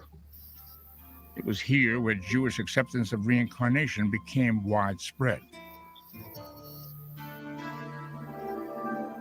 In 1492, the same year that Christopher Columbus discovered the New World for Spain, King Ferdinand and Queen Isabella issued one of the most devastating proclamations to befall the Jews. En masse, they were expelled from Spain. Many of the Jews would flee to other parts of Europe.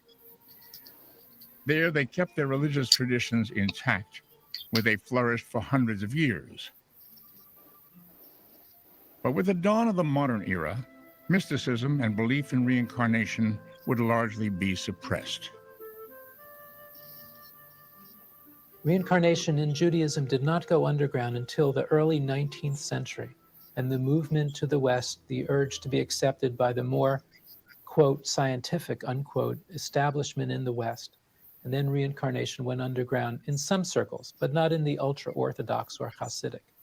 And many, many rabbis have called reincarnation, Gilgul, the cornerstone of Judaism.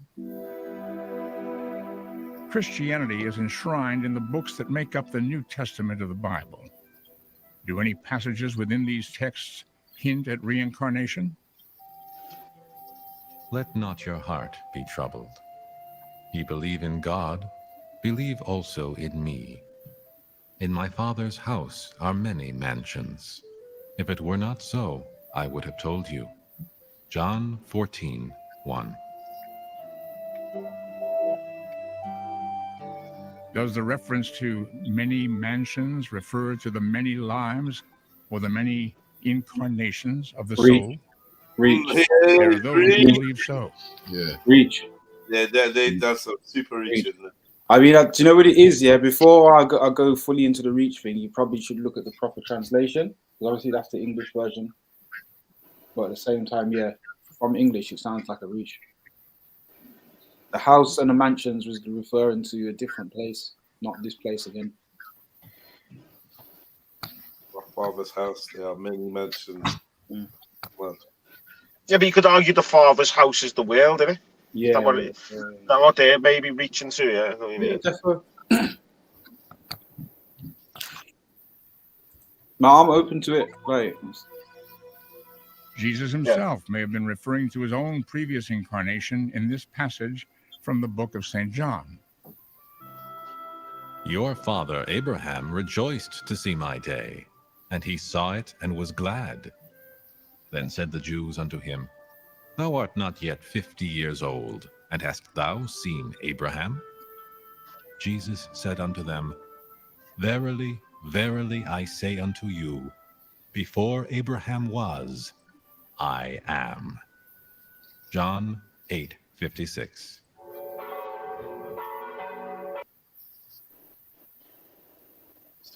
What's that mean? Yeah. Yeah, all right. So, okay. I am. Before Abraham was, I am. I am. I could see. This is not as reachy. I am, I suppose, we kind of can relate to something being what's the word when it goes on and on and on. Eternal. Yeah. Yeah. Yeah. I thought, it's a bit more out of eternal, isn't it? Yeah. Before he was, I am. I was existing before him, sort of thing. Trickery, man. Trickery. What is that just God or his messenger to speak in riddle, you know? You're a dickhead for that. I'm not gonna lie, bro. I don't expect the riddling. Yeah, exactly. Like as I said, they're dickheads for that. Why would you do that if you want us to be? Verily, verily. Life is like I think that song, merrily, merrily, life is but a dream. Verily, verily. Verily, yeah.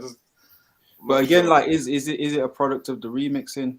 Like, is the Bible that we're reading a product of something being codified into something else? Regardless of what it is, there's a lot of thought that needs to be taken. Like, you know, I don't know, man. Nah, definitely takes a lot. When your mom says make sure the garden door or the back door is locked, you just gotta make sure it's locked, innit? Yeah. Your mom don't turn around and say, "Ha, riddle me this. What say you on the first weekend of the fifth year?" Do you not know there's a threshold to this existence? Lion must know. Like, it's like, what are you talking about? Huh? What position is the metal? Not only that, it's a message that my uncle has passed, my auntie that's passed, my friend that's passed, my neighbor passed, my doctor that's passed this 55,000 people that I don't know before me. I don't know, man. It's like I definitely think there's better ways to convey a message, innit? Want people to know.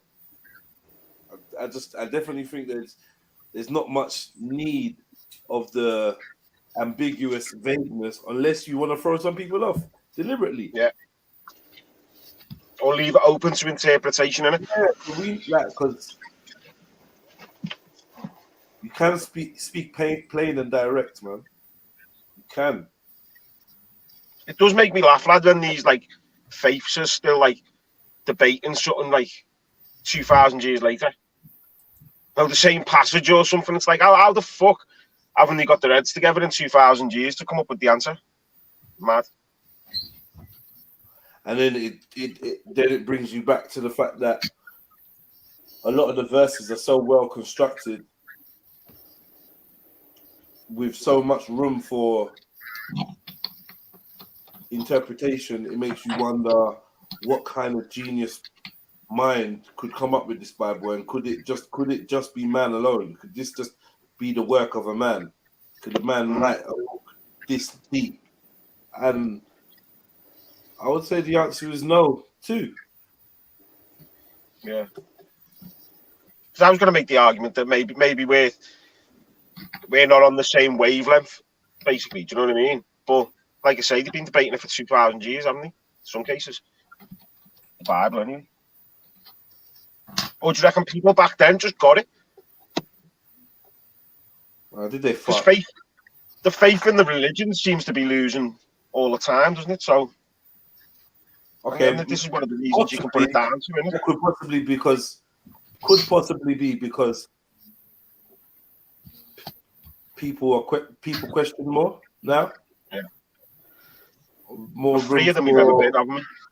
More room for research and debate, and I don't know. It could possibly be that. there's definitely a deliberate contamination of some original schools of thought. Yeah. Definitely. Like I find that mad that it was suppressed by the Jews. The reincarnation thing. That's what I don't sometimes get. Like, why would you give up like such a big part? That's a major part of your religion, isn't it? The death aspect. That's what brings people to religion, isn't it? It's like, where am I going afterwards? You know what I mean? To cut that out, it's a big thing, like, you know.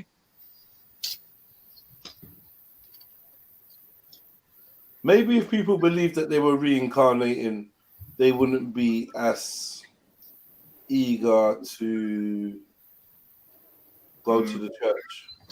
Yeah. Or get in line. Yeah, I know what you mean. You got your one time and your one time only, so you got to make the best of it.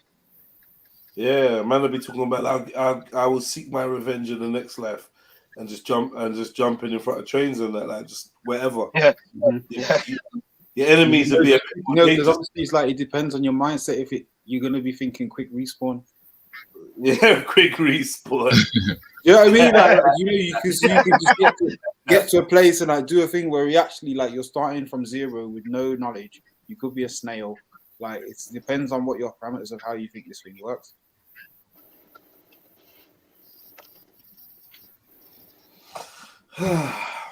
Yeah. 3 centuries after the crucifixion of Jesus, the Roman Emperor Constantine embraced Christianity, declaring it the official religion of the empire. In the year 325, he convened the world's first ecumenical conference, known as the Council of Nicaea.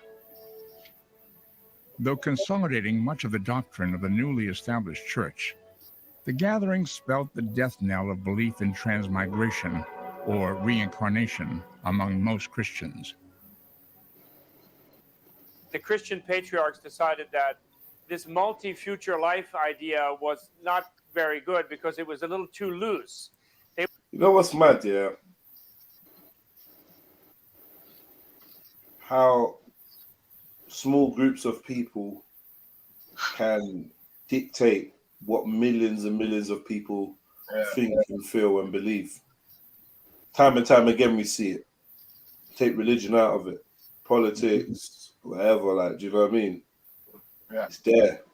So a few gatekeepers that get to tell. Imagine that they're sitting in a room, and what they say apparently will affect people for the next couple thousand years. Yeah. I don't get me wrong. I know the British done stuff, but imagine being in that room. Because this is the one I always think about when you're talking like that. Imagine being in that room when the Pope just drew a line through South America and just went, "You'll speak Spanish and you'll speak Portuguese." Mad. You know what I mean? Just literally drew a line across and went, right, they'll speak Spanish, they'll speak Portuguese, now get on with each other. Mad. Still doing it to this day. They would like people to feel that there was only one future life, and the quality of that was determined by how well they fit in with the church's orders. And so they banned, therefore, transmigration belief, which was common in all of the Mediterranean cultures. Though no longer embraced by mainstream Judaism or Christianity, reincarnation may once have been fundamental to both faiths.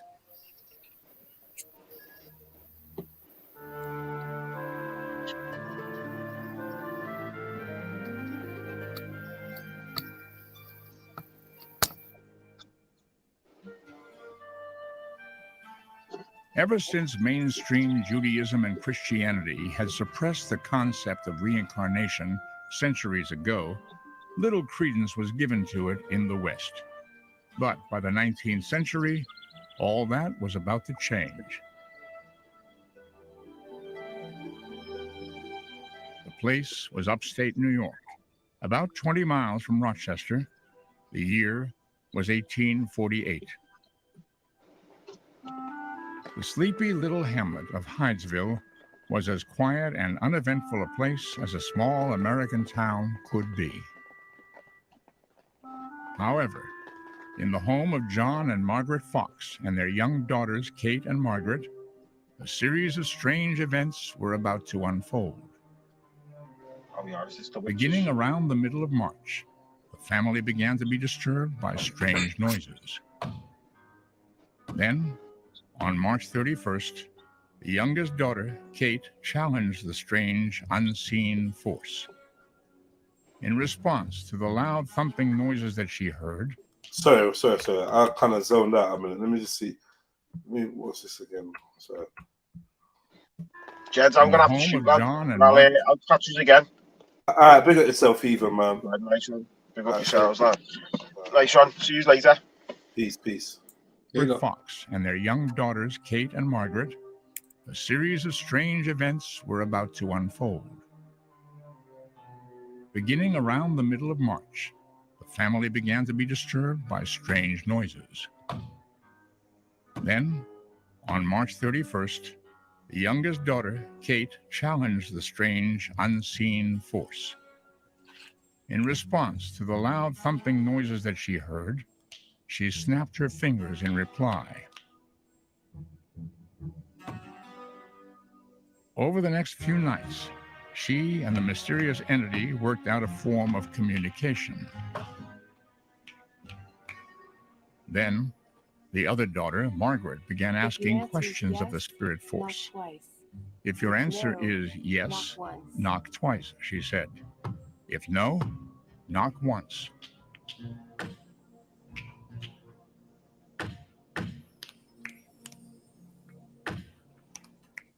And so, over a period of evenings, it was learned that the spirit in the house once belonged to a man who'd been murdered in one of the bedrooms and buried in the cellar.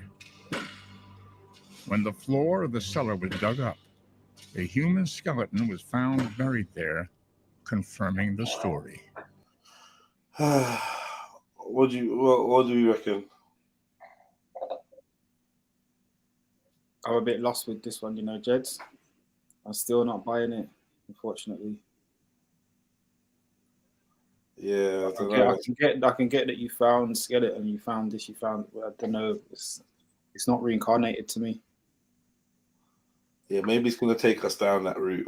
I don't know where it's going with this. Though the murderer was never found and the case remained unsolved, what the incident did was to ignite public interest in the survival of the soul after death, a fundamental tenet in belief in reincarnation. Suddenly, spiritualism and the possibility of communicating with departed souls became popular.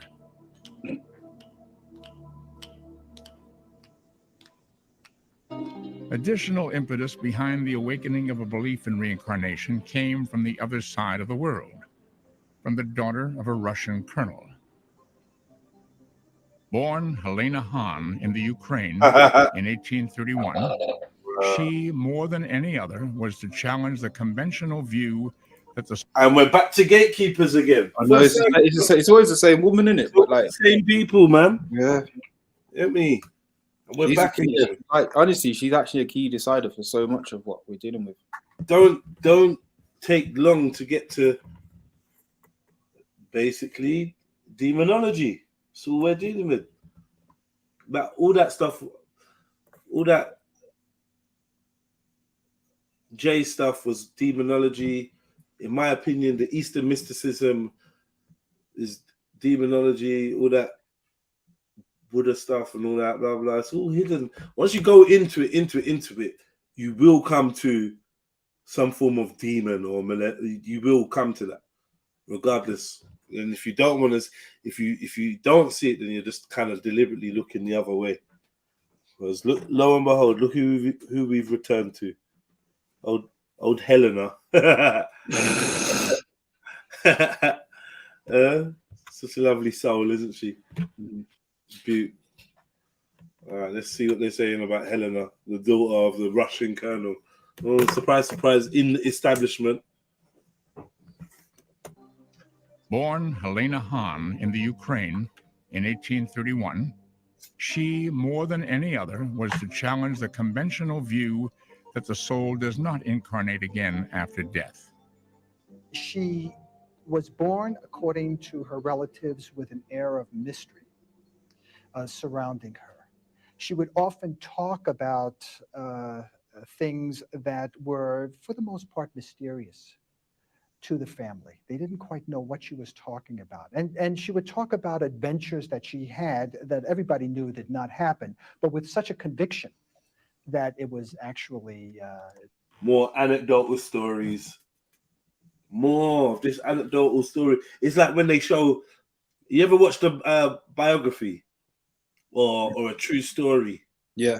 And then they got a scene where the main guy is like in the bathroom, pacing back and forth, chatting to himself, having a whole conversation, or maybe having a dream or flashback. And it's like, nah, where did you get this from? Where did you get this? This is a story about someone that's died or whatever. And then you're making up scenes when they're on their own. Yeah.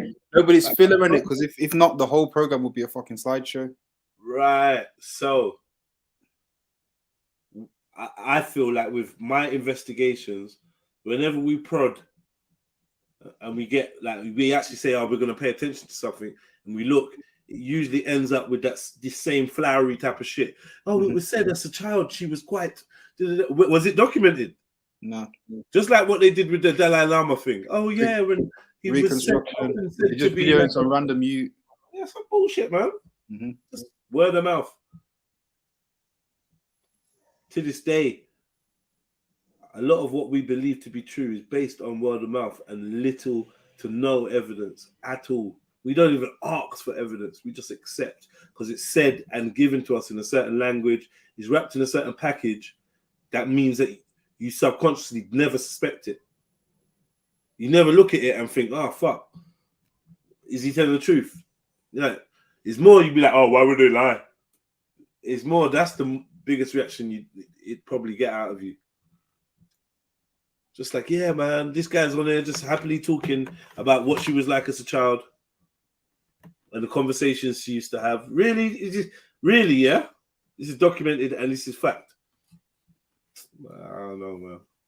I think the burden... I need a hell of a lot of proof for stuff nowadays, man. And if it's not sitting intuitively right with me, then you can bring all the supposed proof you want. But the fact that like what we deem as evidence nowadays is so low, it's just dead, man. Like it's just gonna tell us some story about her. We don't know who the fuck she is. He's just telling us some bollocks. Know what she was talking She was a mysterious about. And she would talk about adventures that she had that everybody knew did not happen, but with such a conviction that it was actually, to her, the real thing. Lying, basically. In her late teens, Helena Hahn married a military man more than 20 years her senior. He was General Nikifor Blavatsky. Thus it was that the simple Helena Hahn would become better known to the world as Madame Helena Blavatsky, eventually to be one of the most influential forces behind a popular rekindling of belief in reincarnation.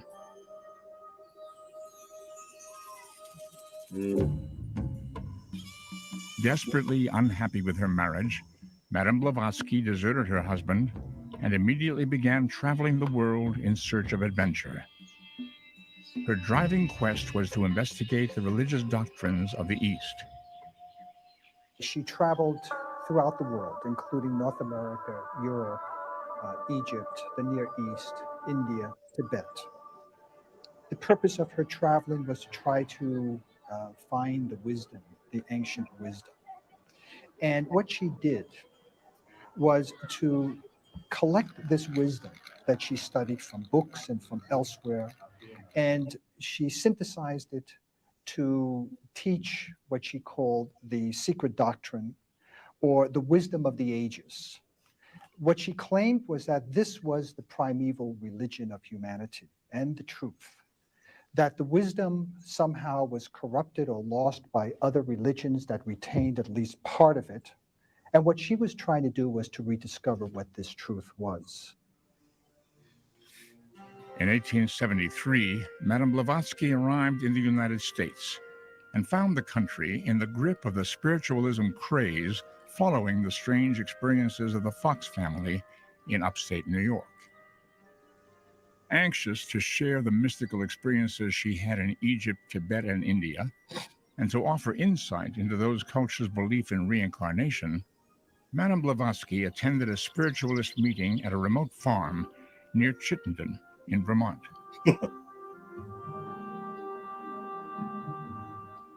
There, she met Colonel Henry Steele Olcott. The two struck up an immediate friendship.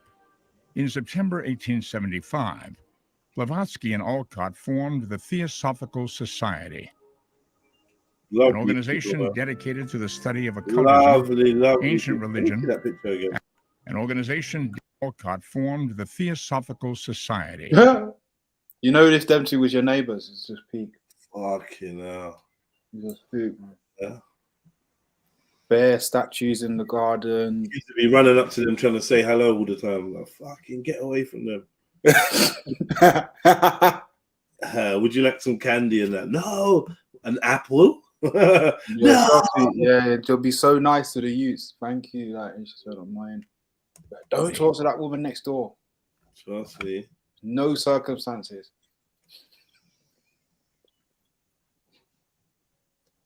These are, I don't know, man. These are just a bit scary to me, man. An organization dedicated to the study of occultism, ancient religion, and the process of reincarnation.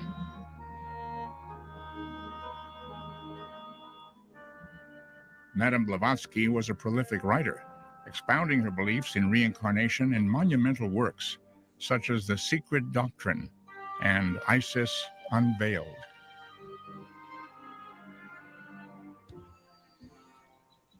Madame Blavatsky and Colonel Olcott eventually moved their Theosophical Society to India, where they could be nearer to the Hindu masters from whom they wished to learn more. In 1884, they relocated to Europe. 7 years later, on May 8, 1891, Madame Blavatsky died in Surrey, England. What is her legacy today as one of the first Western exponents of reincarnation and the transmigration? Big islands, bro. Fucking hell. Some depth on that motherfucker, man. Like big piece of leather in it. Of the soul. Every single writer who speaks on reincarnation probably owes a depth of gratitude towards Blavatsky. There's Blavatsky who gives the definition of what reincarnation is. Calloused eyeball.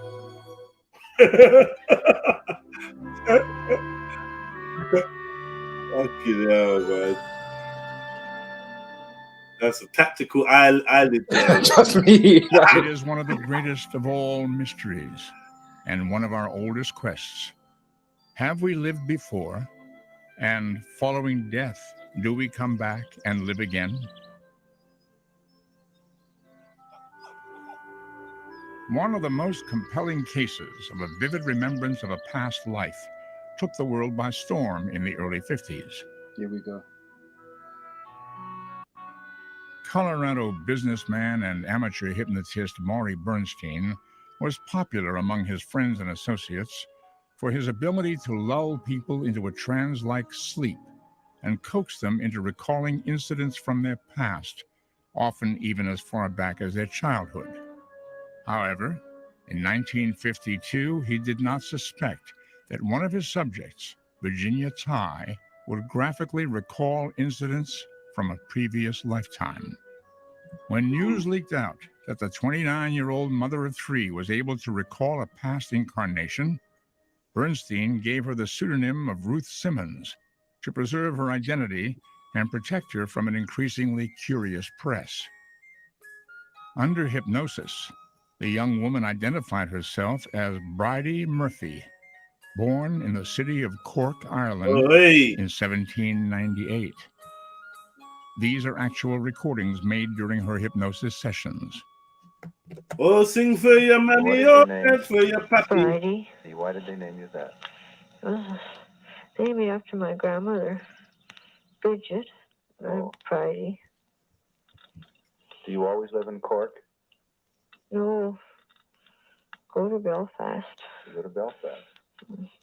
Is she trying to do accent? Of the priest. I don't know, man. I don't know. Yeah, she's just not like this is again not definitive evidence for me. Do you know what I mean? Like I get she's gonna say some shit that relates back to this person from the 70s, but I just don't. Got like Bridie, you know. Mad. Father John. Father John. Father John, yeah. At times, while under hypnosis, Ty's voice developed an unmistakable Irish brogue. While never having traveled outside of the United States, she recalled details of her home in Ireland, her family, and the town in which she lived. When journalists investigated the area mentioned by Ty, they found her descriptions to be uncannily accurate. This could all be Shops an and Irish streets song. were just as she You know how them recounted them. songs are. Because thousands of people share the name Murphy in Ireland, it was impossible for them to find exact records of her and her family. Thank you. Was it all a hoax? Or, as many believe, did Virginia Ty genuinely recall a past life nearly 2 centuries earlier? I'm holding on to my brother. We can't find our mom. We don't know where our mom is. Today, in some scientific circles, techniques known as past life regression have become a legitimate, recognized field of research. What have these sessions revealed? I think the great lesson for me of all of my research and studies is that we do not die when our physical bodies die. A part of us goes on. Whatever you want to call this part, consciousness, soul, spirit, it does go on, and so that we are eternal. And I believe that a famous mystic summed this up centuries ago by saying, we are not human beings here having a spiritual experience, but we are spiritual beings having a human experience. That's nice, isn't it? During clinical death, many have described being able to view their own body from the outside, as though it were a separate entity. Some have even described what happened in the hospital room while their hearts had technically stopped beating, while they were to all intents Do you know what? and Yeah, this is purposes the most convincing dead. one. What this whole no, this phenomenon here is the most convincing as it gets. This and actual out of body experiences that people, you know what I mean, where they're not, rather than you're 100 years ago, you're just on the other side of the room, like that. I think can relate to the idea of a soul or something, but it's not. What's it called? Reincarnation. And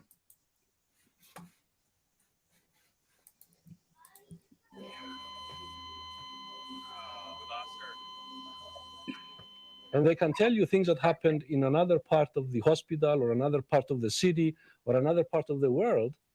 And in fact, it is verified.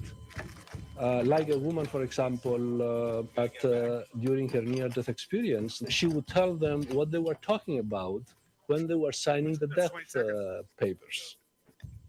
So this is one example of a scientific kind of research that may suggest continuity of consciousness after death. We may never know the answer to what happens to us after we die. You notice what the format of this program, bro? Wow. Like at the end of each of these cuts, yeah, it goes, we may never, well, we might not know. Like, so it tells you something, and then the people give their inconclusive little thing, and then he cuts to this bit and says, oh, it may not be this, or it's probably just this. Like, it's super flaky. It's like, it's the fucking Cornish pasty, man.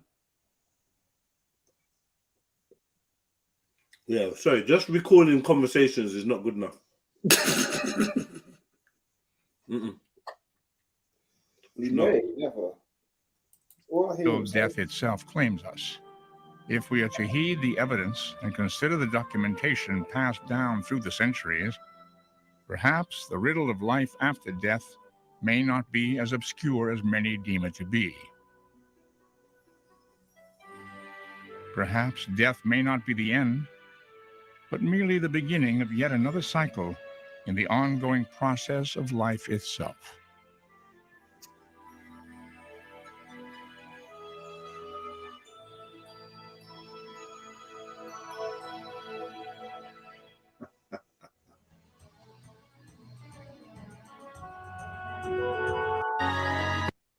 Suddenly you round a corner.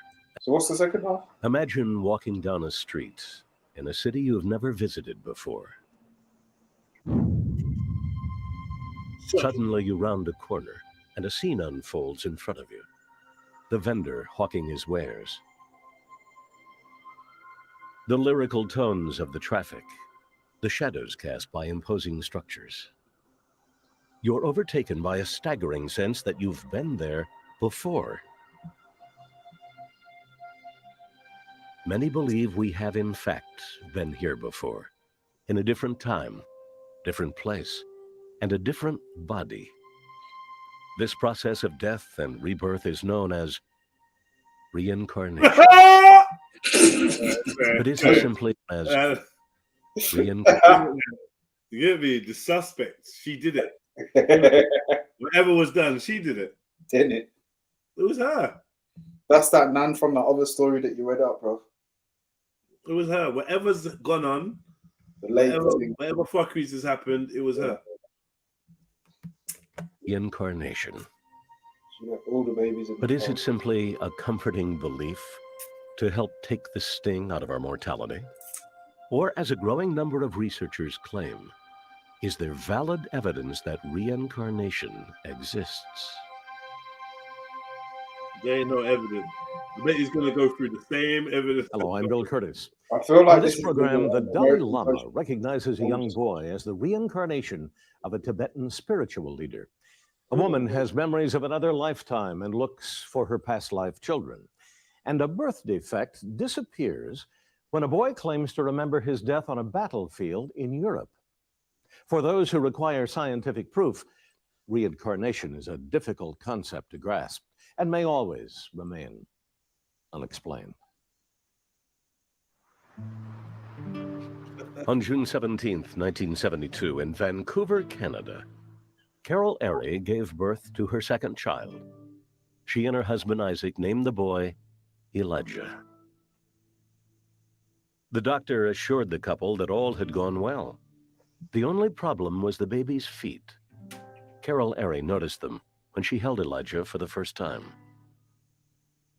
I unwrapped him, and his feet were like as if you had been sitting. If one had been sitting in a lotus position, his feet were completely turned up. The doctor told Elijah's parents that it was a commonplace deformity and could be corrected with surgery and special leg braces. The Aries, who had recently converted to Buddhism, wondered if it was a sign of something more. Yeah, that's you see though. You see what happens here? Revert to the worst. Yeah. All of a sudden, well, you got the golden child there, yeah? You know what I mean? Sweet, well. Elijah was born on an auspicious day. Yeah, man, keep in Buddhist liking up the calendar. show, man. Hit the PayPal. Tibetans Cash App. celebrated as the day the Buddha attained enlightenment. Yeah, show some love, man. 4.5 hours of streaming. Yeah, man. Bless up with the donations and the likes, man. We're dealing with reincarnation right now.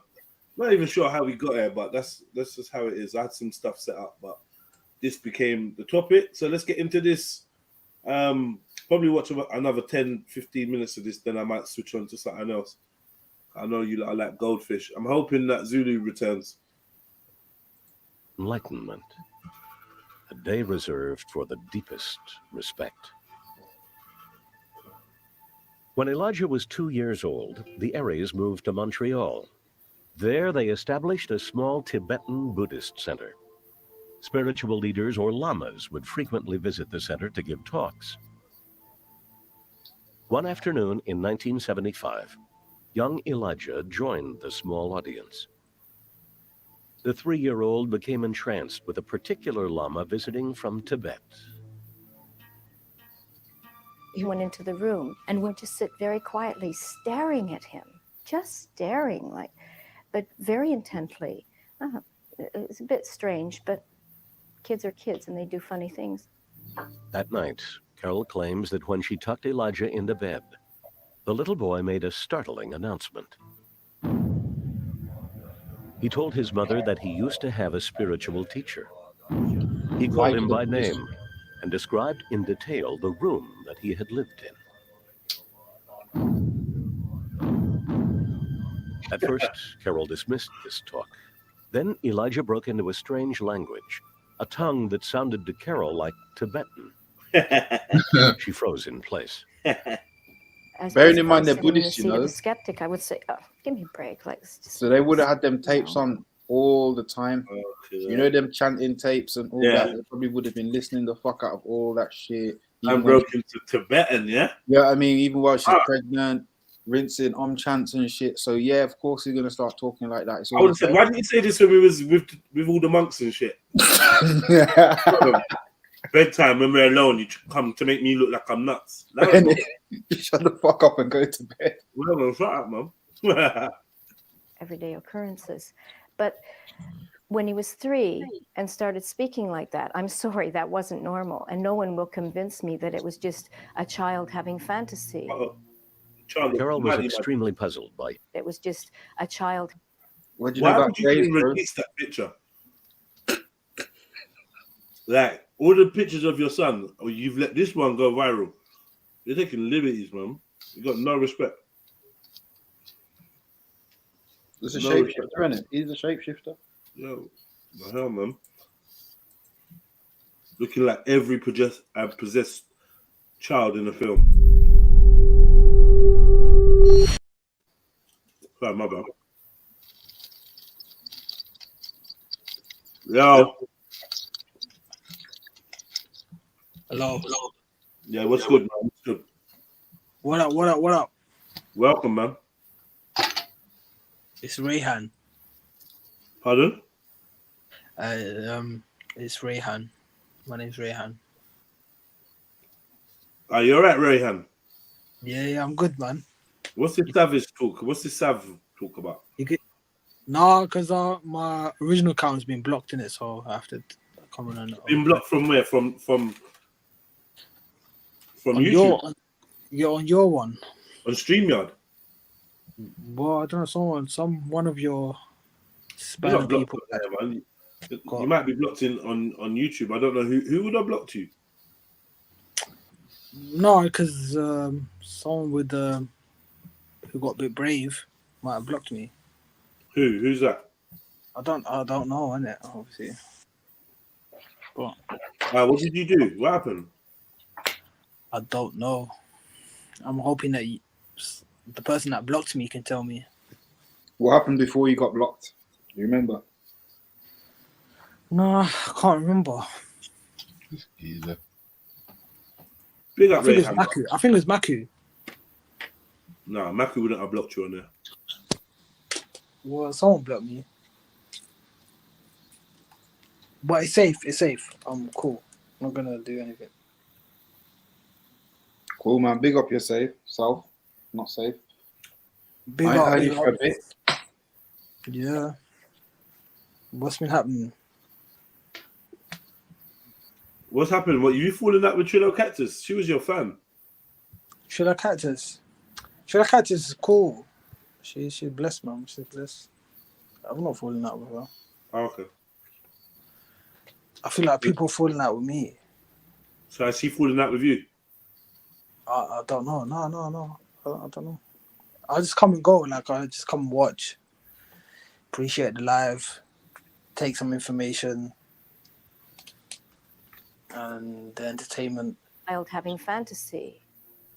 Carol was extremely puzzled by her son's behavior. What had prompted him to come up with such a story? And how had he learned these foreign words? Elijah's parents decided to consult with the visiting Lama. The Lama listened as Elijah spouted off names. Geshe Kunawa, Mahakala Nakpo, names of Buddhist monks he recognized. The next day, the Lama flew to a monastery in India.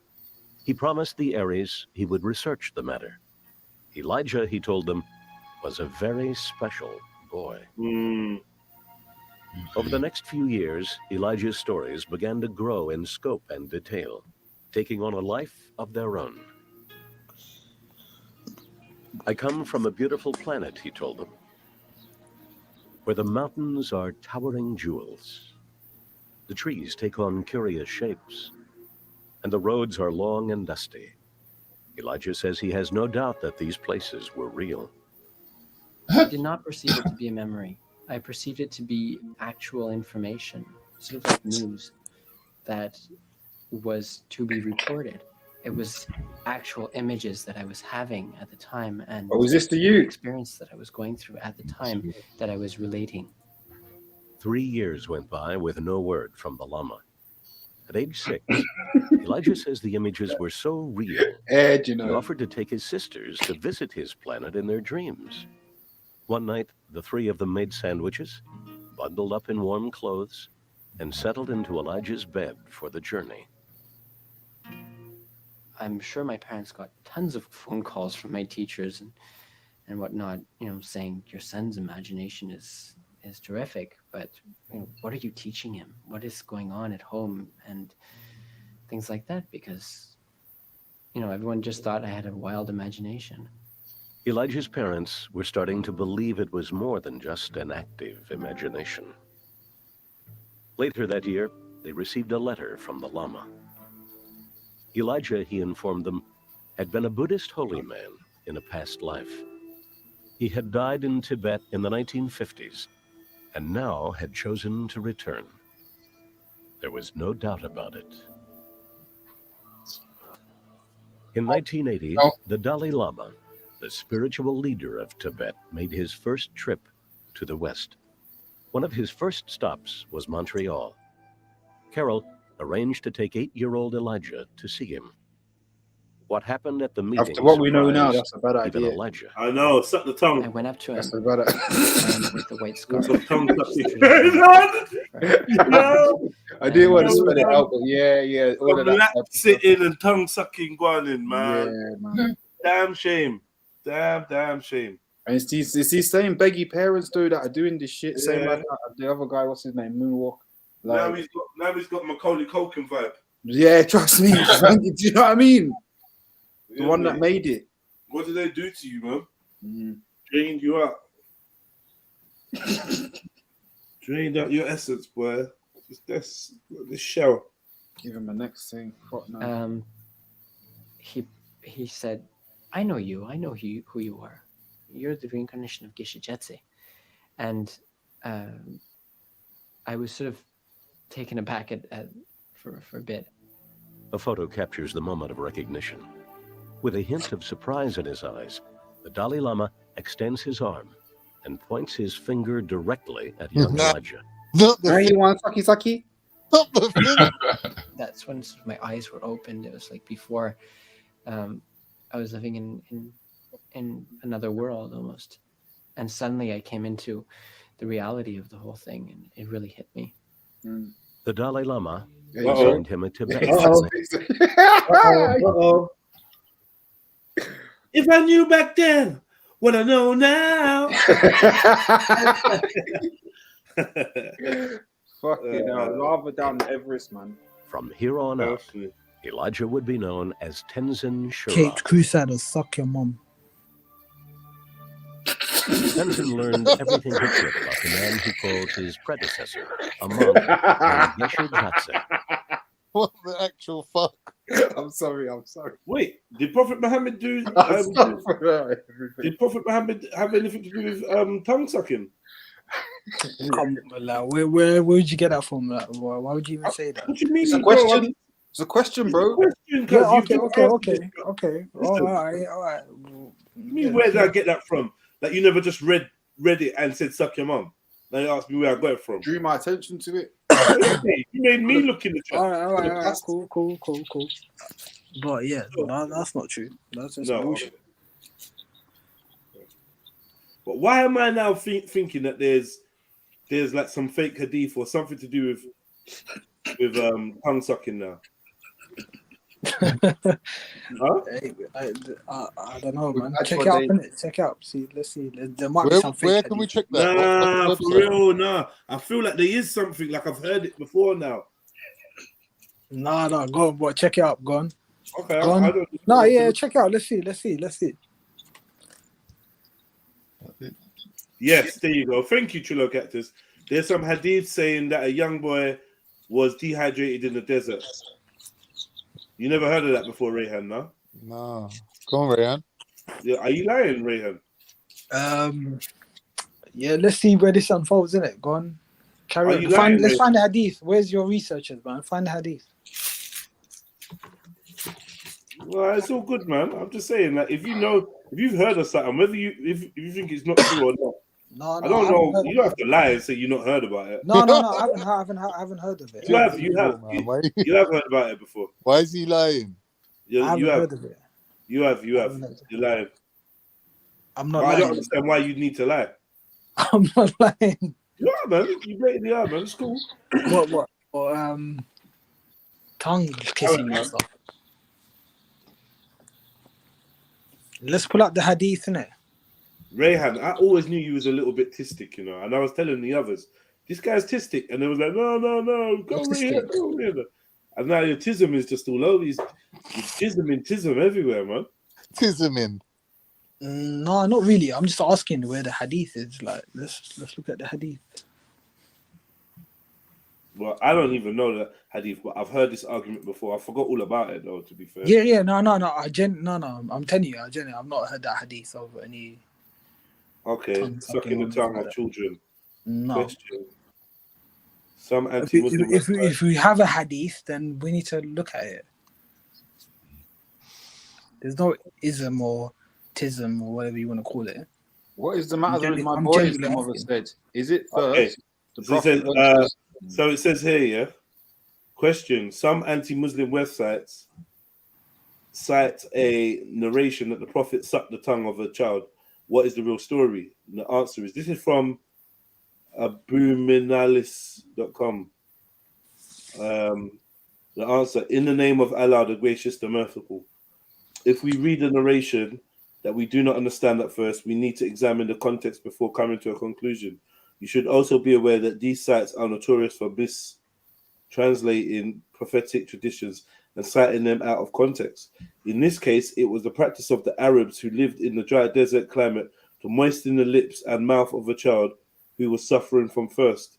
If a child had parched lips or dry mouth and water was scarce, they would be relieved by sharing saliva. They could be relieved by sharing saliva. This was something practical and necessary in the tough climate in which they lived. The following narration makes the context clear. Abu Huraira reported, the Messenger of Allah, peace and blessings be upon him, heard Hassan and Hussein crying while they were with their mother. So he hurried to them and he said, What is the matter with my boys?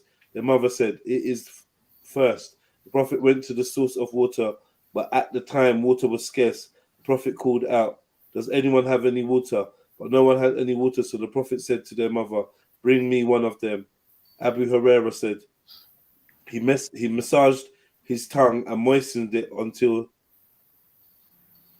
he calmed down.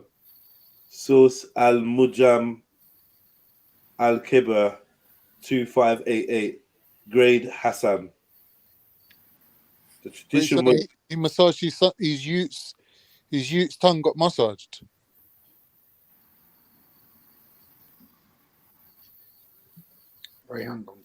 the tradition was declared reliable Looking by up. Yeah, I'm not going quiet. I'm just looking up at the same time what he's saying as well. I just wanted to, so we can have a discussion about it. Yeah, go on. Al-Qadi Iyad comments on this tradition saying, the Prophet gave Hassan and Hussein his tongue and he moistened it as they were crying from thirst. Then they calmed down. Mad. That's Abu Huraira. As we can see, the Prophet was sharing saliva with his two young grandsons because they were suffering from thirst and there was no water available. This was an act of kindness and good parenting in difficult environment. It does not mean that these anti-Muslim websites have claimed. These anti-Muslim websites have a tendency to interpret verses and traditions in the worst possible way. So what do you lot think about that? Well, I think Abu Huraira is reliable, isn't it? Rayhan? Yeah, no, Abu Huraira is obviously is a companion of the Prophet, so he would be reliable, but obviously anyone can say so and so said this. But I'm just trying to look up the hadith in itself. Give me a second.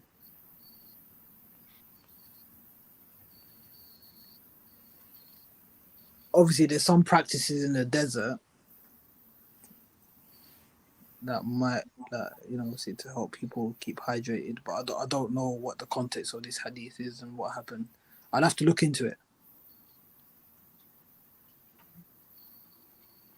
But it definitely wasn't like with lust and all that kind of stuff. So I don't know.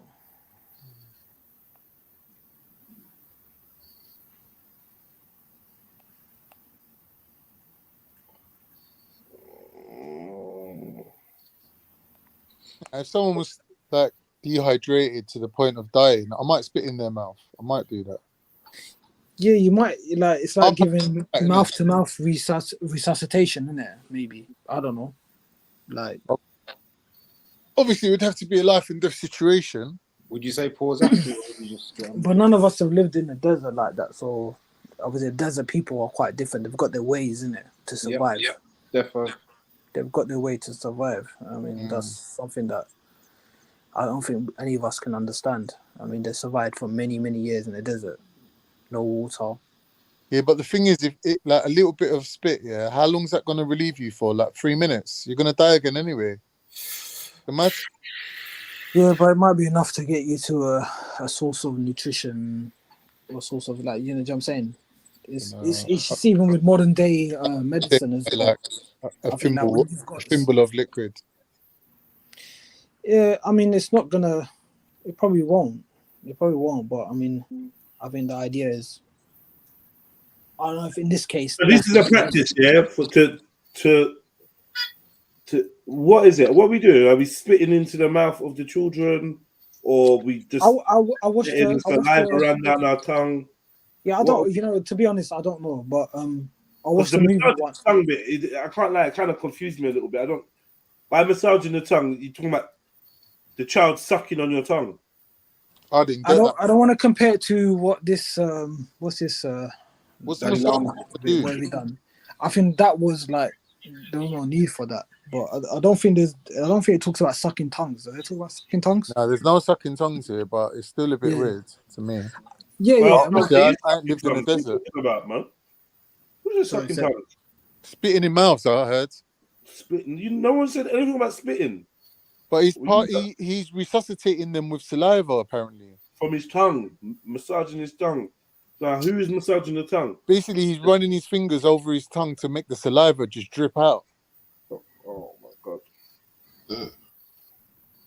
Why would you massage your tongue? That's what the passage said. I know, but it sounds like he's just like dragging water off his tongue. Anyone watch that movie Dune? Dune, yeah. You see how they use spit and the what did they call them? The Pharaonites or whatever, the people in the desert. They were using the spit to survive. The sweat and the spit to survive. Oh yeah, the desert people. I don't know. Anyway, whatever. Yeah, I don't know if it's if it's in the same element of what we just saw. What's his name? The Lama, whatever his name is. Who Lama? He was doing a weird one though. Is that was his actual version of greeting someone? Yeah, so that's just that's like weird. That's his greeting. That's like I don't know if we're trying to compare it to that. I don't think it's comparable, but yeah.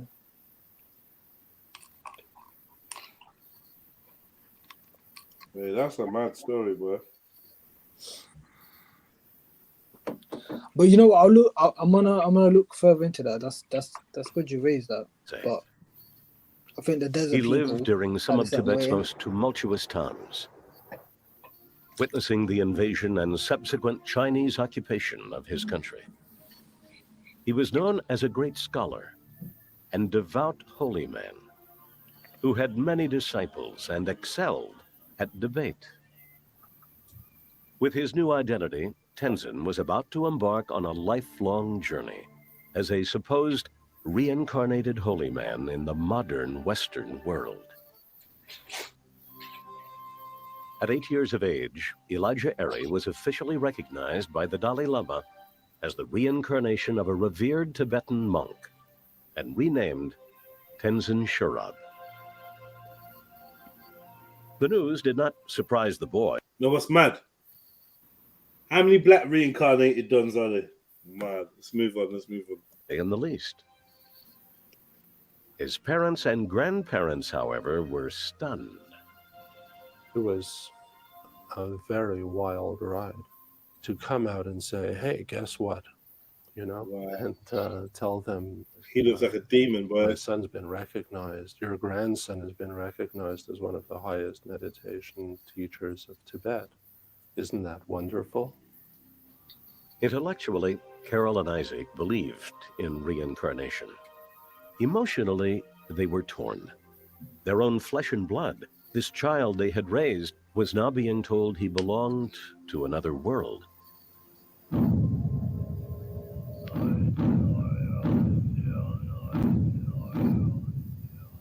The parents wanted to keep the family together. Tibetan leaders, on the other hand, insisted that Tenzin return to them. Over the next few years, the Aries traded letters back and forth with Tibetan religious leaders. They put off repeated pleas to send the Tibetans their Lama. But when the Dalai Lama himself asked Tenzin to join them, the Aries gave in. Tenzin was only 14 years old. It was the most difficult decision of his mother's life. I know that there'll be people watching this and they'll wonder, how could anybody possibly send their child away? But sometimes in life you have to do things that you don't want to do. But it wasn't easy at all. It was very difficult. That's why I cried. It happened, and I knew it would at some time. And when it did, I greeted it with my arms open. I said, well, okay, let's do it. In October of 1986, Carol and Isaac, now separated, agreed their son should go to India. Mother. Tenzin and his mother boarded a plane to begin their journey east to the Sera Monastery in southern India, home to 2,500 monks. Tenzin felt immediately at ease in their midst. He was very comfortable within the monastery. It wasn't a foreign environment. He wasn't anxious. He wasn't nervous about it. He was very, very relaxed. He went right into the life like a fish to water. Tenzin's early experiences at the Sera Monastery seemed to confirm his reputation as the reincarnated holy leader. The monks said he looked remarkably like his predecessor, Geshe Gyatso. Tenzin learned to speak the Tibetan language in just a few months and proved adept at memorizing complicated religious texts. He also mastered the time-honored tradition of Buddhist debate.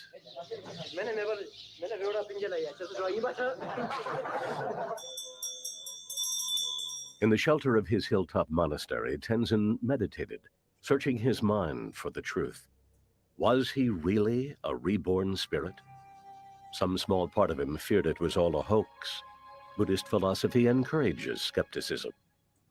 It is one of the Buddha's teachings.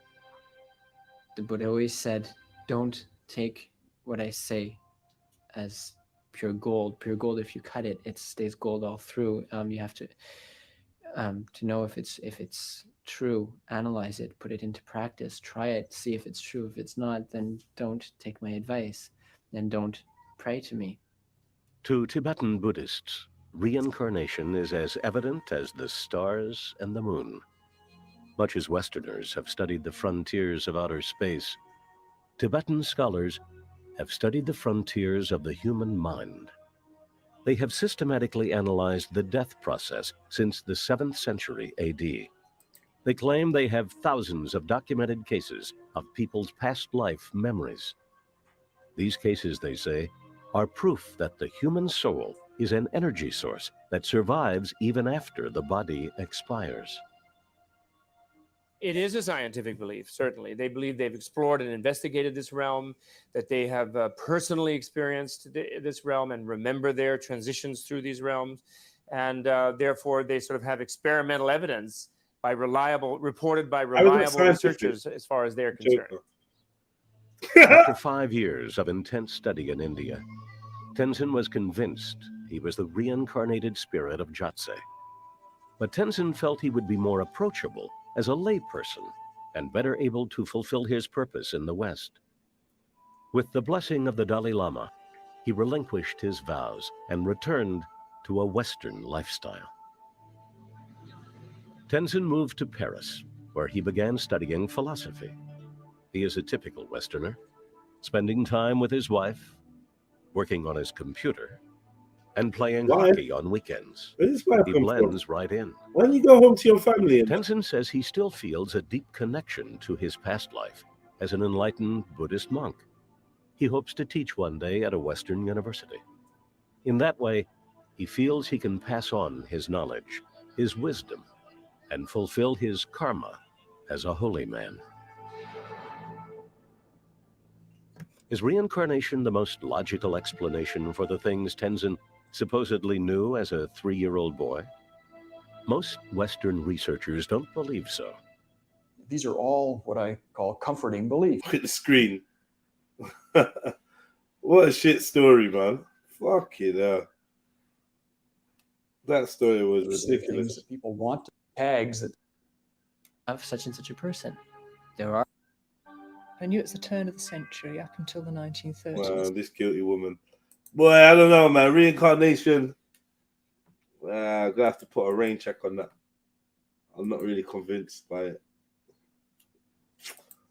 Not at all.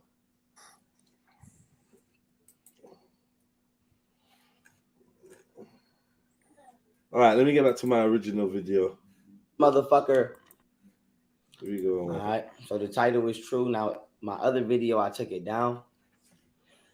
I've been meant to private it. I just used it for documentative purposes. You know what I'm saying? But I didn't mean to leave it up because it has certain information there. But long story short, this is my redo to that. And I'm going to wait till some of y'all come in here. But, you know, I'm using this stream as an opportunity to transmute and transmigrate this energy. And also speak on my experience of what just happened while it's fresh. I feel like this would be not only a good story time, you know, I feel like this would be not only a good story time, but it also will let y'all know that I'm okay for those of you who are just in my other live stream that may have been worried. And so I'm gonna let y'all know what I just went through and what just happened. And we're gonna get a story time out of this shit. And I'm gonna tell y'all how I feel about it in totality and what I think about it in totality. And I'm gonna tell y'all what the fuck was going through my mind and every step of the way, what happened. And then I'm gonna leave some things out because if whoever robbed me is watching this Twitch stream, I don't want them to know, you know. Y'all know I'm the number. Y'all know I investigate shit, so I don't want nobody to know, you know, my investigation tactics. But all I want to say is my jewelry is insured. It's purchasable again. You know what I'm saying? And then for 2, I plan on getting this jewelry back. So, but even if I don't, my jewelry is insured. But outside of that, I just want to say it's cameras all throughout this motherfucker. So the whole ordeal is on camera. I just want to say that. So, you know, like I said, the whole ordeal is pretty much on that shit is on camera. So, certain things you just shouldn't do. Like I said, certain things you just shouldn't do. But once again, I want to say this, and I say this, and like I said, everybody goddamn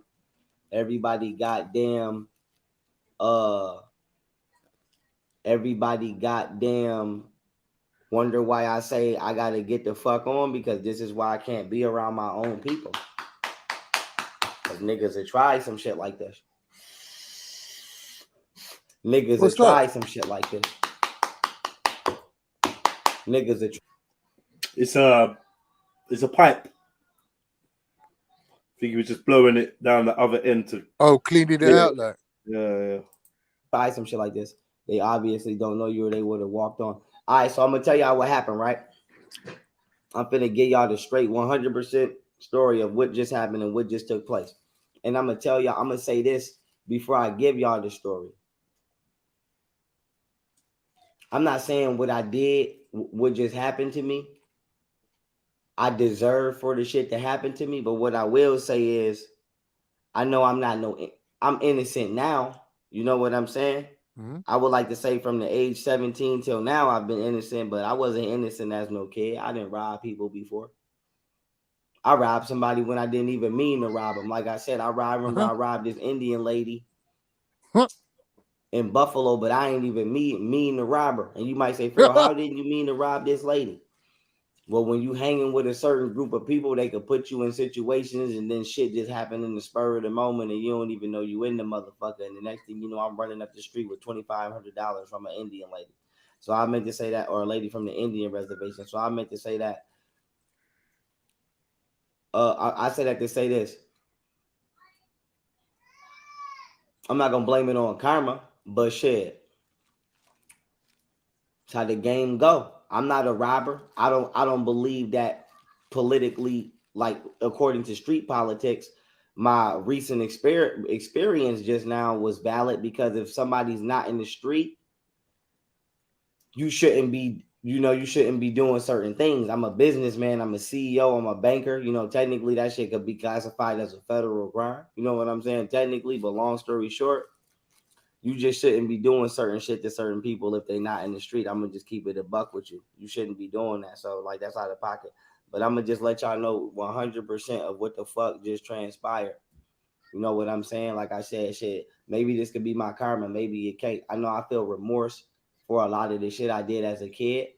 And like I said, sometimes when shit happened to me in life, I feel like shit, I can't be mad if it happened to me because I did it to somebody else. You know what I'm saying? But what I didn't do, though, is harm anybody during the robbery. I didn't ever harm the lady. I just grabbed the money and took it. I don't even know if I was the one that grabbed it. I don't know if I took off running or what the fuck, but long story short, I can't cry like no bitch about that. You feel me? What I have never done is sexually assault somebody or be sexually assaulted. That's what the fuck I'd never be able to make amends with. But somebody robbing me, it happened. It happened. I'm gonna tell you what they did. They knew who the fuck they was robbing before they robbed me. They knew who the fuck they was robbing. So I'm gonna just let you know. This is what happened. This is the 100% no cap story of what happened. I don't gotta do no cap. So boom. I'm gonna tell you what. I feel like it was deeper than the robbery. I feel like whoever it was really trying to shoot me, but they was trying to provoke me to give them an excuse to shoot me. I'm going to just be honest with y'all about that.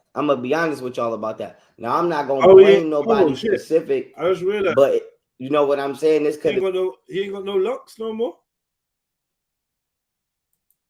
Was this a recent? Is it a recent video? Yeah, he got robbed. So there was a video with his head all bleeding. I was wondering where that video went. So it seems. Oh, is that the big plaster on his forehead? Yeah, his head was all busted. He had blood running on his face.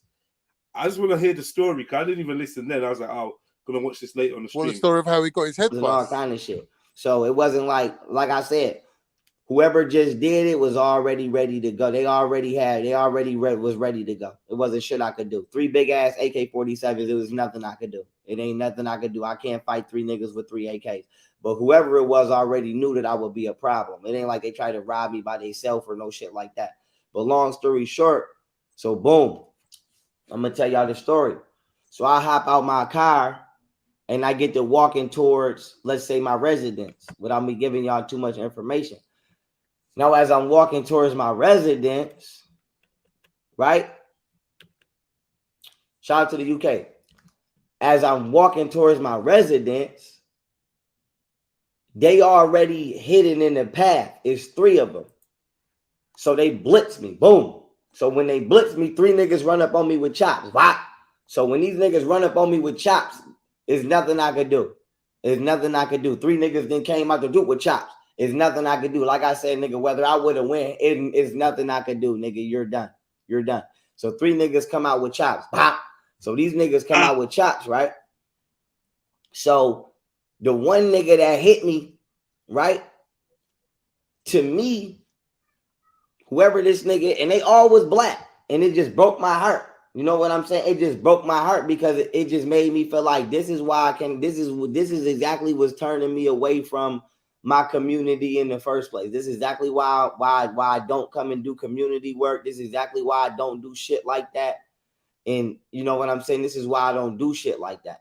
You know what I'm saying? This is exactly why I don't, like I said, because niggas just ruin. I'm just completely turned off with dealing with Black America at this point. Because every time I come to deal with niggas, even though I'm coming with positive shit, niggas come with negative shit, and I'm just tired of it. But long story short, so boom, they catch me. You know what I'm saying? They basically intercept my path. Now shorty with me. Now, boom, when they vamp on me, bop, they blitz on me. It's like my street IQ just I can't really explain to y'all what the fuck, how fast my mind was processing this shit. I can just only tell y'all what I was thinking at the time. And you know what I'm saying? Y'all take it of how y'all take it, you know what I'm saying, of grain of salt or grain of gold. But long story short, boom, they blitz on me. Bop. So when they blitz on me, the first thing in my mind that the first thing in my sight that I realize is out of the 3 guns that's coming at me from these directions, the main one that's being the aggressor, he holding the gun, but he got a camera, he got his phone in front of the gun. So in my mind, I'm thinking either this nigga is recording or he's trying to blind me. So that way I can't see, because niggas will do that too when they rob you. They'll put the flashlight in your face so you can't see who robbing you. So in my mind, I'm thinking this nigga either recording or he's blinding me.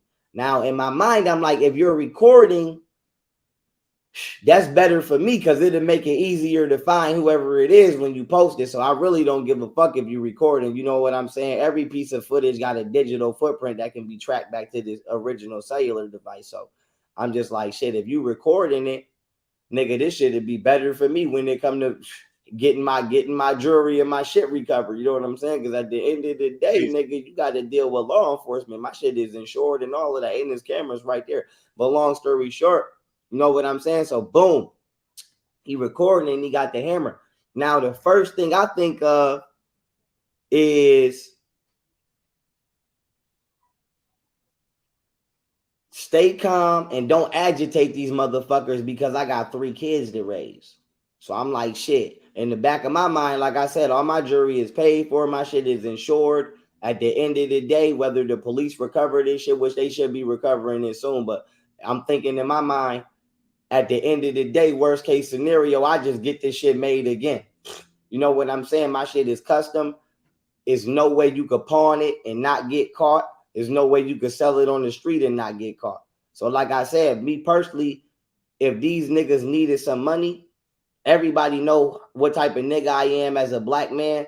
I would have rather they just came up and said, yo, nigga, we need some help. We need some money. I would have just gave them niggas some money off the love. You never had to try to do that. Because now, like I said, this is just furthermore making me more concrete about not fucking with niggas and moving out of the country.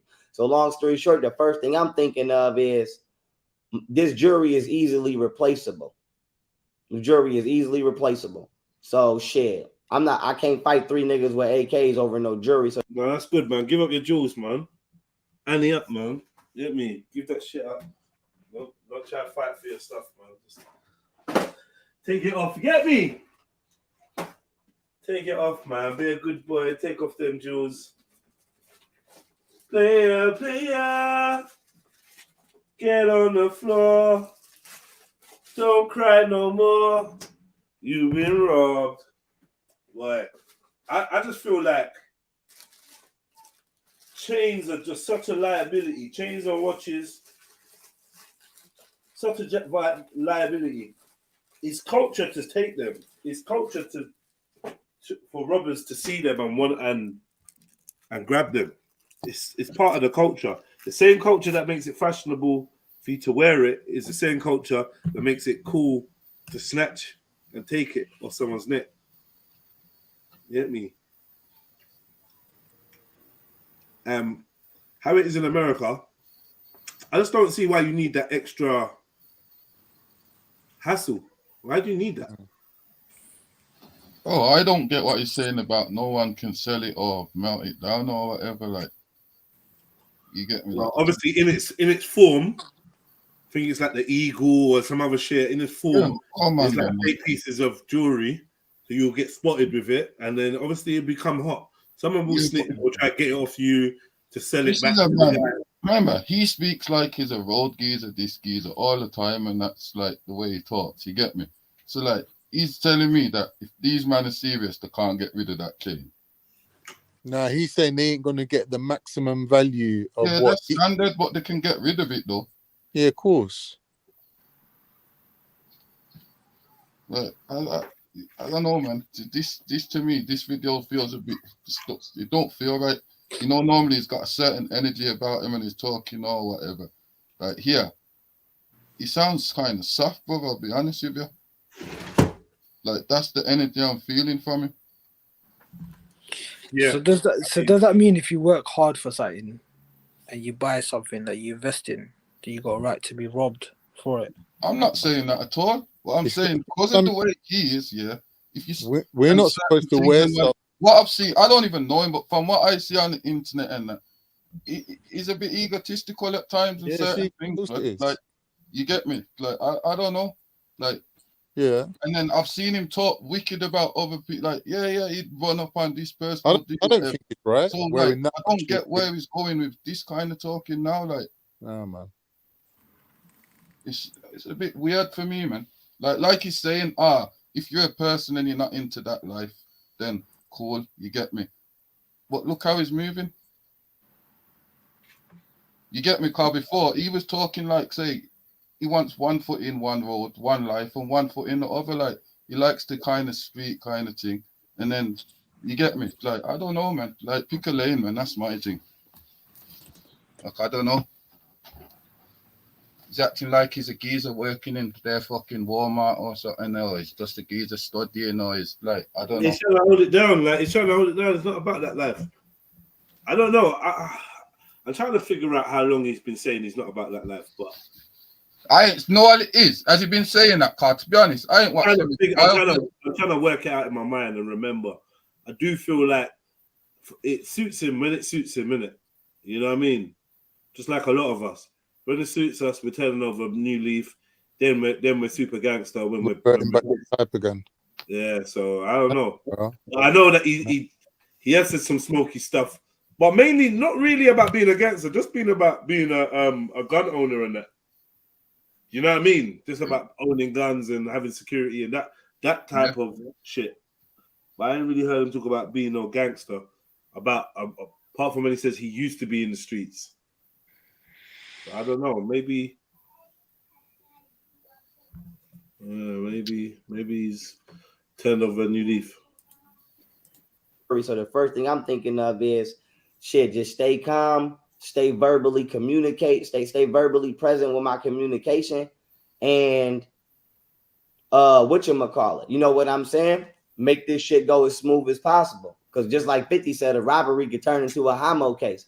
And once again, what I'm already thinking in my mind is I'm getting the vibe, you know what I'm saying? I'm getting the vibe already that this is more than a robbery. I'm getting the vibe that this is somebody trying to really shoot me. You know what I'm saying? Because like I said, if it's a robbery, you're not going to keep doing all this extra unnecessary shit. And really, if you robbing somebody and it ain't personal or nothing like that, you trying to inflict as minimum damage as possible. So boom, let's keep it pushing. So now, I'm Gucci. But boom, so now the first thing I say is, I'm like, listen, I'm gonna give it up, but I got 3 kids. Do not shoot me. And I'm like, listen, y'all got to take it off me though. I'm not making no quick movements with my hands.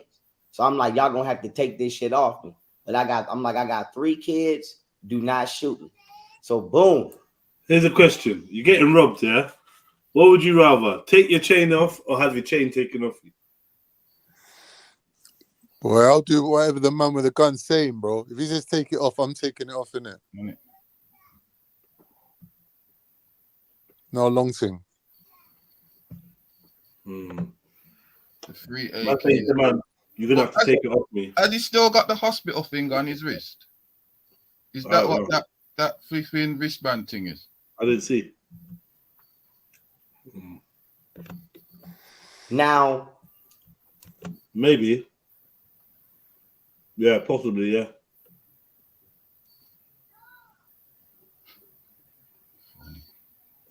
I go to lean back and sit down, you know what I mean? So I could be flat, because in my mind, I'm like, shit, if I'm flat on the ground, on my back, then whoever got the gun, whether they scary or not, because like, I don't know if these niggas is scary. I don't know if these niggas is teenagers or what. Like a 17-year-old nigga shot Pop Smoke.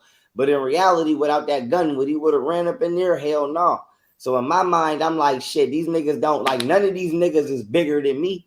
So without these guns, I could easily grab one of these niggas, and without them guns in my mind, I know for a fact I could have fucked all three of them up. So in my mind, I'm like, shit, if I just lay down and let them niggas grab this shit off me, then they can't say that I'm twitching, or, you know what I'm saying? I'm making a sudden movement and having an excuse to shoot me, because I'm letting you rob me. So the only thing I told him was, I'm like, nigga, I'm not moving my hands. You know what I'm saying? Y'all got to take it off me, but I got 3 kids. Don't shoot. I got 3 kids. So boom, I lay down. Pop. Now I'm flat on my back. Boom. Now I got my hands right here where, you know what I'm saying? They visible. Nigga, y'all niggas got the chops. Do what y'all got to do, nigga. And nigga, let me go ahead, and then I bust my retaliation move. So bow. I'm flat. Bop. Now niggas get to grabbing, you know what I'm saying? They ain't get all my jury, but niggas get to grabbing, they doing what they do. Now shorty that was with me, they robbed her ass too. But one of the niggas, while they robbing me, right? And I believe this happened before they went to rob her. One of the niggas, while they rob, listen, when I say retaliate, I don't mean nothing other than do the proper procedures and formats. So like I said, I don't want nobody sitting there talking about, young Pharaoh, you a snitch. It ain't about me being a snitch. I mean, you just robbed an attorney. You just robbed an attorney, asshole. Not only did you just rob an attorney, technically. Young Pharaoh, something else, boy. Something else. So yeah, he laid on his back. That's a strange move. Dude's just trying to rob you. You want to go into the most vulnerable position you can. Yeah, if he took off everything, they would have got everything. I had 3 AK-47s pointed at me by robbers, so you know, who knows how I would act. But how you arguing with man and he's got an AK? It's not about arguing. Hold on, how was Khan even up here when he admitted to being a pedophile, a pedo? It's not even about arguing, bro. Do you want me to speak Sorry, to this man, guy? yo, my brother, do me a favor, hold on. Well, we could go to war about this, really. If you got something to say to me, I'm listening. Go ahead. Yeah, bring your evidence before you start making. No, Jedi, I'm listening. Go ahead. No, Jedi, go ahead. I'm listening. Go ahead. Set me straight, really, because you got this game pedo on the pedophile apartment on the platform. So go ahead. You need to be careful when you're saying those kind of words. Idiot, bro. We already played the clip. We played the clip. Go ahead, Jedi. Play your clip again. Play it again. Let Jedi talk. We played the clip. Go ahead. Let's be careful playing those words, man. Yeah, we played the clip. So why is Khan still up here? Desperate for his channel to start Jedi, popping. go ahead. No, Jedi got something to say to me. I know Jedi got something to say to me. Go ahead. Yo, listen. You see how this has gone already? I've been in a calm mood. I ain't shouted once today. Yeah, because no one's been ignorant, and I've got a chance to speak and listen to everybody else. It's been a calm stream, not the most action packed, but it's been calm. Yeah, usual settings on Trilluminati Live. You jump on within a second. You're talking about P file and blah blah blah, and I'm like, brother, I've heard your protestations for the last few days, and I understand that you have a perspective. This young man has given his perspective, and you lot can fight it out. Yeah, Khan not a young man though. And argue, but right about now, we talking about young Pharaoh getting his jewelry robbed. That's my point. What we're talking about. So we allow. So I'm just on clip. Just on clip. We're talking about reincarnation for 4 hours, and now we're talking about young Pharaoh and his jewelry and how to react when you're robbed. This is what we're talking about. We're not talking about Khan. We're not talking about your clip. And we're not talking about the conversation that took place. Yeah, clearly. No, I'm asking why is he here? That's my only question to you. No, well, I'm asking you. I'm asking Jedi. No. So right about now, I'm talking about young Pharaoh. I can't answer all questions. Why are you letting this Peter up here though? You done cursed at me. You done cursed at me, and I gotta curse back at you. but I'm asking why you let this Peter up here. Really? Because I could be ignorant. I could say you're a bitch ass nigga, but I'm not taking it there. I'm asking why you let this Peter up here. Really? Bro. But that's not how I feel about you though. So I'm asking why did you let this Peter up here? I know you feeling like Mr. Big Dick jumping on someone else's panel. Don't talk about my genitals. It's not about my genitals. It's not about my genitals. It's not about my genitals. Listen, bro. It's not about my genitals. It's about protecting children. Afro, it's like you're trying to go against the host of the show, and I don't understand why you're doing that. I'm asking the host. Yeah, go ahead. I'm talking about something, and it's like I don't need to argue with you. I don't need to fight with you. Let's not argue. Why is this Peter up here? That's all I'm asking. Like, bro, you've asked that 50 times. So you've asked. What's the answer though? But Jedi, I'm not attacking you. I'm asking bro, why is this Peter around? First and foremost, bro, you have to prove that the brother that you're accusing is what he's saying. And you heard the clip. He said it. He said it. I didn't say it. He said it. Chill out, bro. Let me finish. Yes. I've heard the clip. Yes. Yeah, and to be fair, it doesn't have him saying that he's a pedophile. So everything else you're doing is your conjecture. Whoa! Slow down. What did it say in the clip? This is your fixation, and I'm. Hold on, the chat heard it. The chat heard it. All right, well look, Jedi, I gotta call you a bitch now. I gotta call you a bitch ass nigga now. No, stop. All right, you a bitch ass nigga right now because the chat heard it, nigga. Really, Jedi. The chat Name one person in the chat that agrees. Now you want to dance around it? That's Name one person in the chat that agrees with you. You got this pedophile cracker speaking. Name one person in the chat that's agreeing with you. You can't bitch ass one person. Name one. Technically, nigga, you just robbed a banker, a CEO, so that's a federal crime. Let's be clear on that. That's a federal crime. So you got 3 niggas that just came and committed a federal crime on camera, okay? And not to mention, nigga, your DNA is all over me. I would gladly give them this shirt, nigga, because y'all was grabbing, nigga, and you gun butted me. So, nigga, you better, nigga, I be done gave them my shirt. So my main thing is, nigga, you just came and committed a crime. Nigga, at minimum, you just committed a felony right on camera, nigga. I ain't tell you to do that. So I don't, like I said, I don't want nobody talking about Young Pharrell be getting niggas locked up, nigga. You just robbed a motherfucking attorney. You just robbed a self-made millionaire right on camera, right there. And you grabbing me, putting DNA all over me, nigga. So like I said, shit. And my goddamn shit is insured. Like my jeweler is a Jew. Like, nigga, when my jeweler... Bro, you ain't gonna speak over me, man. Why you ain't kick Khan off is my only question. You're not gonna speak over me. You asked your question bare times. I don't have to kick Khan off. I don't have to kick a racist off or a PR or an abuser, a drug fiend. I don't have to kick anybody off. A Freemason. I kick off who I want when I want. Yeah, now, clearly I'm asking why you won't. Either you're gonna get with the program, you're gonna discuss what's being discussed. You're gonna have your conversation. You're gonna ask whatever questions you want to ask. But if I ain't answering, like, don't keep asking me the same damn question and interrupting me. That's what so we gotta get. You're right. So we just got to just cast judgment on Jedi. Jedi's a coward. All right. Well, you're a coward. That's it. Fuck you. No. All right, bro. Do what makes you feel good.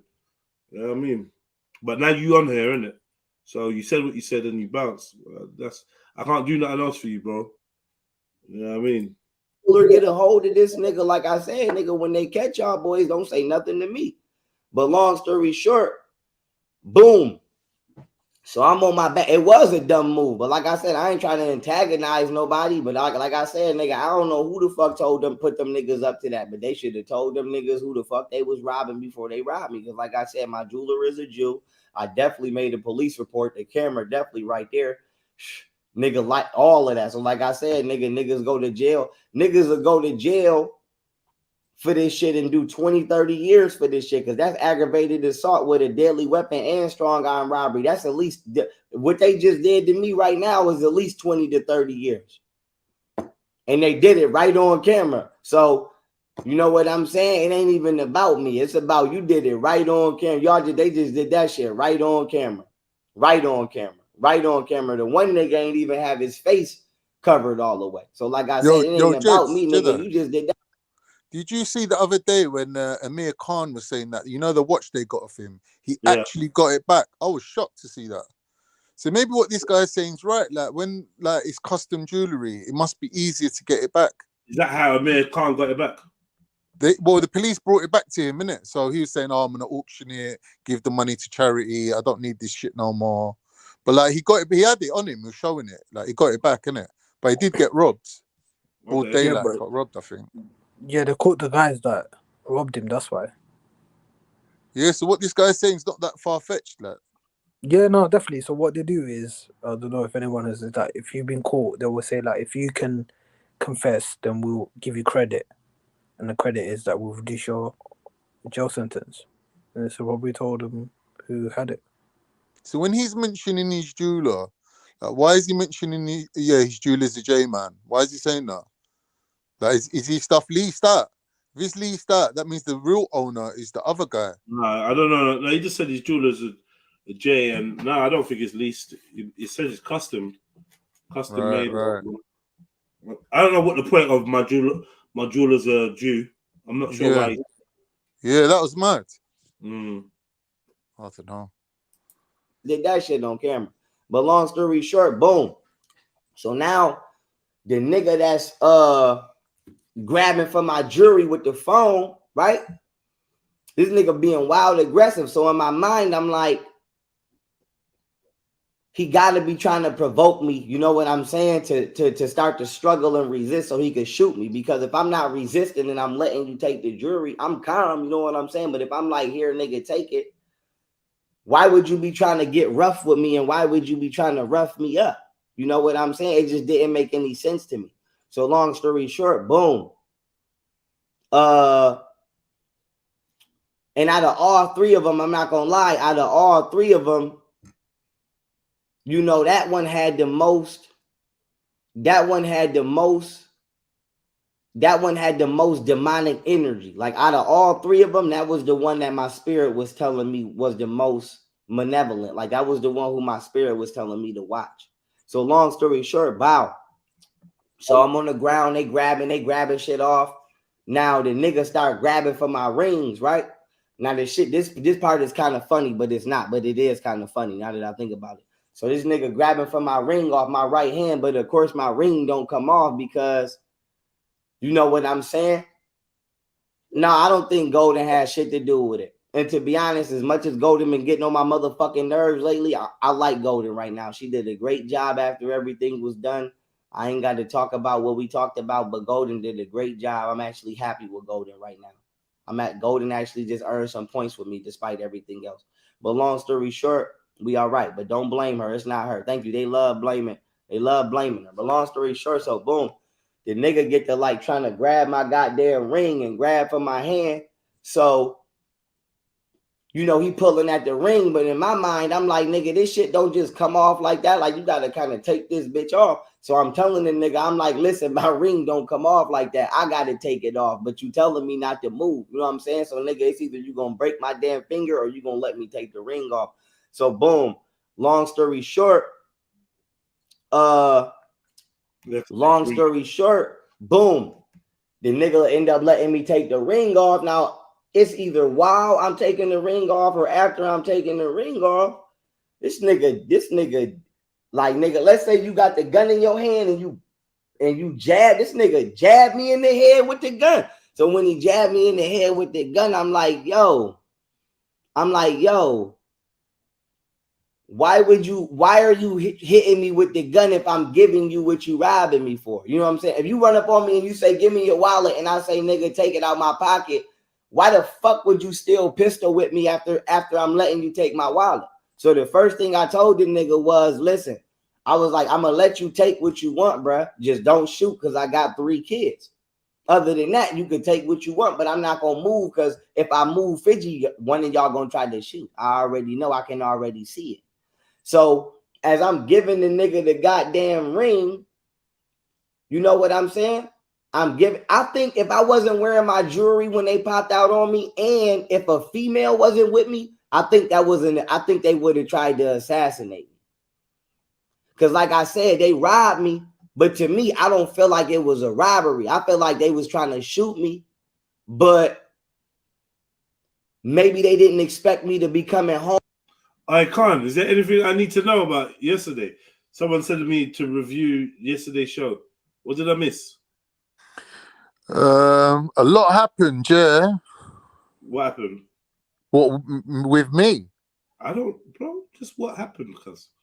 long story short, Zellini jumped in trying to kick for MJ because start from the beginning for a joke. Yeah, I was like winding up MJ like, yeah, why aren't you jumping on the panel?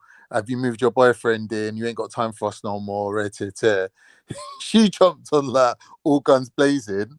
Like, yeah, Khan, what do you think now about me? You thinking now about my life, yeah?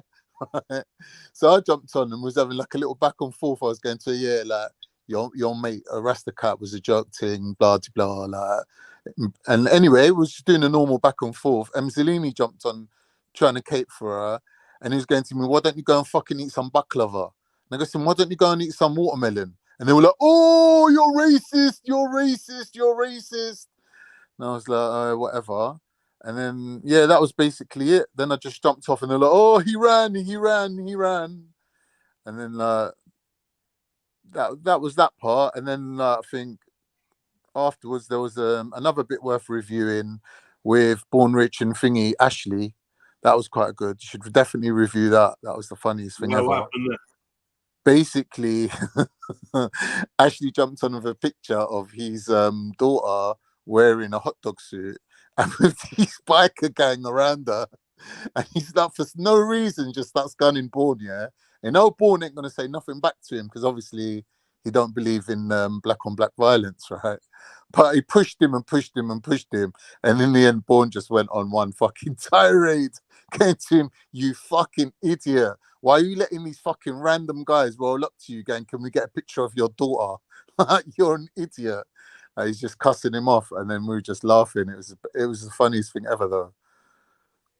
Ashley was like, you don't know them. You can't just say no to them. They're gangsters. They're the biggest biker gang in the world. Born was like, fuck them. What are they called? The Bandolinos or some shit. It's like, fuck the Bandolinos. It's like, oi, Born, I'm warning you. You don't know who these people are. They're listening to you right now. I can't only protect you so far. And Born was like, fuck them. Brother, it was jokes. Well, trust me, it was one of the funniest things I've heard online for years. Born Rich and Ashley P going at it. It's mad. Yeah, we was up till like 2 a.m. That was crazy. Yeah, yesterday was definitely worth reviewing, man. Born bought his what? His gun. No, Ashley was going to him, yeah, these people got guns. He was going, what? You think they stopped making guns when your people got guns? It was like everyone's got guns. And then he started talking about guns like in a little bit of detail. Saying he's got like silencers and whatnot. I forget what he said, but who said that? Born was making out like he's got like guns in it, like proper guns, like he knows about guns in it. And it's like, why do I give a fuck about Bandolinos? He goes, I'm living next door to fucking Bloods and Crips. He goes, I'm more likely to get killed by them. He goes, why am I giving a fuck about a biker gang rolling down my street? He goes, my neighbor would fucking kill them before they even got to me. Yeah, big up you lot. Yes, MA. Easy. Also, which is probably more funny, I don't know. Born Rich on his channel, the girl he's courting, the hoe he's courting. Oh yeah, jumped on his stream a few days ago, and it was just fucking weird, bro. He played it, innit? Didn't he play it? Yeah, we watched it. It was fucking hilarious, man. King Gold was on there, and then Mr. Pelly jumped on. Yeah, man. So I don't know whether it's worth it. Well, I'm sure you. It's the same hoe he was chatting to us about. Oh, do you think I should take her on a picnic? Yeah, this is all post the picnic. What happened after the picnic? Yeah, mad. So I don't know what people are telling you to review, but that was yesterday's show. That was funny, man. Yesterday was quite eventful, actually. A lot of things happened. I think them had quite a few viewers. When I was had it up tuned in, into the hundreds, even. When I was tuned in, it was so dead. I was like, bro, I can't remember what was going on. Today, I swear I tried to jump on the panel. I was on there for a little bit. And let me just say this. In the chat, he's still bringing it up. So, bro, like, you gotta learn to stop talking over people, man. I literally said, go ahead, Jedi. I'm listening. Yeah, it's not allowed. I'm listening. I'm not talking to you. All right, well, brother, I was trying to talk to you, brother. You see, are you reading the chat? They still bringing up the 9-year-old, brother. Why you not addressing it? Really, the chat still bringing up the 9-year-old that Khan said is old enough to have sex with. Why you not addressing it, brother? The chat I've talking not, about it I've live. not once said that. I've not once said that. I don't know why All you keep right, saying this. That you Jedi, think you got whatever, some brother. golden clip You the that you're host, gonna, Jedi. You have you're to gonna address run it. your channel. You with. lying. I've not once said that. You lying. That's not what the chat's saying, bro. Literally, all right. Well, you played That's not the what you played the saying, clip, bro. and the chat literally says what happened to the 9-year-old. I'm reading the chat right now. It says what happened to the 9-year-old being an adult. That's what it says in the chat, Jedi. You're not looking, No, I don't care, man. You don't, brother. You just said that they're not saying it. You said that they're not saying it. I'm reading it right now. My question is, why won't you address it? Listen, man. You like, I don't know. You trying to get under my skin or what you're trying to Brother, do? I don't give a fuck about your skin, brother. I'm asking why you won't address this. Bro, like, what's your tone, man? What's your tone? All right, so why you want to address this, I don't brother? work for you. I was calm at first. I don't When I work first for came. you, bro. All right, do you work for the people? Do you work for the children? Bro. No, man. Will you work for our me, children? bro. All right, so Bro, why you not addressing it? Our children. Listen, man. Listen, Yes. brother. Listen to this. You sound weird, bro. Why you not addressing it? Who, brother? You weird? You got a pedo on your panel. Shut your mouth, man. Let me talk. You got a Shut up. pedo on your panel. You Shut your weird, mouth, nigga. man. Bro, you sounding like the Peter, bro. Now you going to slander me when you got a cracker on? You got a cracker on. That's what I'm saying, Jedi. Let me tell you this. Shut up. Do you know if you say this in person, Shut up. you would get yourself killed? Shut up, man. You can get yourself killed in person, brother. All right, brother. If you said this in person, do you know you can get yourself hurt? I'm asking. You would not be killing I'm me. asking. You know you can get yourself hurt behind this bitch. Me, bro. Brother, we can link at any time, brother. I'm asking you, why you don't got to smoke for Con though, you bitch ass nigga? Why you don't got to smoke for Con, you bitch ass nigga? Sway, bro. You heard the question. You don't have sway, man. Fall back. Yeah, but you heard the question, bitch. Yeah, but you heard the question.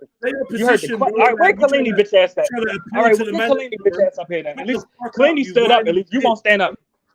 All right, get Kalini up here. Kalini stood up. You won't stand up. Conduct yourself like a man and shut the fuck up, man. Kalini stood up. You won't stand up. You're like a bitch again, man. Your mama a bitch. You won't stand up. You a whore. Up, man. Let's talk about it. You won't stand up. You a whore. You got smoke for me. You don't got smoke for the Peter. You bitch ass nigga. You in the gym all day. You don't got smoke for a Peter. You bitch ass nigga. I'm asking, Jedi. I'm asking, bitch. Since you wanted to take it here. I'm asking. You got smoke for me. You don't got smoke for this Peter on your panel. You bitch ass nigga. Yeah, I think you're going off a little bit premature. You heard the question, Jedi. Jedi, you heard the question. Half-cocked, Jedi, we can take it there. Jedi, we can take it there. You're not gonna brother. slander me. We can take it there. I'm asking. You don't got smoke for the right? Peter on your panel, nigga. Bro, are you listening? Are you feeling all right? Is right? Kalini up here? Listen. All right, Kalini. Zilini Kalini, can't save you, bro. Zilini Kalini, can't are save you up here? Bro, you feeling all right? Number one, I don't need saving from you, you bitch. Let me say this. Bro, if you touch a 9-year-old my family, I would kill you. Let me say this. Brother, I got family. Let me say this. I got 9 years on my family. If you touch them, I would kill you. I would kill you if you touch a 9-year-old in my family. Let me just say that for the record. Yeah, you know what I'm saying. You know what I'm saying. All right. If you touch a 9-year-old in my family, I would kill him. I'm not like you. The reason that you're not letting me speak on my own show, Mad. You're bringing the energy to somewhere else where I'm not prepared to go. If there's someone on there matching your energy, then fair enough. But you tend to be focusing on me. Jedi. I'm not really sure what you want me to do, but I'm not dancing. Well, number one, you can kick him off the panel, brother. That's number one. Your emotional blackmail or your falsehoods. Now, if you have a man saying that, yo, I will do this to a child or rare, that's one thing. But we all heard the context in which the conversation went. You interpret it one way, I interpret it another. Do I deem it as a offense that means he needs to be kicked off from the panel? No, I don't. What? That's it. You brought it up 4 days So if he ago. described your 9-year-old daughter as a woman, your interpretation. So if he said your 9-year-old daughter was a woman, that's not a problem. I'm not trying to rid you of your interpretation, but you're trying to rid me of mine. I'm asking you. I got my right of seeing things the way I see things. Yeah, so just so we clear. But you trying to. So if Khan seen your 9-year-old daughter, I'm asking if Khan seen your 9-year-old daughter and he says he was old enough to have sex with, there's no problem. Now you are talking about other people's daughters. I'm asking. We're talking about you, brother. We're talking about you. We're talking about you. You sound the worst. Don't talk so about I'm asking me, if Khan said your 9-year-old daughter was old enough to have sex with, I'm asking if Khan said your 9-year-old daughter was old enough to have sex with, that's not a problem. What are you doing? Listen, I've never once said that. Like, I don't know where you got that from. Well, we can play the clip again. Jedi protecting you. 1,000 times we heard Yo. I'm saying, don't talk about my daughter, bro. Exactly. None of our daughters, nigga. You don't realize that? None of our daughters, nigga. You right. You talk about yours. None of our daughters, nigga.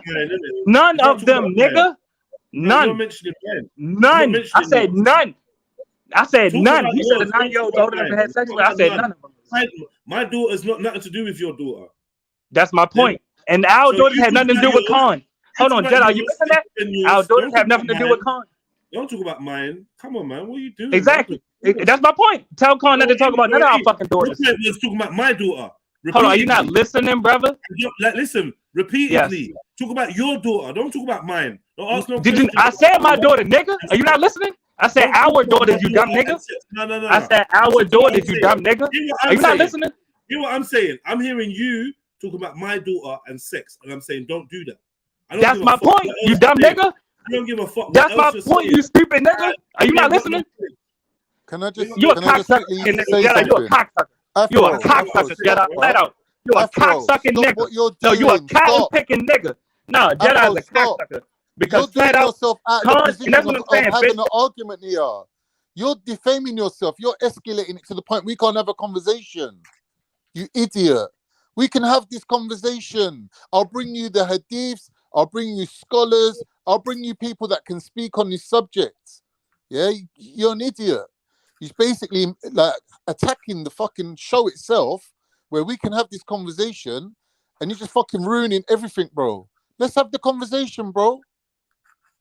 Like no one's running from you. You're coming out like fucking OK Corral, shooting up the place with your You know what's bullshit. crazy?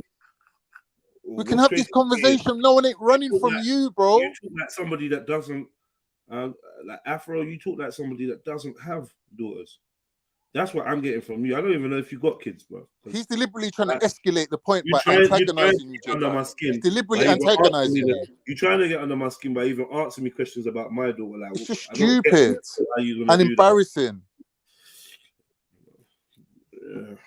I don't care what you're gonna do. If you got an argument with Khan, you got an argument with Khan. If you and Khan want to have a conversation, you can. Don't be dragging me into it and Mad. then try to bring my daughter. Like, it's long, man. I can't hear nothing after you mention my daughter. I can't hear nothing. I don't even know what you're doing. I think you should apologize for that, and then we can get back to the conversation. Real life, you can't use my daughter as no example about having sex. Who are you talking to, man? Mad. I just don't get it. But yeah, anyway, man. Like what I was trying to say to the brother was, you know, we all got our interpretation of what Khan said the other day. You take it one way, I take it another way. It's like you can't force me to see it your way. You could talk about it, but all these bitch niggas and all that you're throwing on top of it, bro, I don't have to listen to it. I don't have to listen to it. You jumping on my panel. I don't have to listen to your insults, bro. You get me? No one ain't insulted me all day. You jump on, and within seconds you're calling me this and calling me that. Bro, I ain't got the energy for it, man. You're on this every day, all day. I ain't got the energy for it. Seriously. So I'm gonna try one more time, and after that, we're gonna say goodbye for the day, bro. Yeah, definitely. And this will be brief. Jedi, and I actually agree with your point. Let's not bring up anybody's daughters. So when Khan said that a 9-year-old, and we could play the clip that you keep protecting him from, Khan literally said, "Oh, now you talking? All right, go ahead, Jedi. I'm listening." Yeah, I played the clip more than four or five times. So what part are you confused about? Around it and everything. I never said I was confused. I said we have different interpretations about what was said in the clip. All right, what's your interpretation? Well, like it's not one that I can convict man of being a sex offender. What is your interpretation? Is my question. That's my only question, bro. I just said to you. It's no, not you said one you where cannot. No. Bro, You just listen, said. Listen. It's not one where I can convict Khan of being a sex offender based on what was said on that tape. I can't convict him for that. I fully get the context of what he was talking in. Do I agree? Do I agree? Do I disagree? That's totally irrelevant. But no, what was the context? Just so we clear, what was the context? I'm listening. It was religious, talking about Prophet Muhammad and the times of Prophet Muhammad and his marriage to Aisha and the age of their consummation. That's what he's. And the modern, he spoke about the present tense too. Don't leave that out. He spoke about the present tense. Not in the clip you played. Not in the clip you played. All right, we can play it again right now. That's what I'm saying. Get Jedi. another clip. That's my point. Bro, You let the this whole show there. You let this Peter come up here and lie, and you protect him. Look, let so me I'm help asking, you. Let me help you. Get rid you of the clip you can't help me. currently Let me got say you can help and yourself. get a better clip. Let me say Get a this. better clip and then come All back. right, Jedi. I'm speak for a listening. Go ahead, Jedi. There's no protecting. That's what you're doing. Nah, you talking. All right, well, all right, we'll play the clip again so the chat can hear it. Once again. Nah, 1 second, bro. You Who's can't he talking dictate. to in the chat? You can't dictate to me what I do, when I do, and how I do it. Yeah. What I'm Facts. saying to you is this. Hold on, Khan. Don't ad-lib behind me, please. Yeah. What I'm saying to you is this. You have your opportunity to speak to Khan and say what you want to say. There's nothing to say to him. He needs to be banished. Is your brain not working? No, but I'm saying based on the grounds of the evidence that was brought to me, I'm not banning him. That's my point. So if you say that about your daughter, that's why I brought your daughter up. If you say that about your daughter, it's not a problem. I'm asking. So since he can speak about other people's daughters, if he said it about your daughter, is it a problem? I'm asking. Checkmate, nigga. And listen, I'll drop myself. Fuck you. You a bitch. Well, he really is another Akingo. But at least Akingo's got a reason that he's like fucking laid up in bed for fucking 5 years. The reason why I never answered him is because yet again he's trying to talk about my daughter again. I think he's trying to trigger me or whatever. So I'm just like letting him go through it. I think he knows to jump off because I'm just gonna let him say what he's saying and kick him off. He's an idiot, man. My daughter, bro. Like, especially when your argument is about the protection of children, you keep mentioning my daughter. It's just weird, man. But yeah. It's sad, man, because I really do think I've got a good argument that I could put like a little case together. Do you know what I mean? It would be good. But obviously not with this idiot. Well, this is you lot's argument. You lot, Islam and Muslim. Yeah, it's obviously. I would need help though, but I'm not saying I could do it off my own back, but I would need help to do it. But I think there's a good argument there. I went through it a bit with MA. To be honest, if MA was to debate it against me, I think we'll be able to have a good debate. Like a proper debate. Like it would be good.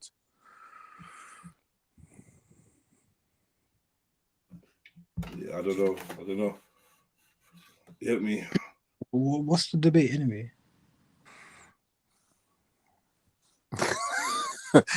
Young Pero's getting neglected here, bro. It's a long story short, bro. It's about the age of Aisha. He's asking me, well, he's cutting long story short, he's saying that the prophets are Peter. And I'm saying that based on their understanding of, you know, at the time, what would make a woman would based on one element, which would be culturally in them times, would be her menstruating, right? So that as soon as she came on her period, she wouldn't be regarded as a child anymore. That's all I was saying. And I said, she's not a child anymore. She would have to have her head covered. She would have to be moving with the women. Like she would have the status of an adult. Do you know what I mean? I'm not saying that's the only thing that you need to have in place to be an adult, right? Because as we know, it's this mental and the physical, right? But the mental, you can't really measure it, but the physical is evident. So you can't deny it. Now, I think in the West, they do make a problem where they try to deny, you know, the physical element of adulthood on a child. And then when he becomes an adult, they're letting them run around the streets like as if they're a child still. We don't do that. No one's saying anything about you're old enough to get married in 2023 just because you come on your period. No one's ever said that. And they're trying to put that argument to me that I've said that, but I haven't. I never heard you say that either, if I'm honest. And I think I don't think there's any legs. You said a period makes them an adult. Yeah, not a child anymore. It's an adult. No, it's not. But I'm saying the adult process of becoming an adult isn't just you come on your period, you're an adult. Like there's more to it than that. But you're not a child anymore. You've entered into adulthood. And they're trying to bring this word of what's it? Adolescence. Adolescence. And I'm like, yeah, but in Islam there's no adolescence. You just cease to be a child.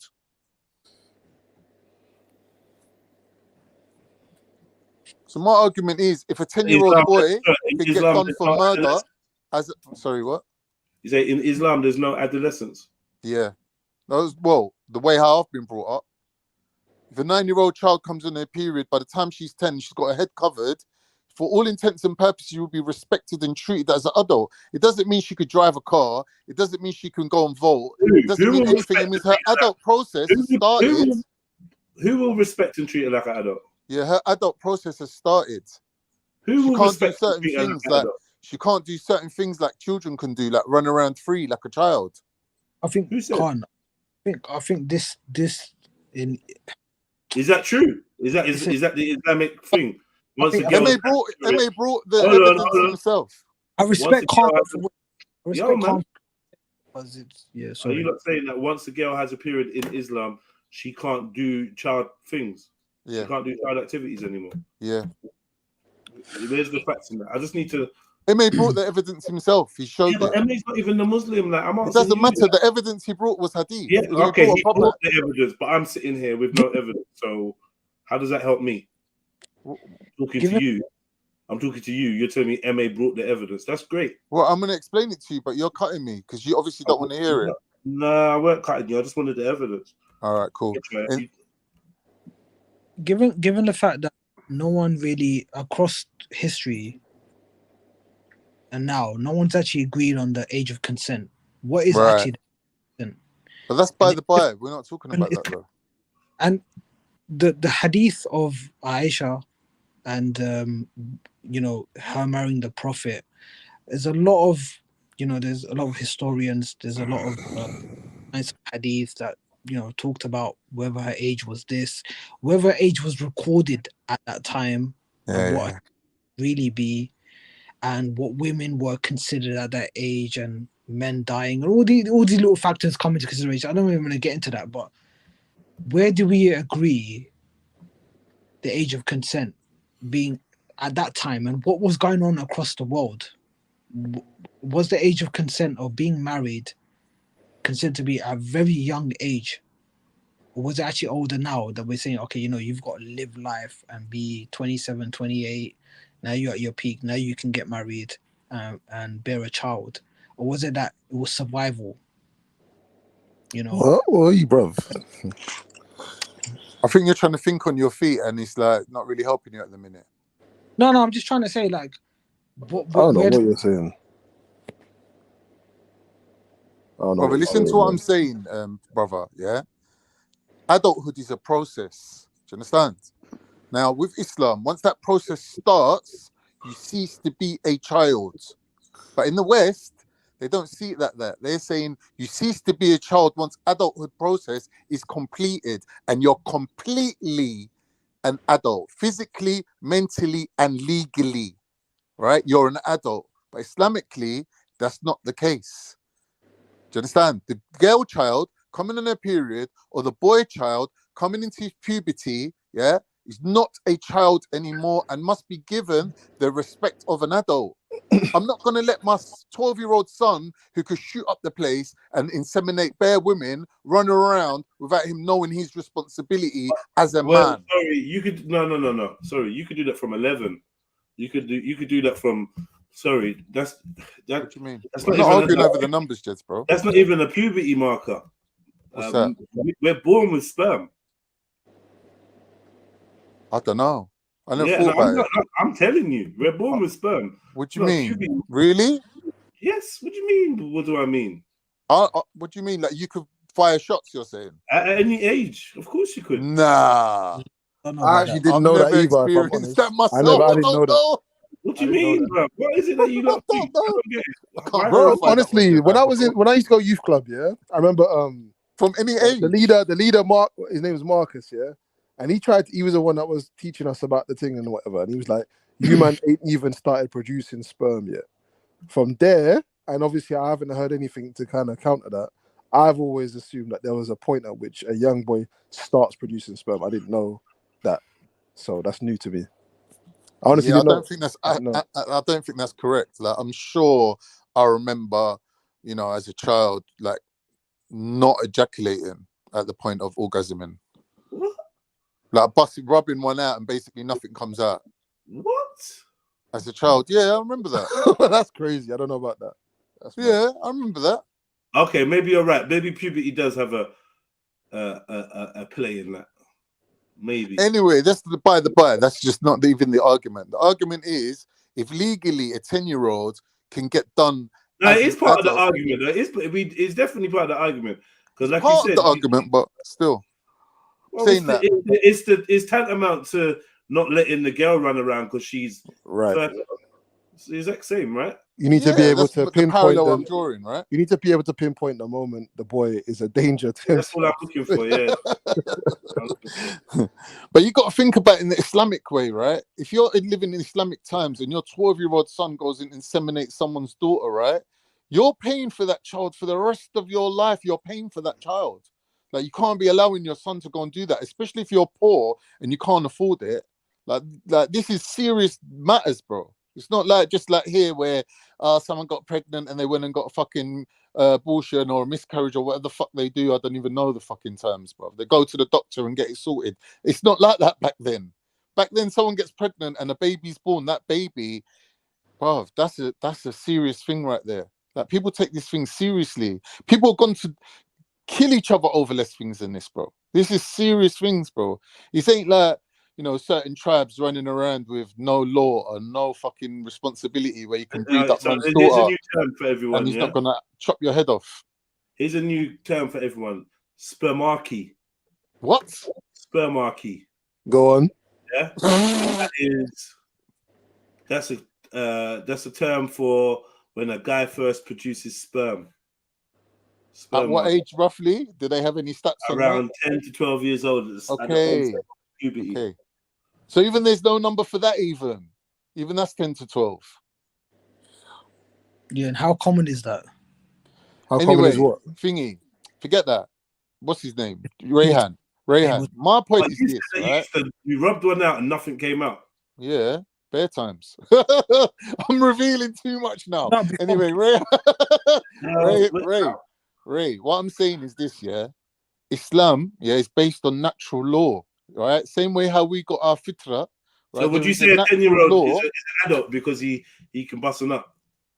Because he's His producing adulthood sperm. process has started. He hasn't completed his Would you adulthood. call him an adult though? I'm saying you have to give him the respect of an You was adult. calling the girl an adult with chest. I'm This is saying the she has problem. to be given the respect You was of an calling the adult. girl an adult with chest the other day, and that's what we was arguing about. I'm saying This is she's the not a problem, child bro. anymore, so she's an adult. Yeah, Khan, the but problem this is that semantics, Khan, though. you're mashing up yourself, yeah. Because I'm you not keep. though, No, mate. let me I'm tell you not. why, I'm not. bro. Let me What tell I'm you trying why. to do, mate, I'm Hold on, exposing people. Khan. I'm Wait a exposing second. people Let me for tell their you, bro. bad-mindedness. Khan, let me tell you, bro. It's really simple. You keep flitting between adult, in the process of becoming an adult, Yeah, and then over to she's an adult. Like yeah. you're causing yourself aggro and grief by doing that. Clearly, yeah. Your opinion. I'll tell you what your opinion. But actually, no, let me not do that because people are gonna say I'm keeping in it. But I don't have a problem with your position. But you keep fucking up by using different Brother, language at different times, bro. I know what I'm you're doing. being, You're I'm just making being, a mistake, bro. I'm being completely honest and transparent. I'm not trying to win any particular argument. Yeah, I'm just showing you what my position is and how it is parallel to Islam. Now you could say, "Oh, it's just a coincidence that you don't even know Islam. How can you even be parallel to it?" But I'm showing you that because Islam is based on natural law, that you can't go wrong. You cannot go wrong, bro. Listen to what I'm saying to you. If a 10-year-old boy can be done for murder as an adult, they're trying him as an adult, and then they're telling you, oh, but the age of consent is 16 and the age of adulthood is 18. What are they telling you? Yeah, I know that. That's the West. The point is Right. the point. Yeah, but But I the know this. Islamic Yeah, but I system, know this, and this is what I was saying on the day. What I'm saying to you, yeah, is that this is the position, right? The position is that you can't. If someone asks you, like Jedi just asked you, is a 10-year-old boy because he's producing sperm, is he an adult? You say no, not entirely. Even if there's aspects of him, or there's areas of life in which he may be deemed to be of adult, an adult or what have you. There's other aspects where he's not. So you can't just blanketly call the boy an adult, but and Finn, then rewind. MA, The you're whole arguing the point can't of stop, man. I'm trying to say something. You can't blanketly say the boy is an adult and then go the next time when someone asks you, okay, what about in terms of being able to work or drive a car? No, he's not an adult. Like, there's no reason for you to launch yourself into that particular realm and say this boy's an adult, but he's not an adult. In that, just say he's not a complete adult, innit? It's really I've simple. said that though. I've said No, it's but not, you his haven't. adult Oh, process bro, hasn't what been you keep completed. doing is going backwards and forwards and saying the girl is an adult, okay, but she can't do this and that, which other adults can do, then she's not a complete adult, is she? No, I've said that though. I said she's not a complete adult. Bro, Khan. You need to mash stop up yourself, trying bro. Khan, you need to stop trying to justify this argument. Just leave it. Time of change. Yes, people have moved on. Back in the days, a lot of stuff that used to happen up to 50 years ago, loads of stuff that used to happen. It's not need no more, and the people outlook and everything of changing. So move on from it. I think you're trying to justify something. And there's a big argument. The biggest argument is, even though none of us are having this, even though none of us are having this argument now, I think the elephant in the room is that when we do talk about Islam and we do talk about the question of Aisha's age and the consummation of her marriage to Prophet Muhammad is deemed as being an example, right, for people. So now we clearly find a part of his life where if that is true, that she was a certain age, that's a part of his life that we're now saying, well, that things are different then. That means the example is not for all ages. It's for a time.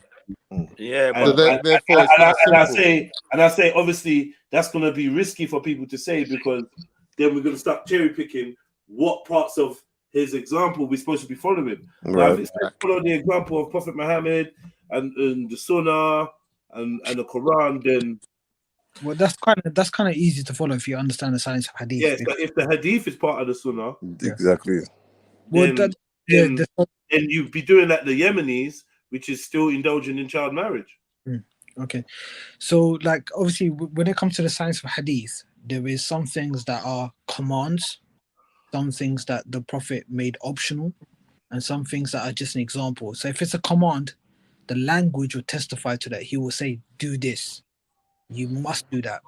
So nowhere do we find in any of the hadith that he said you must marry at this age, or you must, if a woman is reaching. So but either way, Prophet Muhammad was aware that people would follow him, right, and do what he did. So he's not doing anything that other people shouldn't do. Right? And then, for example, here's a good example. Yeah, one time he was noted for prayed in a particular spot, and I think, to paraphrase the hadith, people noticed him praying at a particular spot and started praying there in front of a certain tree or something like that, right? And then I think what he did once he clocked that is he moved his spot, or he switched it up. And yeah, you're right, Joe. There's bare things like that.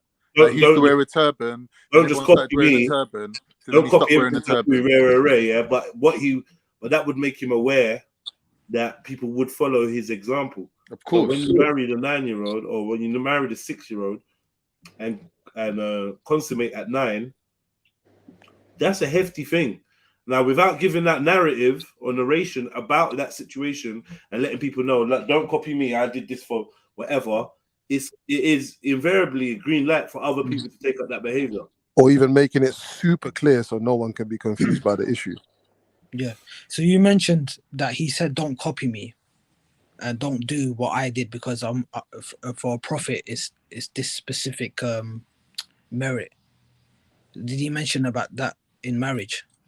So he clarified it. He said, don't follow me in this. I prayed all night till my feet were swelling, but don't follow me in this because I'm a prophet. He asked people not to do that. So in marriage, did he ever say, don't follow me in this? But in the example that you're mentioning. Sorry? So in the example that you're mentioning, that he said, don't follow me in this, did he say this in marriage as well? Don't follow me in what I'm doing. No, Jedi said, did he say that? He's asking you. No, he didn't. Okay. All right, sorry. No, he didn't say that. No, he didn't say that. But at the same time, what are you trying to say? You're trying to say that everything that he did. No, hear me out, Jedi. Everything that he did he command?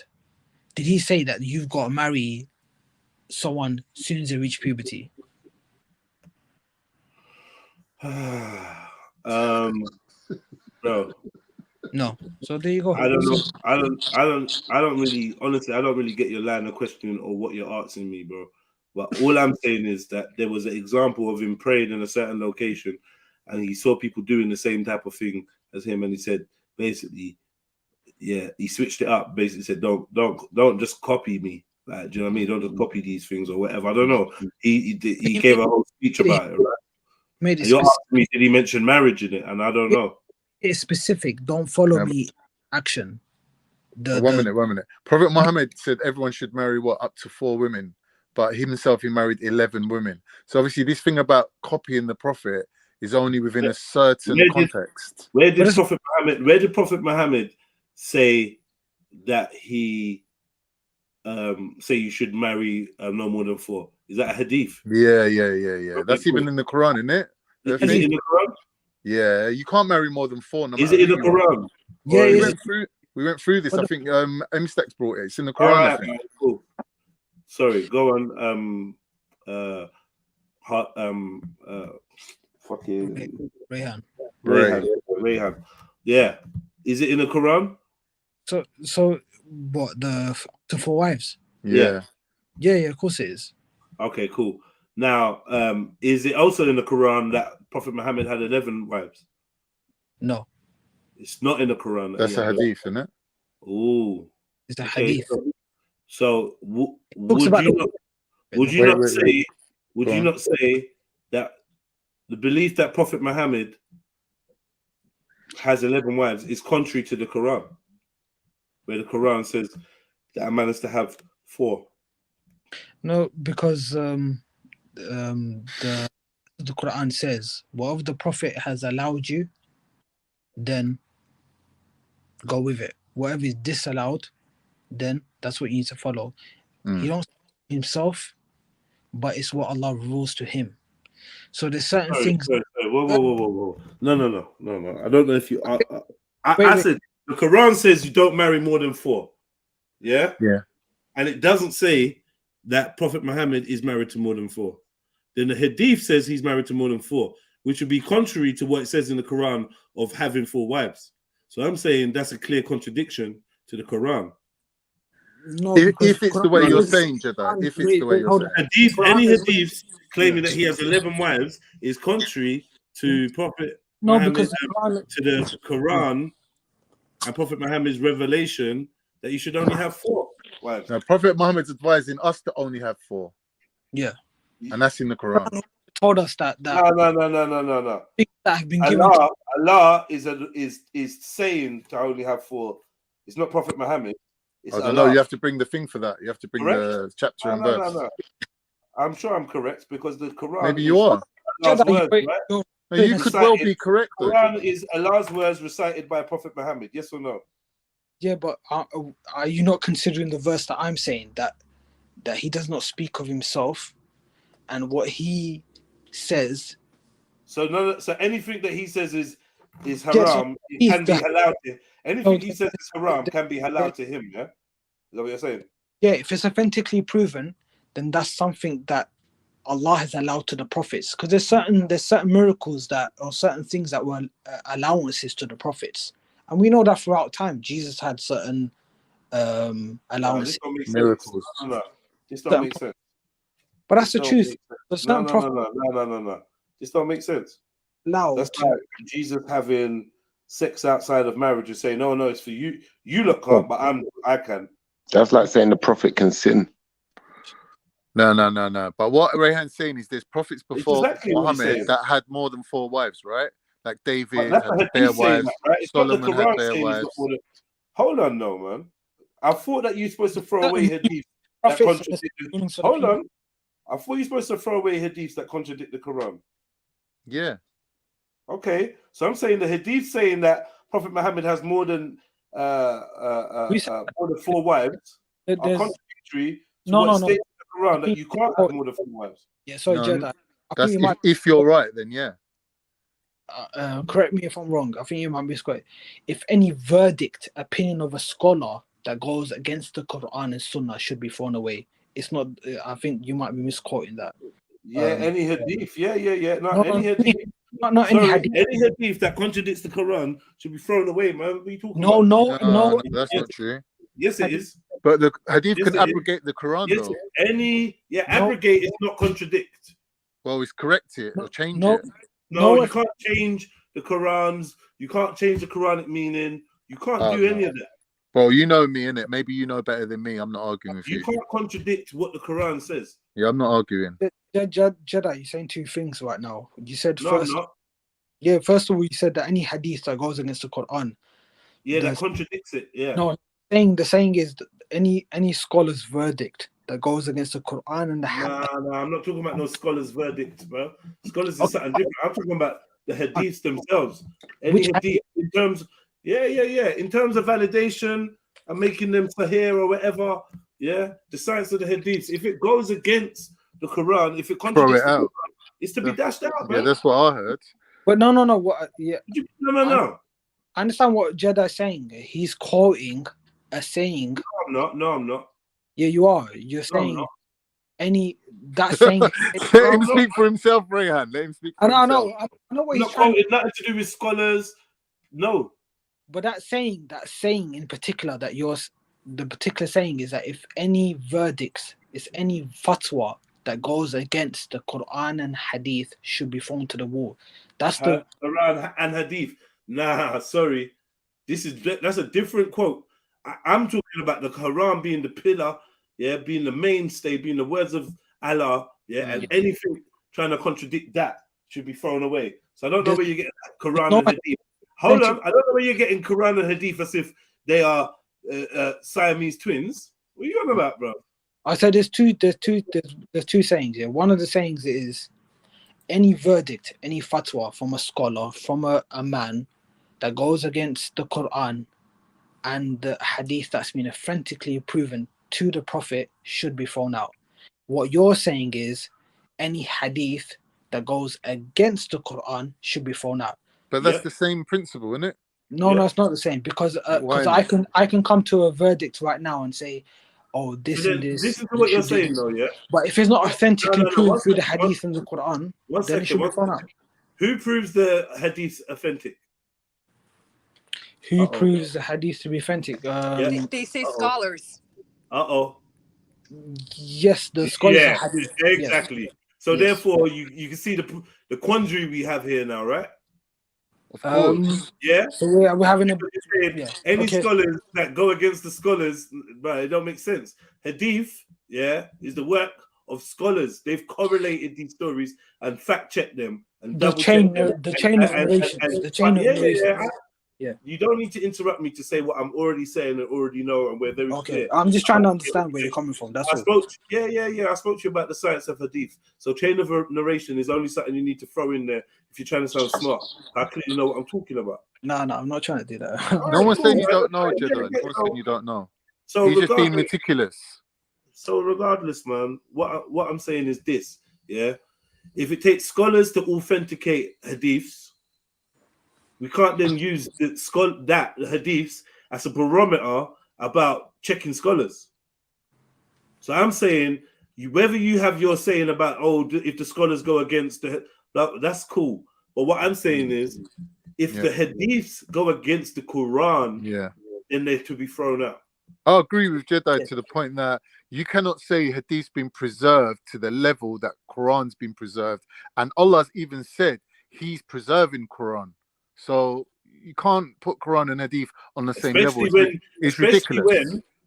How do we reconcile? When we're making the assumption based on the scholars yet again that when the Quran talks about the Sunnah, he means the Hadiths that weren't out yet. Who made that assumption? Sorry, Jeds? The scholars. That's the whole assumption. Is that that's the reason? So how do we reconcile? The reason why you don't follow the hadiths is because you believe that when the Quran talks about follow the Quran and Sunnah, the Sunnah is contained within the hadiths. That's why you believe you've been instructed. Oh yeah, I've heard that. Right, okay. That's a scholastic interpretation. Yes, that the Quran itself is a hadith, basically. Oh, there you go. I've heard that. I think Emstek said that. So when Allah says, Emstek knows a lot, you know. I know he's a little. Damn. Actually, that would make sense as a non-Muslim. That makes sense. His knowledge levels are on next levels, bro. Wait, sorry. Say that again. I had a lot of people speaking. Who are you asking? What I said. What did you want to hear? What I said? Yeah, sorry, no, I just heard a lot of people speaking, so I didn't Come on, man. No one was speaking when I made my statement, man. They were speaking. Nobody was speaking when I made my statement. I All right, okay. I mean, okay. So for me, the Hadith and the Quran go in hand, because Allah says, "Ati Allah wa ati Rasul." Follow Allah and His Messenger. Yeah. Okay, so you're saying wait, hold on. What? I just want to make this point. So, what the Prophet says, Allah says, if someone can bring up that verse, I can't remember it off my head, is whatever the Prophet says, he does not speak of himself. Whatever he says, yuha, it's wahi, it's revelation. So if a hadith, his saying, can be authentically proven that is his saying, and it coincides with the Quran, and I agree. Yeah, but not all hadiths are wahi, bro. Of course, yeah. Right. But if so that's daraja, innit? That's daraja. Degree. The degree. Right? If it can be proven that those hadith don't contradict the Quran, tarikh, history, and what the Prophet was doing at the same time and saying, then we don't have no problem here. And those hadith that go against the Quran and what the companions have verified that the Prophet did, because there's the companions as well. There's those people that followed him that narrate what he did. There's the righteous predecessors. Then why can't we follow that hadith? Can I ask you a question, Rayhan? What was the purpose of Bukhari or Muslim compiling hadiths? What was the purpose of it and bringing their grading process to the table? Like, what was the point? Because surely there was some hadiths before their time. Yeah, no, because there was a lot of people that corrupted hadith. They made up their sayings. They just made up random stuff here and there. Right. So you agree that the hadiths had been preserved to the same level as Quran? You accept that, yeah? The preservation, yeah, isn't on the same level. Yeah, is that what you're saying? Yeah. You accept that, yeah? If the hadith has been authentically proven, then I believe with conviction that the Prophet sallallahu alaihi wasallam said that. All right, but that's a belief. That's fine for you to believe man. It already comes down to man, because regardless of what name you put in front of it, Bukhari or Alice or Al-Dat, whoever, yeah, it's all men in charge of correlating this and that, blah blah blah. The groups of scholars, they get to authenticate things and make tafsirs and stuff. And everyone else just pretty much just follows along, man. And it's like I feel like this could be interesting. When we're looking for God, I used to have this saying, yeah. Every time I look for God, there was always men in the way. Who said that? That was my saying. I used to say, I like that one. Get me? There's always men in the way, man. Always done. So the Quran says bow down and prostrate. So, Jada, my question to you is that if the Prophet explained what salah is, you know what salah is, isn't it? Yeah, but prayer. Jesus did that. Jesus wait. Yeah, okay. So all of the Muslims pray to a certain degree the same way. You know, some might say raise the hands here, put the hands on the chest or lower, whatever. Those are different things, yeah. But typically we pray the same way, right? Now the Quran says no, Shiites, Ahmadiyyas, there's a lot of sects that pray differently when it comes to the performance of salah. Slightly different. Okay. So there's a like when you're doing the at the hiyat. Yeah, that's one example I want to tell you, Rayhan. Yeah, some people have their finger up during that whole time, and then some people put their finger down. I do the same thing. Some people do the tapping motion. Yeah. That's called fiqh. That's called fiqh, jurisprudence. Mm-hmm. Now, generally the prayer is the same. Now the Quran describes it as bowing down, prostrating. Now if you were just to follow the Quran, yeah, most of the Muslims, 100%, 99.9%, all pray in a similar way, and the hadith explains that. So I don't understand the need for hadith. No, what the hadith does is tell you to do all these different positions and stuff. That's what the hadith does. Yeah, the hadith explains the different positions. The Quran says just prostrate, like they would, like Abraham did, like everyone was doing before. And proponents of Quran only Muslims, they would So argue you're that saying, the so you're Quran, saying, so you're if the saying, Quran 100% says, of the Muslims. Rehan, Wait, if hold, Quran, let's if listen Quran is to the supposed to be logic. 100% of the complete Muslims book got it and wrong. detailed and clear, then there is no need theoretically for hadith. Okay, so 100%, like 99.9% of the Muslims, they pray in a similar way. They've all got it wrong. Is that what you're saying? Who said that? Because the Quran says just prostrate and bow. Yeah, yeah. But now So all the Muslims on the world across the world. So you're essentially saying that the Quran is not enough, right? Hold on. Because I feel like you're advocating I'm for asking hadith. the question. No, listen, man. The Quran says just prostrate, and you follow the rituals in the hadith. Yeah, it don't talk nothing. It don't talk about putting your hands. I said not enough. The You hear that? ritual in the hadith does that. Yeah, that's why I hear Yeah, a the lot hadith from does people that. who exactly. who emphasize hadith a lot. So They what's the say point they're saying that the hadith is more detailed and gives you more explanations on how to perform salah. So there's a need for hadith to be upheld. Yeah, because when the it comes to Quran, the the faith. verse of the Quran tells you that. Yeah. The verse of the Quran tells you that. Atiyu Allah wa atiyu Rasul. Whatever He's told you to do, and the hadith told you what those verses No. The to hadith explain told that. you that this is what He he was said. a teacher. Sorry, one Allah second. says, Uswatun tayyiba. He is an example for the nation. I respect that, but what I'm saying is that the hadiths tell you that this is what Prophet Muhammad said. The Quran. No, the hadith. So these hadith, let's take these hadiths, the saying of the Prophet. We're supposed to neglect them all. Does that make sound reasoning? I'm saying that you the Quran is a complete book, and not being a Mohammedan and being a worshipper and no one's been a Mohammedan. That's what the Orientalists say. Can I talk? Yeah, go on. Not being a Mohammedan and being a worshipper and a submitter of the Most High, you would be following the words of Allah and putting more credence on them than trying to stitch sayings of the Prophet that's not in the book, right? Which leads you to dangers of misinterpretation and false representation, and also so therefore, like I said, especially the things that contradict the Quran. So what contradicts the Quran? Hadiths do, right? Clearly, there are some hadiths that contradict it. But they've been even though you're thrown saying out. that it's meant to be When they rejected, do, hold on, wait.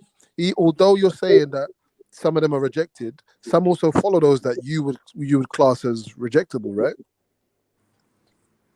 Well, okay. I mean, give me an example. Bro, I don't need to. It makes complete sense what I just said. There are No, of course. Okay, so Shia and Sunnis, have their own collections of hadiths and their own scholars that they listen to, and but even the Shia, they have hadith that agree. Bro, my point that I'm making is there are hadith that you, Rayhan, do not agree with, right? There are hadiths out there that you don't agree with. Cool. I'm saying those hadiths, among those hadiths, there are some, the ones that you disagree with, there are people that agree with them. That's right. It's simple. Yeah, logical. That's fine, but doesn't mean we throw the hadith out the combination. Can I ask a quick question to Rayhan? Let me ask you a quick question, bro. Can't, 1 second, bro. I just want to know when Allah said, if it contradicts the Quran, then I think you're supposed to throw that out. That's my understanding. Mm-hmm. And I have one question. And I would definitely go as far as to throw out that hadith about Aisha's I don't think age, it's easy because it's very problematic. Like, how could an upstanding, noble prophet, right, cause harm to a minor? Because knowing the psychological and biological and physical, They lied away. She wasn't 9. It's a harm lie. to a child, like that has to be thrown out right off the bat, because it's just problematic. Like, I would advocate for hadith if I was a Muslim. I wouldn't take on that hadith, because it's a poor. It shows it highlights a poor behavior of a prophet. However, I don't think you don't a really noble believe prophet in would Islam do that. anyway, so You've come from Islam and rejected it, so I wouldn't really take a lot. Let's not get personal. It's a really I'm bad not getting hadith. personal. It's a really bad I'm hadith. just saying that That's why when you guys were other discussing Muslims it, agree with her. I had to come on the panel and say, Yeah, you know, doesn't really matter. outright, like Of course she came that on the hadith panel. used to bother Let me as a the Muslim. sister talk, bro. Yeah, that hadith bothered me as a Muslim because people would argue with me saying, you know, how can you follow a prophet that married a child in his 50s? It's pedophilia, like, or, you know, they would Yeah, but say not all it's, Muslims believe that's, that in that hadith. Not all Muslims. I don't believe in that. yeah. And can we use a different word, please? Sorry about that. Yeah. Can I ask a question quickly, please? Because I'm a bit confused, yeah? You said, yeah, let me just make sure I got this right. If I'm wrong, please correct me. You said that the hadiths are the sayings of the Prophet, yeah? And they are the sayings coming from the companions. Is that correct? Right, yeah. Now, who were these when did these companions start compiling these hadiths? Were they written before the Quran then? No, Some of them, yeah. Some of them would have been there before the Quran was completed, yeah. Some of the hadiths were written some of before these the Quran hadiths were was collected completed. 200 years after the Prophet's death. Some of them, yeah. Some of them. I think we're like jumping all over the No, place. I'm just asking a simple question. What was written first, the hadiths or the Quran? They were both written at the same time. They're at the same time. So there were certain things that they recorded. That's not true. The hadiths came about like 200 years after. No, yeah, the book of Jedi, hadiths is different. they started to record it, like as in like they were Compile written down. them. Yeah, bring it together, basically. And say, All right. okay, So this the is what we have. What do hadiths you and the have? I have Quran. this. I have Wait, that. Shifa's making a point. He's trying to anyway. Go on, The Shifa. hadiths and the Quran were written at the same time, yeah? Yeah. Now, these companions of Allah that were writing the No, hadiths, companions of Muhammad, sallallahu or alaihi wasallam. Muhammad's way, companions of Muhammad that were writing the hadiths, are they also the people who wrote the Quran? No. No. So why wouldn't one take issue with that? Because I'm going to give you an example. For instance, yeah, people talk about in the Bible, you've got certain particular people who write in the Bible, yeah. Like Paul, whoever, and some of these people didn't live at the time of Jesus. So that would be the argument made. Yeah, but these people lived in the time of the Prophet. I know you're saying they lived in the time of the Prophet. 1 minute. Let me try and answer Shifa correctly because I do think he's been genuine. Shifa, the point is, when the Quran was revealed, right, and the hadiths at the same time was recorded, it was done in an oral fashion and people were reciting it from memory. And these people were respectable people who, that's what the chain of narration is, basically their CV, saying he was the son of whoever and he studied with whoever, and it's basically saying he was a solid person. So if the hadith is recorded by the same person who recorded the Quran, then they're saying that it has to have an equal amount of validity given to it. Okay, so people who wrote the hadiths did write the Quran then? No. Because they I'd just find already thingied it, recorded it. See, I'd find that to be a bit problematic. Because the Prophet had. Let him speak. Go on, Shifa. Huwai, don't cut Shifa. Shifa's on a roll, man. Let him go. No, I'm just saying, I'd find that to be a bit problematic, just only for this reason. Obviously, if the people who were recording the hadiths were the closest people to Muhammad, I feel like it would have made more sense to go with what they were saying. So the Prophet had scribes. Let's not forget, the Prophet had scribes. So when a verse was revealed to him, he would get them to write it down. Oh, see, whoa, pause. Scribes, brother. If the Prophet had scribes, then we've now rendered these hadiths useless, because you said this is what you said, Rayhan. You said we have to go by the words of the Prophet and, you know, what the Prophet said. Now, hear me out. No. Hear me out. You're telling me that these hadiths are sayings of the Prophet, but then in another breath, you're telling me that the sayings of men who traveled with the Prophet, so they ain't the Prophet. And if anyone was recording the words of the actual Prophet, would it not be his own scribes? So the Quran would be the only thing to follow. Like Jedi said, you would have to. One second. You'd then, for that reason, have to hold the Quran in a higher regard, just like Brother Jedi said, because the scribes would have been the people actually recording his words, whereas someone writing the hadith is just going to go by what they remember. And people are fallible. No person's perfect. So unless you're telling me, all of these Islamic scholars were all perfect, they never forgot one word, they never missed a step in their entire life. What hadith goes against the Quran? So any hadith that goes against the Quran. The one that Brother Jedi pointed out to you, where what was you talking about again? You was talking about how many wives a person can have. So if the Quran specifically says you can only have 4 wives, Muhammad only had 4. Otherwise, it's So contradictory. I believe. That's what I'm saying. I feel like there could be a constructive discussion or debate on this. I believe there is a verse that says that there's some concessions allowed to the prophets. So I can't recall it on top of my head right now, but like, I feel like this it's easy to just throw a lot of Do you things remember what around right Christ now. said? Do you remember what Christ said? Christ said that certain prophets ain't making it to the kingdom because they broke the law. Yeah, they went against the book. You can't go against the book, bro. Not even the prophets could. And if the Yeah, but prophets you did, got your book and they we got didn't our make it book, to the innit? kingdom. Our It's book ain't two your different. book, innit? Yeah, You're not it's two Israelites. different. No, but You got your your book own thing. ordains the same prophets. Your book speaks on the same prophets and narrates from the perspective of the Out of same respect deity, for them, but we according don't to. take our law from them. Yeah, but Shifa, our books say that at the same time that your people corrupted the books. Do you know what I'm saying? So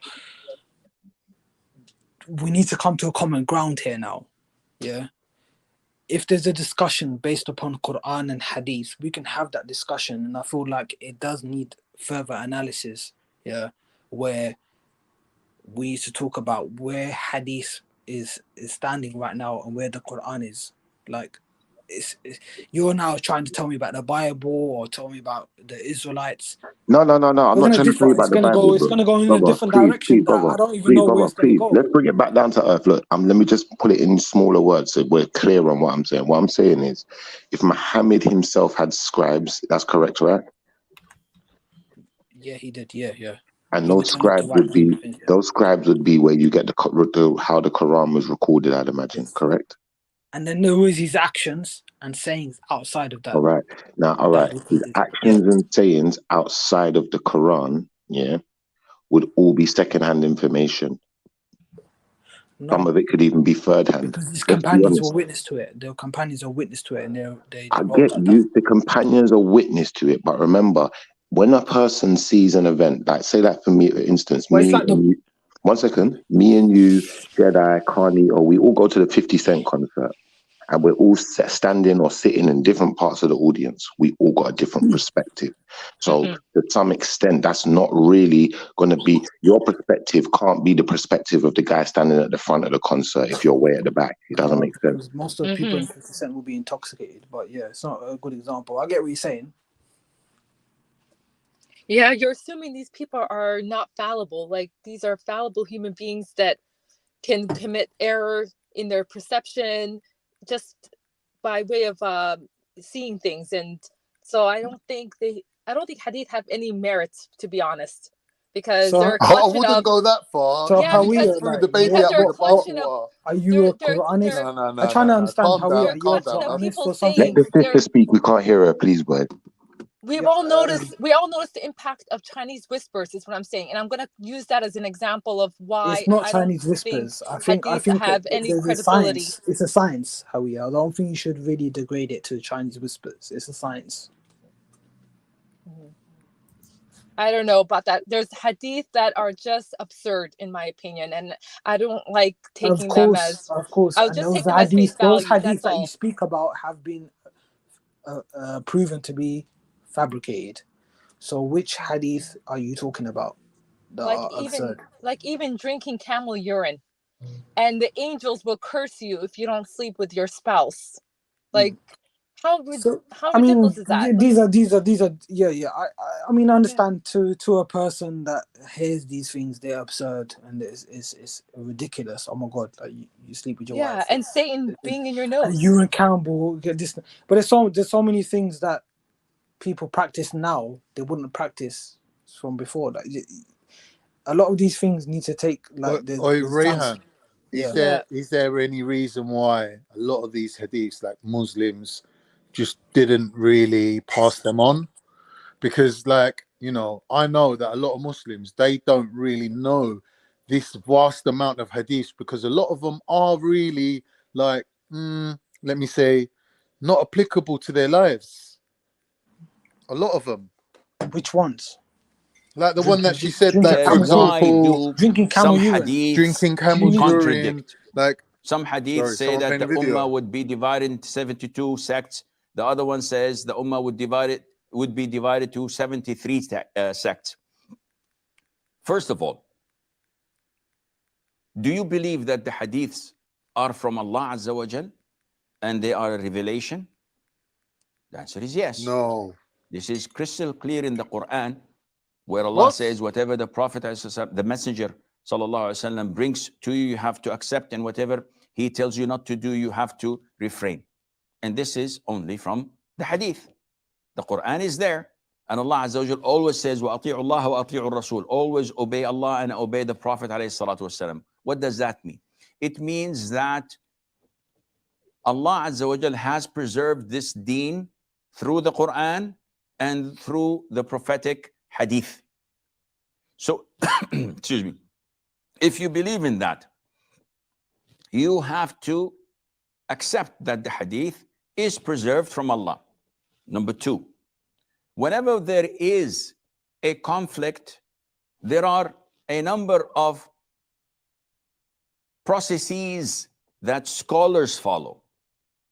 And it's important that you refer to scholars, because laymen who do not understand Arabic, who do not understand usul al-fiqh, who do not understand the sciences of hadith, mustalah al-hadith, and how to differentiate between da'if and sahih, they would shoot from the hip and they would put themselves in doubtful things, and it may lead them to reject the Islam altogether, because with this concept of yours, you can even go to the Quran and see that the Quran speaks about a day that is equivalent to 1,000 days, 1,000 years, and a day that is equivalent to 50,000 years, and a day that is our normal day. So anyone with improper iman and submission to Allah and adequate knowledge would be tested with such information that he could not digest and would lead him to leave Islam, probably. May Allah protect you and all of our viewers. Thirdly, you have to go and search what the ulama said in this. Now, I did not do this research. I know the hadith of the 73, which talks about the whole entire ummah. 72 are in hell and one is in paradise. And the hadith is authentic. Now, having said that, maybe the hadith that talks about the 72 is talking about the 72 that are in hell, not mentioning the one that is in paradise, because this is known by default. And the other hadith that talks about 73, the Prophet says afterwards, all in hell except one. So you cannot think that verses contradict other verses or verses contradict the hadith, because the contradiction is only in your mind. As a Muslim, we believe that this is all from Allah Azza wa Jal.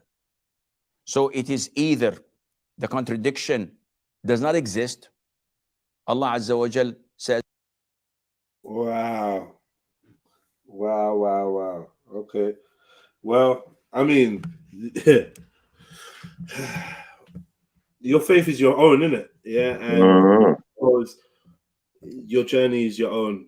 And however, whatever conclusions you come to, I just feel like powerful speakers and men can really take you from the essence of what you're supposed to be on. But yeah, man, I leave it with you, look, man. I obviously disagree with what he's saying, but who am I? There ain't no one. Obviously, Rayhan, you agree with him that the hadiths are preserved by Allah, right? Yeah, those are authentically proven, yes. And because Allah says, Atiyu Allah wa Atiyu Rasul. And he said that for reason, and those hadiths that we have today throughout generation have been agreed upon throughout consecutively, and those hadiths that came in, they were thrown out, and they've been thrown out for a reason. And we have the hadith that we have today, and maybe we might find out more with the development of science or whatever. We might find out more, but what we know is that these hadiths have been accepted throughout generations, throughout the pious predecessors up until now. There's a lot of hadith that consecutively been proven to be accepted. We take those and we accept those. And just upon, like, some people want to cast doubts, like the camel urine thing. There are now places that are investigating if camel urine, and you can search it up. Whoever wants to search up. Nah, stop it, Rayhan. Has properties. Wait. Well, they got drive-through urine drinking. No, but listen to me. Listen to what I'm saying. The desert. Have What, properties Tim Hortons? that can prove, not prove, but have properties of curing cancer. Yeah. Mhm. Don't knock it before you try it, because I'd rather get cancer. everyone wants to say. No, I'd rather get cancer. Allow it. But my point is, it's ridiculous. And then there's the hadith about the fly that has one wing to the cure and one wing has the disease. Like, no, there's no science backing that up. Yeah, Hawiya, your science. 1 minute, It's just what people in the desert we were talking in the about 7th century Why are you talking over, Khan? just thought of. So it's too easy to talk over that. Like, come on, you keep getting caught in that trap. Don't be the one talking over the system, Yeah, man. Rayhan, go ahead. No, you go ahead. Yeah, I hear you, bro. I hear you. No. Ladies first. Carry on, Hawaii, man. What was you saying? No problem. Sorry, Hawaii. I apologize. No, Continue, my sister. Till this day, there's no scientific backing to support those hadiths, and that's why I'm just taking that stance. Because everybody's free to do their research, but once you do your research, I'm sure you'll come to a conclusion that settles with you logically. And if for me, some of these hadith are not sound. And when you investigate them, they're even more, you can dismantle them even more. And it's not favorable to propping up, your religious beliefs. To me, they're just damning. And Hawiya, I feel like when science even proves, or whatever you follow, whatever you're worshipping, proves some of the hadith, you still be in rejection of it. It doesn't matter what you say. Yeah. So I just dropped in the back to do with SARS and drinking camel urine for people, because it's very dangerous if you go around telling people they can drink camel urine. The point is, no one's promoting drinking Hello, camel Jupiter. urine, but someone mentioned. But there is some research about camel urine. But let's get back to the subject in hand, which was hadith. There's a quote by Voltaire that I thought I can read. That's just, I think it's thought-provoking. It says, "Those who can make you believe absurdities can make you commit atrocities." Who said that? Voltaire. Very nice. Rayhan, if I find it literally impossible to believe something, is it my fault? Well, there's a spiritual element of Islam as well, innit? Having faith. Maybe I've got like a low-level faith then. Yeah, because but there's a hadith of the hadith of the Prophet sallallahu alaihi wasallam who said that those who have even a seed of iman will be entered into paradise. Sounds like a Bible verse where it talks about the seed, the mustard seed. Here's the thing with why you faith. quoting the Bible? If there's I'm not supporting the Bible. I'm saying it sounds identical to the Bible, which says something. Which sounds like when you have a faith just even as small as a mustard seed, you're able to move mountains. Something the likes of that. Mustardy, something mustardy. Something to indicate that you have to have a grain faith in order to believe. What I'm saying is sometimes there's no good reasons to believe. Is my point. There's no good reason to believe. Sometimes the Abrahamic religions are connected. Yeah, to a degree. Yeah, And when you guys were talking about things being preserved, like the Quran, what I want to ask is, how can an omniscient God preserve one book and have his other books be corrupted. Like that's the argument I hear for a lot of Muslims, and that say they don't believe in the Bible because the Bible's been corrupted, and they even argue that that's the same God that they're worshiping. So what I'm saying It's the is same principle that you apply to a hadith. God The that's same all principle knowing, that that's all powerful, shouldn't have allowed his scriptures to get contaminated or be corrupted, is my point. That's if you even believe there is a creator. But certain scriptures were meant to be followed at a certain time, and the Quran has clarified that. It's been quiet. Yo, And why did Assalamualaikum. Can you hear me, Uthman, bro? why did Uthman burn the Quran, the early Walaikum salam. manuscripts? Who is that? Why It's me, did Art, bro. You can hear Uthman me, yeah? burn the early manuscripts of the Quran? If the Quran is preserved, like why did he burn it? And isn't there? No, Rayhan, this is a setup, And bruv. They don't let some people Arton. say that Let Arton, one we're of the finished. surah was eaten by a Go on, goat? man. One of the surahs Retreat, was eaten Guys, by we're a doing it goat. again. Yeah. Sorry, Hawaya. I know what you know. Continue. Personally, I feel like this is a good opportunity for debates and discussions happening in a constructive way. Like everyone talking on the panel, a lot of views, a lot of different people with different agendas. I feel like Hawiya's got a good point from where she's coming from. I feel like she's been traumatized and she's been affected by Islam. Maybe she's Can I tell you a good point you made, Rayhan? something by a Muslim and she's bitter. But Hey, Rayhan. I don't accept that, Rayhan, pause 1 second. Don't project your insecurities onto Yeah, me, let's please, not make this okay? personal. Just because Rayhan, you can't stand on your faith on Rayhan, a solid ground, Rayhan. don't project it on me, okay? Yo, I'm Rayhan, not Why are you Rayhan. traumatized. speaking over Hawaya, I'm Shifa? not Allow it, man. traumatized by the least. I'm just tired of people Sorry, Shifa. I'm not picking on you. people Hawiya, what advocating happened? for knowledge and I'm truth, just trying to and stop the argument. I know, also but having some problematic let her get off her scriptures chest. and information being thrown out there as if it's somehow holy. That's what I'm against. I'm against people. Sorry. You know, there's some people Allah says in the Nah, Quran. 1 second. All right, listen. Next one that interrupts away, I'm gonna kick them off still. It's okay. You guys, I'm not an eloquent speaker. I try to jump on panels just to speak my mind and give my 2 cents here and there.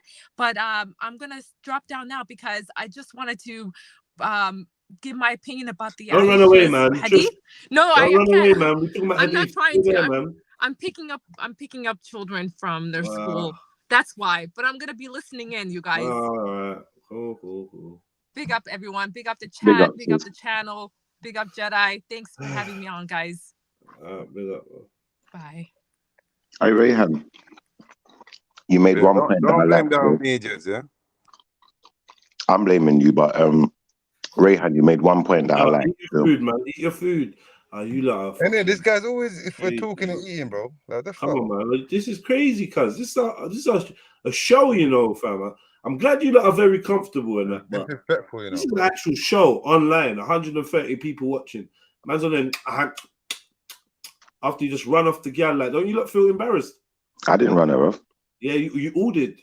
No, we I didn't. said something, which I'm sorry for saying, but I do know Hawaii for a long time, bro. Jez. I remember I used to have panel and that. Man, I met her before, bro. I know what Hawaii stance is. Don't Like, care, man. I don't old care, news, bro. Why are you saying it? Why she? Anyway, man, don't worry, man. You lot enjoy it for now, man. Can I say something to Rayhan quickly, though? Be changing, man. You lot so desperate to check the man, and there was woman on the panel. It's weird. No, I'm not desperate to chat to him. I just wanted to say something. I thought he made a good point. He made a good point. When you said, Rayhan, you said that you said that the Quran says that different teachings are for different times. I think that's actually a good point. That's probably the best point you've made. I didn't say that, Shifa. When did I But what say? did you say? You said. No, you tell me. You said Hawaii was talking about why would the Most High allow his scripture to become corrupted, because you guys are saying it's corrupted. And I remember, if I remember wrongly, please correct me. Please correct me if I'm wrong. But you said, if I'm right, you said that different scriptures are for different times. Did you or did you not say that? No, I doubt he said that, bro. But if different scriptures ain't for different times, then the Quran is for all time, my brother. No, I'm not saying if the Quran is for all times, yeah, is the Bible for all times too? Yes. You told me. No, 1 second. So hold on, wait, pause. I'm talking to Rayhan. Brother, relax. I'm talking to No, but you're Rayhan. asking Muslims, innit? Brother, So no, I'm a I'm Muslim asking too. I'm Rayhan, answering, not bro. you. Rayhan's the one who said it. It's like me, my brother. Whether I I'm answer, gonna jump he off as answers. Come well. on, I'm bro. gonna jump off as well, Jedi. I'll chat to you in a bit, man. Oh, Shifa, what are you running for? What's going on? I'm making all the bigots run away today. Okay.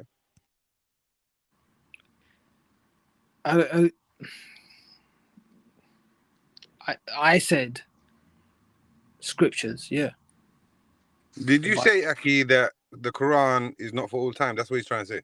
no, He's I saying didn't. you said it that there's specific for specific time and then for specific time. That's what he's trying to say. I said the Quran is for all time. Until when the Prophet revealed it, when it's revealed for him, through him, it's from now until the end. What did I say that was wrong? Did Khan leave too? Alhamdulillah. Thank So you, is Khan. not is that not the case for the Bible too? You guys can answer that, innit? You're Christian, right? What can be verified, yeah. I mean, if it goes against monotheism, then it's not. Aki, I don't believe any part of the Bible that exists today really like. Come on, man. That you can't call that the Injil and what you saying? I don't understand, man. But the same thing could be said about the Quran.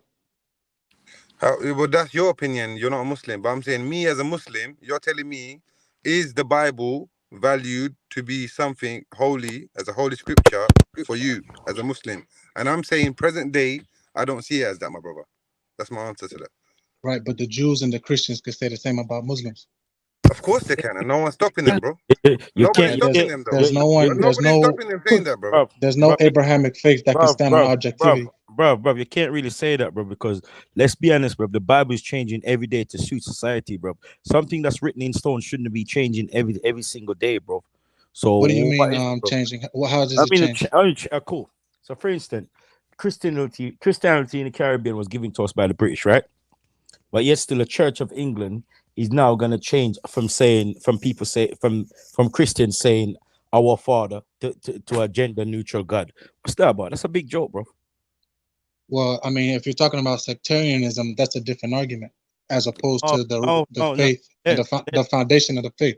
Dave, let's be honest, bro. Even over there in America, bro, you guys are the slave Bible that took bits out of it to please them, but yet still you guys. But that's what he said, Rick, man. That's what he said. He said if you're talking about sex, like sex will corrupt. He's trying to say sex will corrupt Holy Scripture in all religion. That's what he's trying to say. He's rebutting you with that. Rick, I agree with that point because this is the point I mentioned previously. Like the founders, they stand on Judeo-Christian values. They say that the America was founded as a Christian country, but America is a secular country. Like one of the things that they did was they said that they followed the Bible, but then how could you have 400 years of slavery if you really and truly follow the Bible? Can I ask you a question, Because Dave? let me just finish the point. Let me just finish the point. Let me just finish the point. It wasn't America. Let me just finish the point. So, Rick, like for instance, if slavery lasted 400 years, but if they really truly followed the Bible, it could only have lasted 6 years, because in the 7th year you're supposed to release all slaves. So what they did Where was, does they say that in the Bible, bro? it's in the Torah. Oh, okay, the Old Testament. Yeah. So what they did was they said, you know what, these people are not fully human. They're only a third. So that's how they came to terms with chattel slavery and et cetera, et cetera. So we can't really say that they were Christians, although Dave, they're using the book. Who wrote that? Do you know who wrote that part? The scripture you're talking about that was used to, put people in slavery with the Bible. Who wrote that? Do you know who wrote that or where that came from? What council or whatever? Which part exactly? Which part exactly? What I'm saying, like, for example, like you had the Council of Nicaea, which, like changed the Bible and made it into their kind of. No, they didn't change the Bible. They just basically. But I'm saying they put in their understanding, right? So I'm saying, like, who was the people? Do you know who the people were behind these scriptures that were used in slavery times? I'm asking. What you mean, what people? No, like you said, there was Bibles with verses that was used, right, to put people in slavery through the word of God. I didn't say that. So, okay, what did you say then about? So what scripture was used then? I was responding to Rick, but you were so busy trying to cut me off. Because what Rick said was he came in, he said, look, that man was using Bible verses, this, in the Americas to put people in slavery, right? Yeah, And then you, I agree and with I'm that. asking you, do you know which verses they were using, and do you know who the authors of those verses were? They That's didn't what I'm use asking. they didn't use verse. They removed verse. But They you know removed, what I'm trying to say? I'm yeah, asking him like, No, okay, they so what definitely use verses. Like do you remember How there's did we get off the hadiths, man? I had a sick thing about the hadiths, man. Yeah, go and pull it up, bro. Where So let's you go go back to now? the Where you go, hadiths. Jed? Let's go back to the hadiths because Jed, it's not really like. One Muslim scholar was talking about some stuff, but it's in Arabic though. So if you don't I understand don't it, understand Arabic, bro. Sorry? I don't understand Arabic. I can read it, but I can't. You know what I mean? but- Translate it to you. yeah, yeah. Can you read it? What's this? Yeah, I can read it. Yeah.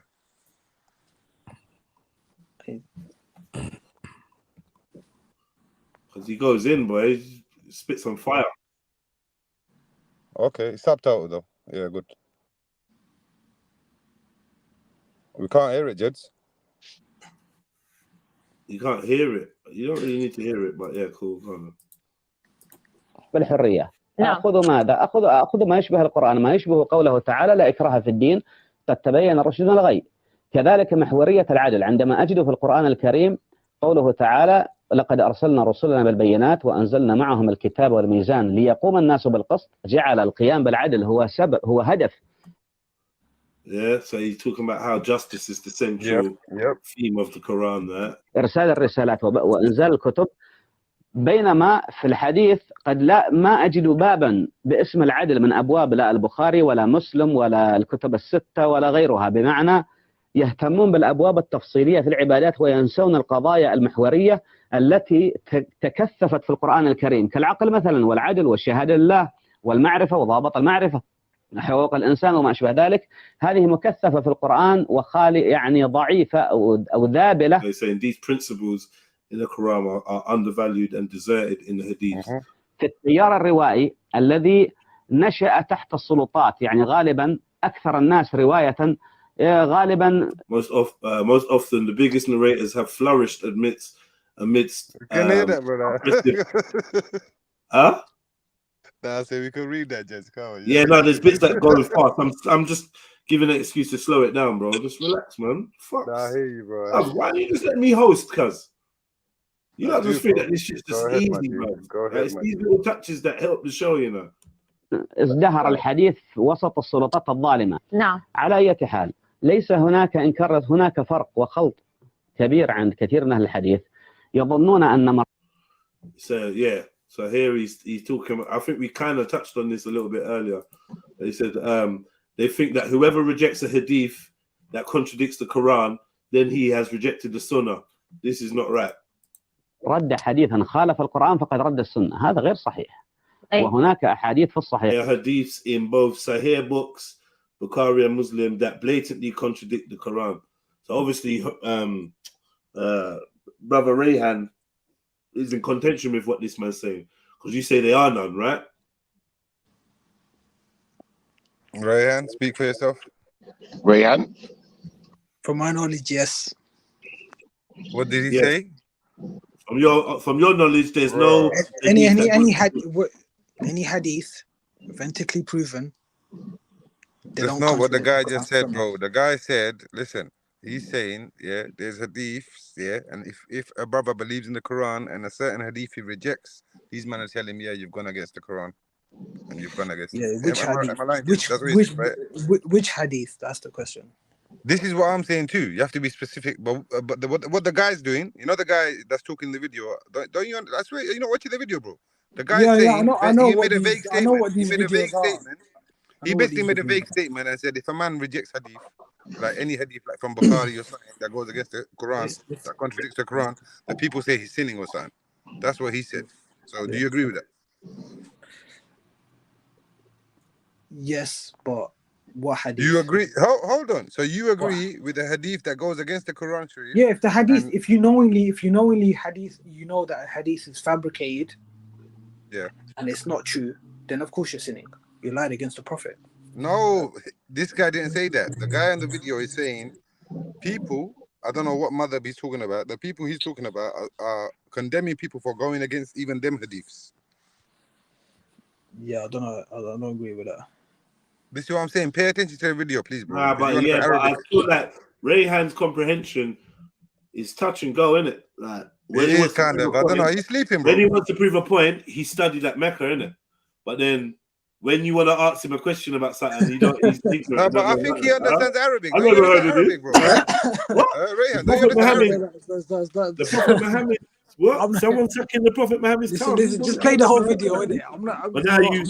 you bring out I'm all doing two kinds of things at the same time. terminology. No, but he has to You stop it turn for into copyright Sheikh purposes, isn't it? Rayhan.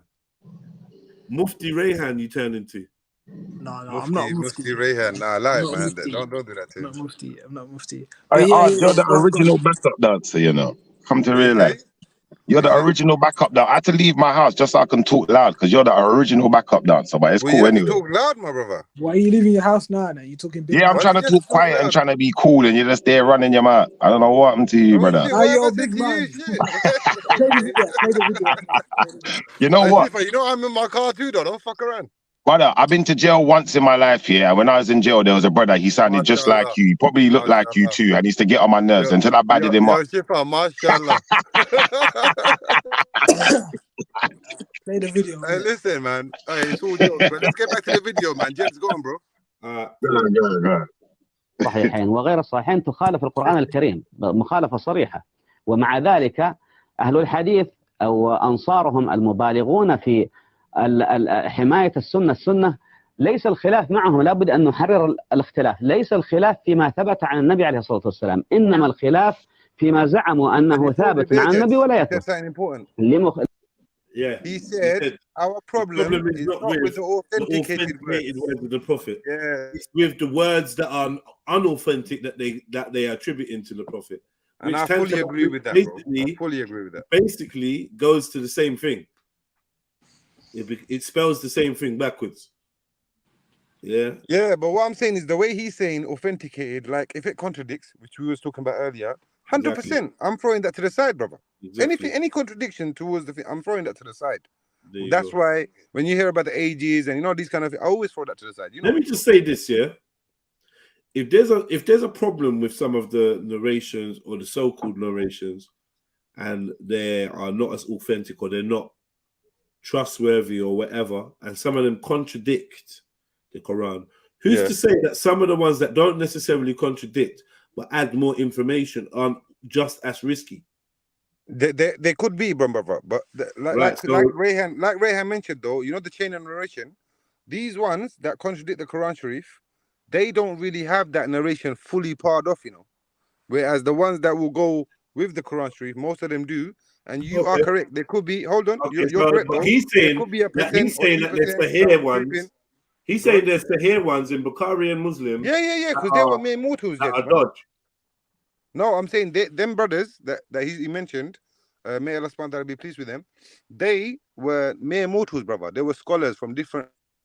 I think one was from Russia. Yeah, I get that. You know what I'm trying to say? So of course they can make mistakes, bro. You know what I mean? So he's right for pointing out, look, bro, even this guy made, because they're mere mortals, isn't it, brother? We all make mistakes. لأن النبي لا يخالف القرآن. النبي نفسه عليه الصلاة والسلام يقول إنما أتبع ما يوحى إلي.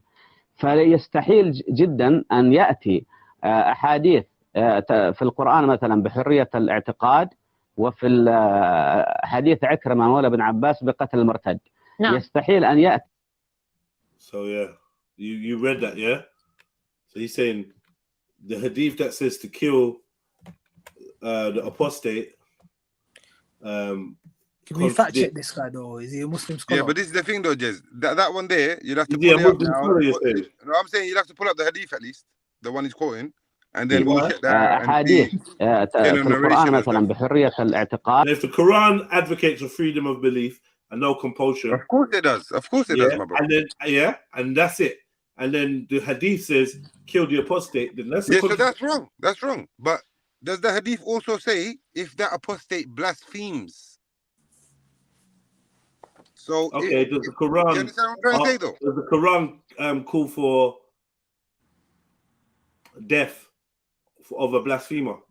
Bro, Allahu alam, yeah, Allahu alam. But if anyone was in the presence of the Prophet, yes or no? And you was in this, the Creator, what do you think you're gonna get, bro? Come on. Does the Quran? See, we talk about the Quran, bro. So let's not talk about. No. All right, go on. But okay, Quran Sharif. Yeah, we talk about the Quran. Rayhan can answer that better than me. Rayhan can answer that better than me. Does the Quran advocate for death on blasphemers? On apostate blasphemers. That's what you're talking about. Make that clear. قاد وفي حديث عكرمة مولى بن عباس بقتل المرتد. نعم. يستحيل أن يأتي حديث بقوله تعالى ليس. Also, when Allah says paradise is not obtained by your wishful thinking, nor by that of the people of the scripture. Whoever does a wrong act will be recompensed for it. Yes, correct. ليس بأمانيكم ولا أماني أهل الكتاب من يعمل سوءا يجزى به. بينما في صحيح مسلم من حديث أبي بردة بن أبي موسى عن أبيه أنه يؤتى لكل. In judgment day, each Muslim will be redeemed from hell by sacrificing. Yeah, that's stupid. Whoever said that is stupid. But is that in the Sahih? No, but it That's exists. in Sahih Muslim. No, but yes, this is the thing. You Is know that when they in say these Sahih? words, Hold on, man. These narrations exist. Saying, That's the. what he's They saying. exist, What yeah? he's saying is there, innit? But what I'm telling you, bro, like not every Muslim takes these hadiths, and they like we don't like regard that hadith as authentic. I don't know if Rayhan does. Yeah, but Rayhan, it's Sahih though. Look, man. It's Sahih. Yeah, but what is Muslim. Sahih? But this is the thing. You lot That's put in this authentic. That's all. That's the yeah, highest grade. So That's just, the let's highest get to that grade word of now. hadith. Please, Hold on. please, can we get Hold on on. this word now? This Hold Sahih on, word. brother. So Hold on, you're brother. saying that means Hold on, authentic, brother. right? Hold on, brother. Go on, Jets. Sahih, is that not the highest grade of authentication in a hadith? Yes, All that's what they all follow. After the Quran, there's the two Sahihain. Sahih Muslim So are and you Sahih telling me Bukhari. this Sahih hadith So is wait, correct, bro? odds. Wait, hold on. Yeah. So let's look at this hadith. Pull up this hadith. Not let's pull up what he's saying. Let's be researchers. Let's look at this hadith. That's what Jed is asking the question on, what he's saying, isn't it? Yeah. So we have to look at this So hadith I answered on the and question see he's what saying. That don't bring in me to context paradise, with does it, what bro? verse. Yeah. Okay. So what context is this hadith comes in, and what it's saying? Let's pull up the hadith. Why are we looking at a video and just saying that Yeah, this Jed, can you hadith pull up that hadith that he's quoting? Yeah, let's pull up this hadith. Let's do this. No, but on the level, the way the hadith is presented from this guy's mouth, the one who's talking on the Yeah, video, because I don't agree with that. I don't agree with that because what Whether he's you telling agree me. with it or he has not, an it's a part of agenda. the narration and No, it's it's not, authentic. Aki. This is what I'm trying to say to you, bro. Listen, No, the he's about to hadith pull is it up, yeah? authentic. I believe the hadith is authentic, but there's got to be There's going to be more context to it, right? There's got to be understanding of it. But the thing about it If is there's no what. context to that, that's wrong, isn't it? But ours, what's wrong with what that narration says? What's wrong with it? That's in your fully wrong. opinion? That's saying take an innocent life, bro. You know what I mean? Yeah, but it's not necessarily saying that he's using it. But No, but so far but what you he but said, so far what he has Okay, said, first bro. of all, you see a So far woman what the brother has said out of his mouth on Ghayr the video. mutahajjib. She's not even in hijab. She's not even in hijab. He's got like whatever agenda. So obviously no, there's but now you're nitpicking now. Why are you bringing it so down there's a to particular certain agenda to this show. why are you Anyway, bringing it down to levels of the hijab of let's the woman? He's nitpicking now. let's get down to the hadith, innit? Pull out the hadith. Let's This is talk what I'm about saying, but don't you know, like, can't you bring it up? The one that he's mentioning. Can't you bring that up now? No, I'm on my phone. You're saying it's Sahih, innit? You believe in that. So talk, like, let's go, bro. Well, I don't believe I need to look at But many Muslims do. Do you have a problem with those Muslims? 100%, bro. I'll correct them like I'm doing now. But Islam is not a. You're in no position. All right, what's your name? Your name's Dave, right? Yeah. Listen, Dave. When I see a Muslim brother in real life, yeah, in the real world, yeah, offline. But odds, hold on, odds. You need to chill.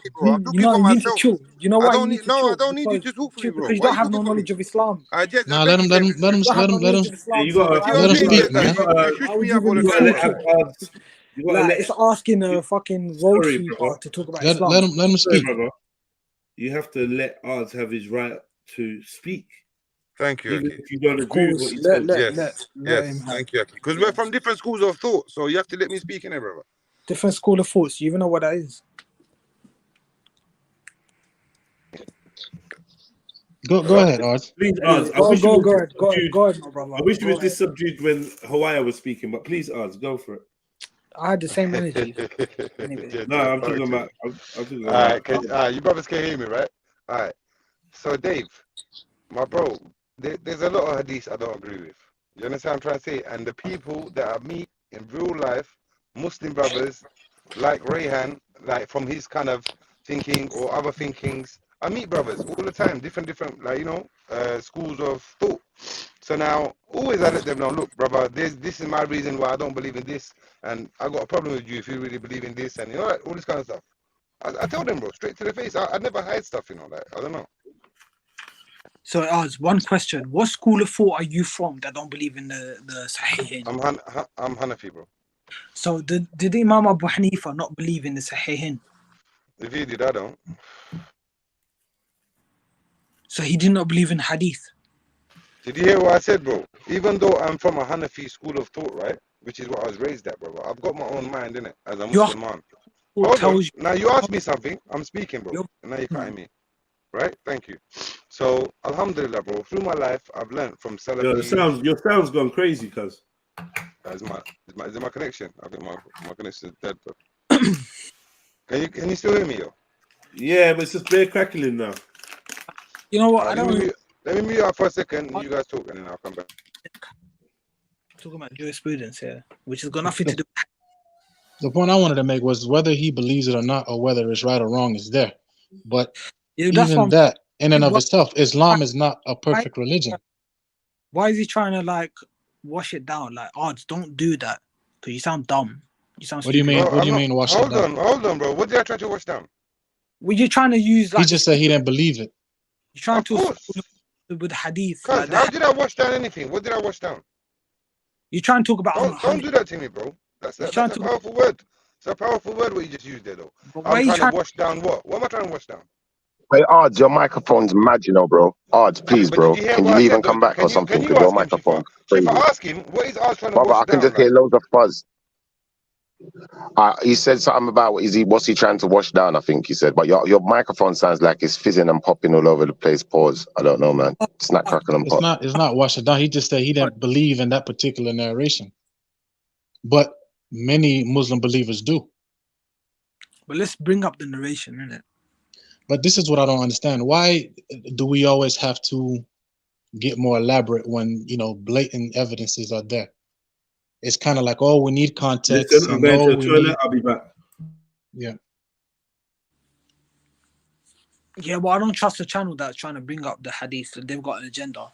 That's what I'm saying. But what would make you think that they have an agenda?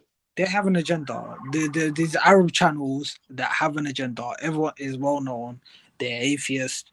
They hate the fact that they live in an Islamic country. So they're trying to, you know, distort the message of Islam, and they try to like take hadith.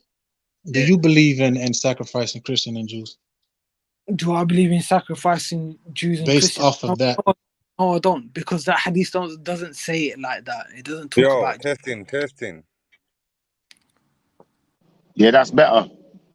Because that was the case, then in Muslim lands, Jews and Christians would never been protected. They were. Nah, there were many that were slaughtered.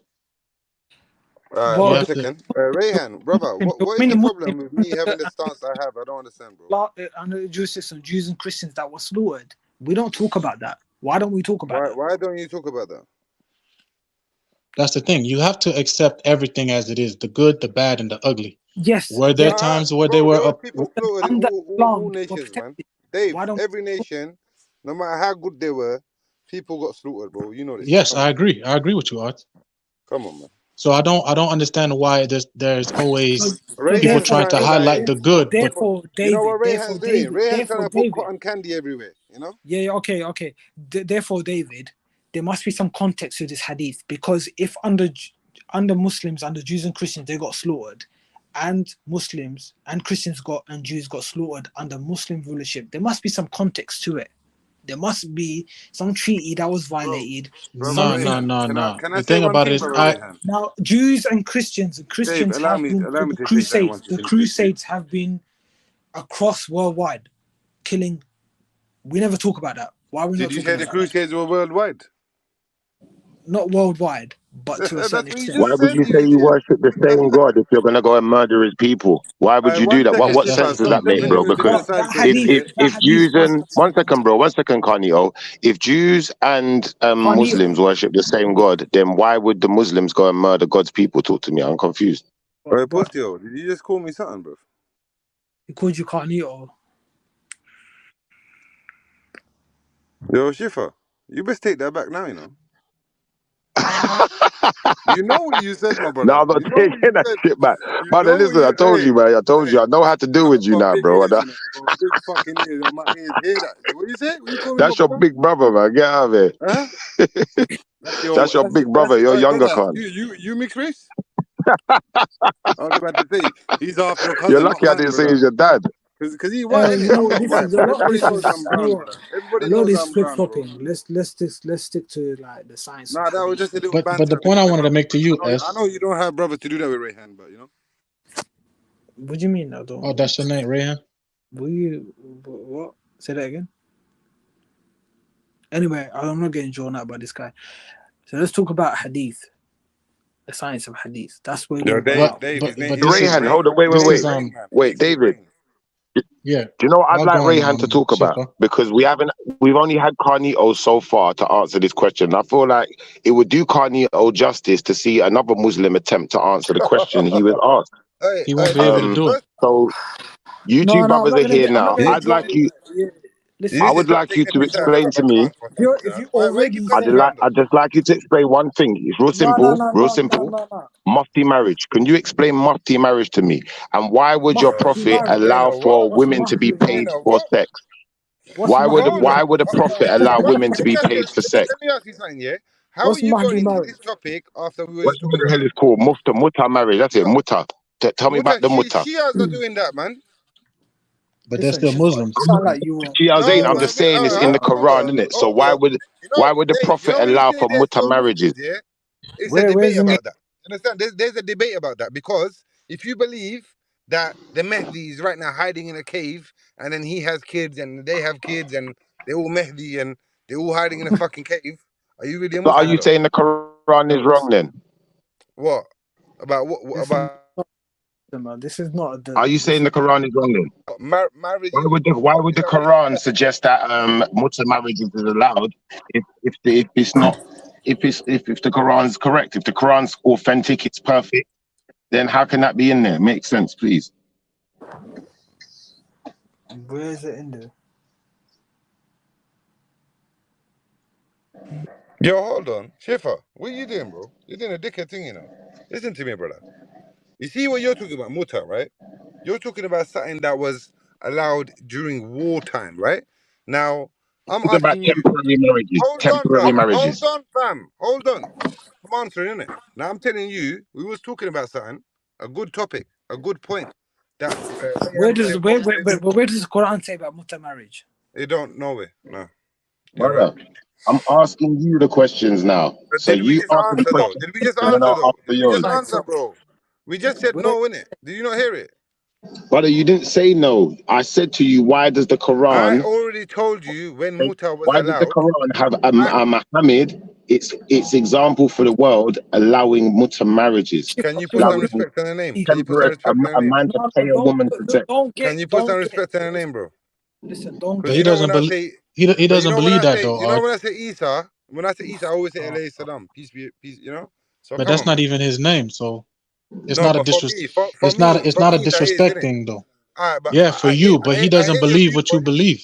No, listen, I hear your viewpoint and I get it, but you know I'm referring to the person that you're talking about, right? You know that, right? And I always place But respect on them too. So that's you when though. you You can't speak about expect. ours, at least give a little bit of respect, man. Please, man. I'm waiting for my answer. I'm waiting patiently. Fire Bro, away. you Whenever. can't do that. First of all, let us deal with what we was dealing with. Yo, Rayhan, have you got that? Have you got that hadith yet? No, Shifa. We can talk about what you're saying after, don't it, bro? Listen, We're this already dealing with something. mutta thing is not even relevant right now. I That's don't what even I'm know trying to say. We're talking about something about hadith, and you just come in with muta. It's just Shifa in it with his one-eyed. Nah, don't do that to him though, because you know why, Rayhan? Because end of the day, you say that to me or anyone else, like we're gonna get we're gonna start cussing you back, bro. So let's have a good discussion. What are you gonna cuss me about? What are you talking about? No, not me. I'm saying if you was to make a remark like what you just did, my Yeah, brother. but he's derailing the conversation. That's All right, then just get back to the points of the hadith then. All right. Sorry, let me just give him the Quran because he ain't gonna answer my question. So Surah An-Nisa verse 24. Read it So to now me can and you answer translate the it to me, question, and I will Rayhan? answer your Why question. does your prophet allow for men to pay women for sex? Can you please explain that? Now, Where? Read that. I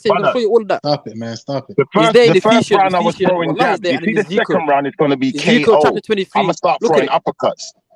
That's why in certain Make sure you countries don't hit yourself. they don't allow children to read the Bible because it talks about breast and you know things that are PG.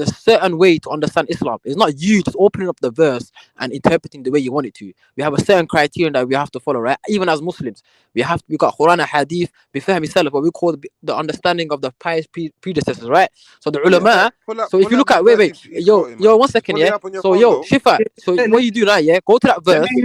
Go to that verse, right? and then type in Tafsir Ibn Kathir and read what Ibn Kathir interprets that Thank verse. you. Okay, so hold on, wait. Let me just get But this you don't correct. want to go to For that, me, brother. wait. Let me make sure I understood my brother correctly, because I'm being respectful. I'm not disrespecting you. I'm listening to what you're We saying know also. you So know. let We me know you know. We understand don't be him, cussing and you then out, we man. can move on, brother. What you're saying to me that the only way I'm going to properly understand this verse, is Big up, by y'all. going to Muslim an Khan has returned. interpretation given by one of your Islamic Yeah, scholars. because you don't have firstly, yeah, you with all due respect, you're an ignoramus when it comes to the deen of Allah, right? Wait. I'm not trying to be disrespectful in any way, shape, or form, right? This is a simple fact. This is a simple fact. But Just the way there's I'm better verses, ignorant, there's better just the way verses, I'm You ignorant can say of the judgmental. Bible, right? He's You can say ignorant of the deen. Go on judgmental, mute for a sec, bro. Wait. Let him talk. One second, yeah. Judgmental, bro. Come on, man. If I ask him right now, what's asbab nuzul? What's he gonna say? He doesn't know, right? That means reason of revelation. Certain verses that had reason of revelation, which means there was a context behind it. There was a certain context. You know what I'm saying? A certain reason, like the Battle of Badr. There's certain ayahs that talk about fighting, but they were revealed because of certain occasions that happened at the time of the Prophet Muhammad sallallahu alaihi wasallam. So if you decontextualize all of that, and then you just look at the verse in the 21st century, you're gonna come up with your own understanding. So Allah says in the Quran, those who are grieved in their heart, Let me you come with your own respond deviant to understanding, him, right? G, guys. So there's something called context, bro. hold on. And Allah says in the Quran as well, وَالرَّاسِخُونَ فِي الْعِلْمِ, go to the people of knowledge, right? Go to the people of knowledge, meaning the ulama, the scholars. That's not you, So we have Shifa. what we call scholars, bro, that we don't need to do the hard leg work. We don't have to look at the reason of revelation. We don't have to look at the context. They just put it there. They put the hadith there. They give you the context. They say, yo, this is what this ayah means, and we just go by it. All right. You hear what I'm trying to say? Stacks, can I make a point? Shifa, before you reply. Go on, Dave. Go on, Just one point I want to make. Everything that you say is correct, but just because these things are in text, that does not mean that these atrocities didn't happen. Because every single Abrahamic. Let me just finish the point. Just let me finish the point, bro. Please, bro. Let me just finish the point. Sabr, man, sabr. Every Abrahamic religion, whether Christian, Jew, Muslim, they've all have committed atrocities, regardless of what the book said. So what? So 100%, bro. no, that's the point I wanted to make. Just stop. Let me Nothing in the Quran is an atrocity. Sorry to tell you, bro. I don't believe I don't want to disrespect anyone, yeah, but I just want to say, I just wanted to respond to M-Stack quickly, yeah, because listen, M-Stack, I respect what you said. I respect what you said, brother, yeah, and I don't want to forget what you said or get it misconstrued. So I just want to make sure we're conferring what we're saying so that we're on the same page, because it's not disrespecting, brother. Yeah, no, it's not. I'm saying to you, you've said to me, for me to put the verses of the Quran in context, I would have to go to a scholar, an Islamic scholar, Arabic, my brother, or Arabic scholar, Arabic scholar. Because you have to get a native speaker, brother, let me talk, brother, please. What's wrong with you? Just relax. Let him speak. All right, let me finish. So I'd have to go to an Islamic scholar, and I'd have to go by what by his interpretations to get the proper understation of it. Okay, One more sentence, bro. Brother, one more sentence, and I'll be done, and you can have the mic, raise your hand. You can have it for as long as you want. Now, what I'm going to say to you is this, M-Stack, yeah? Depending on what Muslim or what Christian I'm talking to, different people have different ways of utilizing the text. One Muslim might say what you said. Another Muslim said this to me. If you're going to read the Quran, you have to put it in context. They said the same thing, but they said you have to read from the verses before. You can't just read a verse out of context. So if I read the verses before that verse and I put it in that type of context, what I'm going to find is it's directly talking about how men are supposed to interact with women. And my issue with it is this. My issue is not that I'm saying, because in the verses before it, it already says that you're not to mistreat women. You're not supposed to just hold down a woman. You're not supposed to just do certain things. So I'm not saying that, brother. What I'm saying to you, brother, is if a woman was a captive, then you can sleep with her, regardless of her situation, married or not. And that kind of goes against how can a captive brother. be married, Shifa? How can a captive be married? A captive can be married. How can a captive not be married? A captive, once taken into captivity, is no longer married, bro. That's not true. Yeah, because your right hand now possesses her. You don't have the right to annul marriages. Brother, you're taking someone into captivity. You can't destroy a union made before the Most High. He's your enemy. You cannot come in between a union made before the Most High. According to any religious text, they're not even according to the Quran, you're not to sleep with married women, They're not except married no more. Shifa, they're not married no more. They're captives.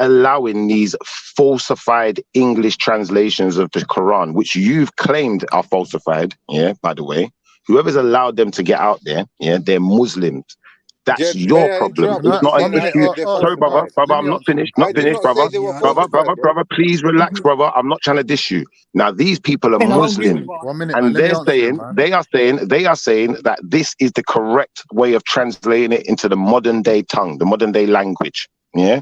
All right. So if But they are Shifa, wrong, your argument Let is him with finish. them. It's not with me. But if they Shifa, are right, then what you've done is you've Can I answer what you're saying now? turned the Quran on its head, and now it's making contradictions. All right, go for it now, odds. Everyone else All right, mute up. thank you, All my right, brother. cool. So Shifa, bro, I fully agree with what you're trying to say. Is this right? That the Quran Sharif cannot be translated into English perfectly, 100%. Wallahi, it can't. Yeah, because English is not a language that can uphold certain linguistic and this and that. You understand? English is not up there, bro, on the caliber. Like Stacks will come up here now and like tell you about 20 words in Arabic that will mean the one English word, and they could have different context, different meaning, this, that, whatever. The reason why the brother told you you would have to go to a certain scholar to get the meaning, to get the real tafsir, the real translation, was because you're a layman. Just like me, my bro. I'm a layman too. I don't understand Arabic. I can So read it. 20 different words in Why Arabic you mean see one now when I thing. cut you, you have a problem, but you're doing it now. So, bro, No, I'm just what I'm trying to No, say, confirming he's what you got a said. point. I was just making sure that's what you said. Just stop straight away, bro. Just stop. thank you, brother. So, what I was trying to say is this: yeah, look, if you really want to know about what Quran Sharif says and not rely on anyone else, straight up, bro, my answer is correct, and no one can tell me it's wrong. Learn the actual Arabia of the Quran Sharif and read it yourself, bro, again and again and again and again, and you will get the answer, bro. Can I say something now? I want to say Hold on, something, can I guys. just Yeah. confirm that he did say? Can you just confirm? Did you say that 20 different words in Arabic will mean one thing in English? Oh, Shifa, you're Please explain trying that, it because now, I'm bro. here, That was just an brother. Trying example, it. bro. Brother, That was just an hey, listen, example that's because an L. That is a big Can I L, say? you Can I know. say? is it Can an I L? say something? Is it an L? Guys. nah, he's right, Ever Shifa. since, It has just many say Arabic something. words have Guys, many synonyms. David, can you not hear me speaking, David, brother? Thank you, Bro, Dave. I'm And not just just making a point to Arabic, Shifa, every That bro. is other an L, language All right. bro. apart from English Listen, let has me That's it. say an L. something. Let me say something Aye. quickly. I just I'm want to not make gonna go one first, Damn, bro. bro, statement. Yeah, calm this is a down, statement. bro. You don't even need to It's not answer it. really that The serious. only reason we're having this conversation and there's this debate and there's this actual conflict over this is because the Khalifa has ended. The English forced the Ottomans to end the leadership in Islam. If you look at how Islam is administered from a leadership position, the king or the leader or the sultan will have viziers, and the viziers will dictate to the scholars what hadith needs to be presented to the population, and they will have their direction for their nation. We're arguing over stupid things that don't even make sense because there's no context to it. How All right, Islam is administered, right? Go on, Jedi. Sorry, Whose bro. point are you even responding to? I'm making a All right, statement don't that's worry, bro. Dave, independent of Dave, what chill you're out, man. saying.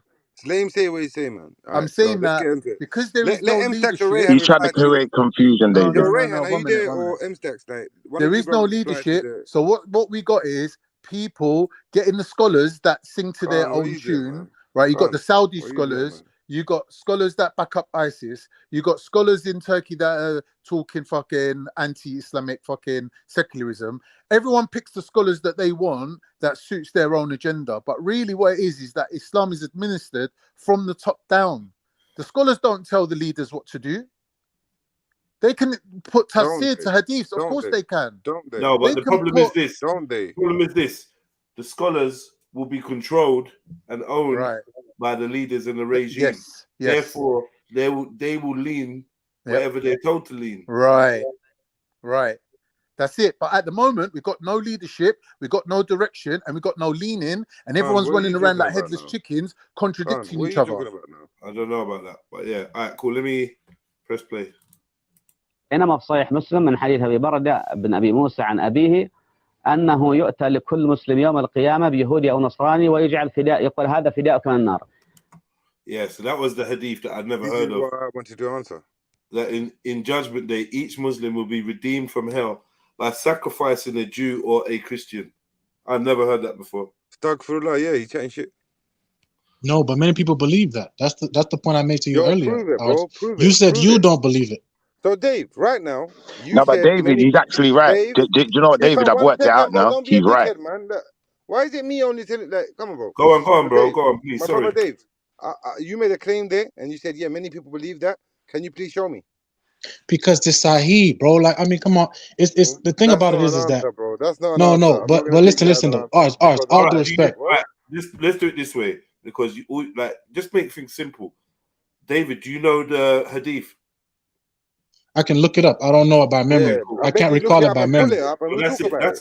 That's We'll it. talk about it. Simple, yeah. We just get the hadith, which But you what could have he's looked doing up is like, yourself. I believe in that. You get Hold me, on, Jed?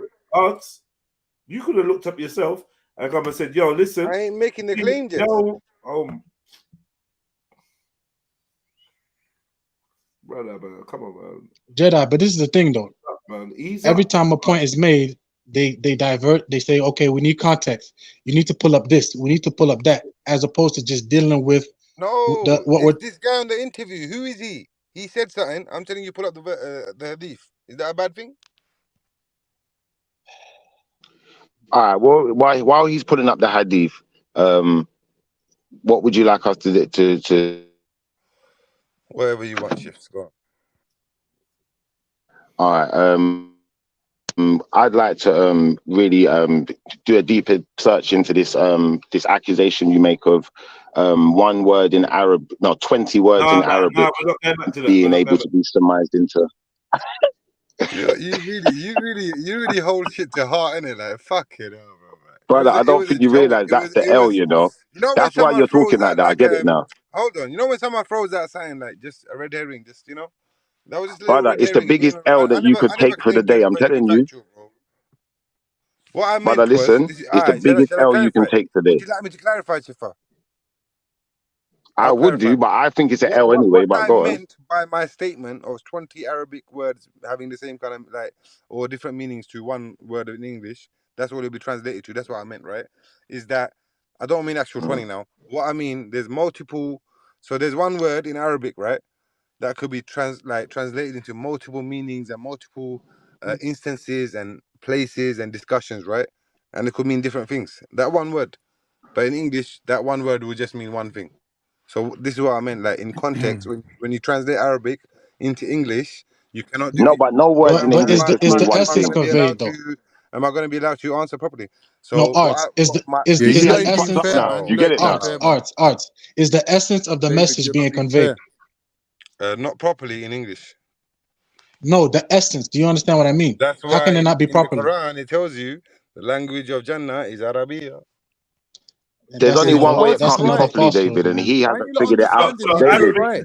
Arabic is the language of heaven. That's Yes, another falsehood. No, Alhamdulillah. Wow. Yeah. that's got to be a falsehood. It's got to be Automatically, a falsehood, that's another Jedi. falsehood That because can't be true. Arabic Jed is not asked me even a the first question. Can language I answer? Can I in the. answer, Jed? Would you like me to answer, Jed? So, Jed, bro, when It they doesn't was have to be the invented, first if you language, believe but in it's imperfect. He's already yo, told you us don't it's allow me to imperfect. speak, man. Go on, man. Wow. Go on. So, like, you know, when we're in our grave, for example, if you're not cremated or whatever, yeah. So, if you're in a grave, and we believe as Muslims in the grave, questions are asked to you by the angels. It's all going to be in Arabic. And if you are not even like fluent in Arabic, like myself, in my grave, my ruh, my soul, my spirit, however you want to convey it, will automatically answer in Arabic if I am able to, by Allah's blessing. If I'm not, I won't even be able to So speak. you My think mouth won't even open. so you think all the angels and all the prophets and that they all speak Arabic in heaven? Yes. SubhanAllah. Yeah, that's dumb. That's dumb, bro. That's Okay. beautiful. That's a That's beautiful thing, though. retarded, bro. I don't You know think what I don't know do what you you've not been agree? drinking today. Do you not agree It's that Arabic a is the new? simple answer Do every you not? Muslim will give you. Yeah, but not Has everybody any is a other Muslim. Muslim ever given you a different answer? Sorry. Not Do you? everyone is a You Muslim. lot acting like you just found this out today. Yo. Do you not agree that Arabic is a new language? Then It's a very old language. it's an old language. Not the oldest. That's not even the most I ancient never language. said That's the it's the point I try to make. oldest. Did I say that, bro? I said it's a Okay. very No, I So old said it's not language. even the most ancient. Jed asked me if it's a new language. I said it's a very It's old not even the root language. Why am I not speaking to the person that's asking me the questions? Interesting. How are people? Why would they be speaking? Why would they be speaking a modern language in heaven? What would you consider a modern language, Jed? Well, I would suggest possibly that the angels and that would have been speaking before the invention of Arabic, right? If I told you Arabia And is the like language, even if I told you sorry, Arabia is the you language don't of believe heaven, Enoch? Do you not believe Enoch went to heaven? Yeah. I don't So know when about that Enoch Oh, went I to story, thought you meant heaven, me personally. Jeds, I'm not versed in that story. so when Could you Enoch went elaborate? to heaven, I'm not sure what the Islamic version of it. Like he would have been speaking. You're saying that he was speaking a strange language? Enoch didn't speak Arabic. Is Arabia a Semitic language, Jeds? It is, Yes. but which dialect? There's many dialects also. Which Arabic are you talking Would you about? let the brother? Would you let the brother answer? Yes, it is. Yeah, yeah. It's Semitic. So, Jeds, when I say Arabia is an old language, would you agree that Semitic languages are part of a very old language tree? If you get what I'm trying to say. Yeah, so that's what I meant by that. So I don't. When you say modern, But you're language, saying I no, just but there's a disagree with difference modern between. language. That's what I There's a disagree difference with. between Semitic language. Yeah. Sorry, brother. There's a difference between Semitic languages and Arabic. Like they all, But, they yeah, can. so They can be Arabic very of today, different. Arabic of today, Jets, or the Quran There's Yeah, no. I'm saying the Arabic of Quran They're saying is the very Sunnah. ancient, bro. is still Nah, Arabic, man, come which on, is still new. Nah, Jez, that's ancient, bro. Yeah, It's not ancient. It's not It ancient. It's is. not even older than It's Aramaic. ancient, bro. Ancient It's science. not older than the Hold on. It's not even older than the Aramaic, which the Anything that's Torah. No, older than but Roman is what I'm Hold ancient. on, saying is, man. you know, Hold on. Yo, languages. listen. You lot respect the thing, man. Respect the thing. Like, come on, man. I want to join in with you, lot, but I beg you, lot, man. Ease up a bit. I'm saying that it's not even older than Aramaic. Of course it's not. So, Okay. I just feel like it's late Is on the. Aramaic old? It's late, yeah, and it's late on the So is linguistic. Aramaic a modern language? Hold on. I'm just saying it's late on the linguistic family tree. Yeah, but so is Islam. I'm not understanding whatever Adam spoke would be the most likely thing to be spoken in heaven. You would reckon so, but wouldn't the final message also be the one spoken? I agree with Jedi. That means that. Okay, let me answer your question now. You understand what I'm saying, Jez? Like, wouldn't the there's seal? people already in Jannah, is there not? Yeah, they be speaking Arabic all the time. Yes, they are. No, they're not. They're not in Jannah though. They're So not in Jannah's Jannah. empty. Yeah. Yes. Till Yom Kiyama. For humans. Till Yom Kiyama, bro. I think we had the discussion before, right? And basically, yes, till the day of judgment. Till the day of judgment, yeah, everyone's in their grave. That's the Islamic interpretation. There's people that will be promised Jannah, but they're not in Jannah yet. When you say promise, who's promised them that? The shaheeds people that die in Jihad. Salat. Jihad. Is Muhammad promised young Jannah? kids. There's circumstances, definitely. right? Young Disabled children. kids. Sorry? Yeah. Disabled kids, aborted kids, all of that. Yeah, 100%. Right. But they just promised it. They're not in there. They just promised it. Yeah. No. They're in their graves. Hold on. Khan, he asked me the question. Basically, what it is, my brother, until the day of judgment. Do you know what? Yeah, just before. 1 second, Rayhan, please. Let me just answer, bro. Arabic is not the language. Don't interrupt, man. Nothing's Rayhan, wrong. if it's wrong, not listening. We're not listening, bro, because someone else is talking. Thank you. So, Jeds, wallahi, bro, every soul is in their grave, right? And depending on, like, see the example we just talked about, kids that were maybe, disabled or passed away through something like that, they're going to be in a sleep that feels like 5 seconds to them. Like, that's how, until the Yom Kiyama.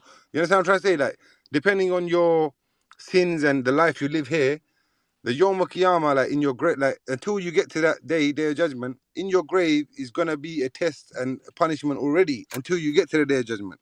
So nobody's already in Jannah. But what will happen is, Jeds, that the Creator, I'm going to say the Creator, Allah subhanahu wa ta'ala, will make your being there as paradise. You understand what I'm trying to say? Until the day it comes. Can I ask a question? I think someone was coming in with So a let Rayhan tell me I said something wrong there. now, Jeds. Someone to abrogate what Ard was saying. No, 1 second, Khan, please, because Rayhan was saying I'm talking shit and I was about to say something wrong. Yeah, but I want to Rayhan, hear tell me his if I said side as something wrong, well. bro. Yeah, who's next anyway? I don't want to take. You don't want to Was speak? there anything wrong, Rayhan? I just wanted to ask a question. I was talking about the Arabic language being the. Because a lot of time you act like I'm saying something that's not even Islam, bro. Like, you take the piss sometimes, bro. Anyway, we can have a difference of opinion, bro. Everyone's a layman here. Yeah, Anyway, there's no mention in the Quran or Hadith, as far as I know, of which language is spoken by the people of paradise.